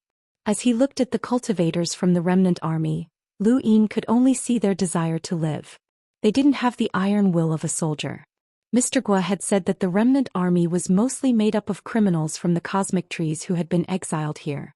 These people didn't follow any rules and each of them had their own methods of survival. Brother Long Qi, half-ancestor Ji Feng wants to see you, Hondo said. Lu Yin nodded and followed Hondo to the peak of the folded mountain range. Since the remnant army was mostly made up of criminals, the law of the jungle was in full play here. The closer one was to the peak, the safer it would be. On the other hand, the closer one was to Xiang City, the more dangerous it would be. The weak could only stay below and be slaughtered by corpse kings at any time, but the strong could protect themselves. As a half-ancestor, Ji Feng was naturally at the peak. Hondo, who is this half-ancestor Ji Feng? Lu Yin asked. Hondo replied, I don't know either. Half-ancestors have lived for too long and they're not from the same generation as us. Perhaps Mr. Guo might know. Lu Yin didn't even know where Mr. Guo was. Ever since they had arrived at the folded mountain range, everyone had scattered. This wasn't because of the war, but because the remnant army had deliberately scattered them. It was normal for them to check if there were any spies among them. The closer one got to the peak of the folded mountain range, the more one could feel the pressure of a half-ancestor. There were 2 half-ancestors here and there were many envoys below them. During the battle at Xiang City, Lu Yin had seen no less than 10 envoys, and all of them were extremely fierce and unapproachable. Although they were made up of criminals and couldn't take a single step out of the folded mountain range, the remnant army was still considered the most elite team, and they were strong enough to fight against the formation base. Not long after, Lu Yin met half-ancestor Ji Feng, the old man who had saved them in Xiang City. Junior Long Qi greets Senior Ji Feng. Lu Yin quickly bowed and his tone was filled with gratitude and joy. Hondo did not enter as all of the emissaries had already met with half-progenitor Ji Feng. It was precisely because of them that half-progenitor Ji Feng wanted to meet Lu Yin, as he was very curious about Lu Yin. Quasi-ancestor Ji Feng looked at Lu Yin in astonishment. You've only just broken through to the Enlighter realm, so how did you have the ability to save Zhou Tang and the others? Based on what? Lu Yin respectfully replied, I just want to live on. Half-martial ancestor Ji Feng nodded and smiled faintly. You're not arrogant and you speak honestly. Little fellow, you're not bad. Lu Yin felt helpless. Why did every old thing like to call him a brat? It was so unpleasant. If Senior hadn't saved us at the critical moment, we wouldn't have survived. Junior thanks Senior once again. Lu Yin bowed deeply. Half-progenitor machine seal sighed. You were able to slaughter your way to my folding mountain range from where you fell, destroy 2 cities, and save more than 3 million people despite the risk of being discovered. Little brat, your spirit is commendable. There aren't many humans like you, and I heard that you even repaired the source box array? Are you an origin array master? Lu Yin replied, I've mastered 2 sourcebox arrays, but because I've only unlocked a few sourceboxes, I can't be considered a true origin array master. Half-martial ancestor Ji Feng smiled. If you can master a sourcebox array, then you can be considered an origin array master. There are many lock breakers who have reached the level of a lock breaker but are unable to master a sourcebox array. They can only remain as 5-star boundless advanced lock breakers for the rest of their lives. Your innate gift is indeed extraordinary, and it's no wonder that General Xian told us to save you. Lu Yin finally understood that the remnant army had been mobilized under General Xian's orders. The folding mountain range's terrain is steep, and with the cultivator's defenses, it's easy to defend and difficult to attack. This place is still very safe. Wait here for General Xian to send someone down. It shouldn't be long before you can return to the second array base. Lu Yin asked, Senior, what about Senior Zhou Tang and the others? Half-martial ancestor Ji Feng replied, they might stay with my remnant army or return to the Star Alliance. We'll see how things go. Can't we go up on our own? Lu Yin asked. Half-martial ancestor Ji Feng smiled. Of course not. This place is considered the root of the mother tree and it's the back of the mortal realm. If you want to return to the second array base, you'll have to climb up the mother tree. Let's not talk about how high it is, but Xiang Ho won't let you leave so easily. He'll attack the mother tree every once in a while, and anyone who tries to climb the tree back to the second array base will face a 90% chance of dying unless they're escorted by a half-martial ancestor. We have to stay here and guard this place so we won't leave. If you want to leave, you'll have to wait for the higher-ups to send someone to receive you. Lu Yin bowed. This junior understands. Half-martial ancestor Ji Feng looked at Lu Yin deeply. Other than your status as a white dragon, you're also worthy of being valued by General Xian. Kid, do your best to survive. Lu Yin bowed again. Thank you for your guidance, senior. After bidding farewell to half-martial ancestor Ji Feng, Mr. Magnus watched Lu Yin leave. The rescued people can only be settled at the foot of the mountain. It's very close to Xiang City, and it's not possible to arrange for them to stay at a higher location. Lu Yin replied, there's no other way. Those are the rules here and we don't have the ability to break them. Mr. Magnus' expression was solemn. Once the Corpse King attacks this place, it will be very difficult for those people to survive. Lu Yin did not know what to say. This was a battlefield and anyone could die here. He could not help those people and rescuing them from underground was already the most benevolent thing he could do. Above his head, the second array base's position deviated slightly, and a phantom array base appeared even further away. Lu Yin resided within the folded mountain range and although it was quite a distance away from the peak, it was not that far. He was qualified to live here, but there were also people who came to cause trouble for him, and they were easily dealt with by Che Zhan and the others. In the blink of an eye, they had already been living in the folded mountain range for 10 days. Above their heads, the battle that engulfed the 5 array bases still did not stop. On this day many black dots fell from above, and Lu Yin was shocked when he saw them. Were those people? Thump, thump, thump. The remnant army did not find this strange as those who had been sent to the remnant army all fell down like this. There were no teleportation devices here and as long as a cultivator was a limiter, they would not fall to their deaths. This time more than 10,000 people had fallen and all of them grimaced in pain from the fall, but they were all fine. Those who had fallen were all within the folded mountain range, but they were all scattered. In front of Lu Yin's eyes, there were more than 10 people who had fallen to the ground and were cursing. Those people got up and looked around. A burly man who was 4 meters tall pushed the people around him aside. Scram! Don't block my way. The people who had fallen with him were not easy to deal with. They looked at him with cold, bloodthirsty gazes, but they were also apprehensive of his strength and did not dare to retaliate. Humans lived in the astral tree domain and it covered a huge area. For example, the peak of the White Mountain in the Central Realm was equivalent to a world of its own, and the people who had been born there were all different. The Fifth Mainland also had giants and people who had evolved scales, and this 4-meter-tall man was also equivalent to a giant. The man looked around and then stared at Lu Yin in front of him. Kid, this is the new city? Where's the city? Lu Yin looked at him. Were you sent here? I'm asking you a question. The man leapt towards Lu Yin and reached out to grab him. This person was ferocious and it was obvious that he was not a good person. He was clearly a criminal who had been exiled. The people who had fallen with him all retreated, afraid that they would be implicated. When they had been imprisoned together at the second base, this giant had been a tyrant, and it was rumored that he had done many evil deeds in the central realm. When this large-scale war had broken out, everyone had participated and there was no one to watch over them, so they had simply been thrown down. Above Lu Yin's head the man's hand descended. With his height he could easily grab Lu Yin.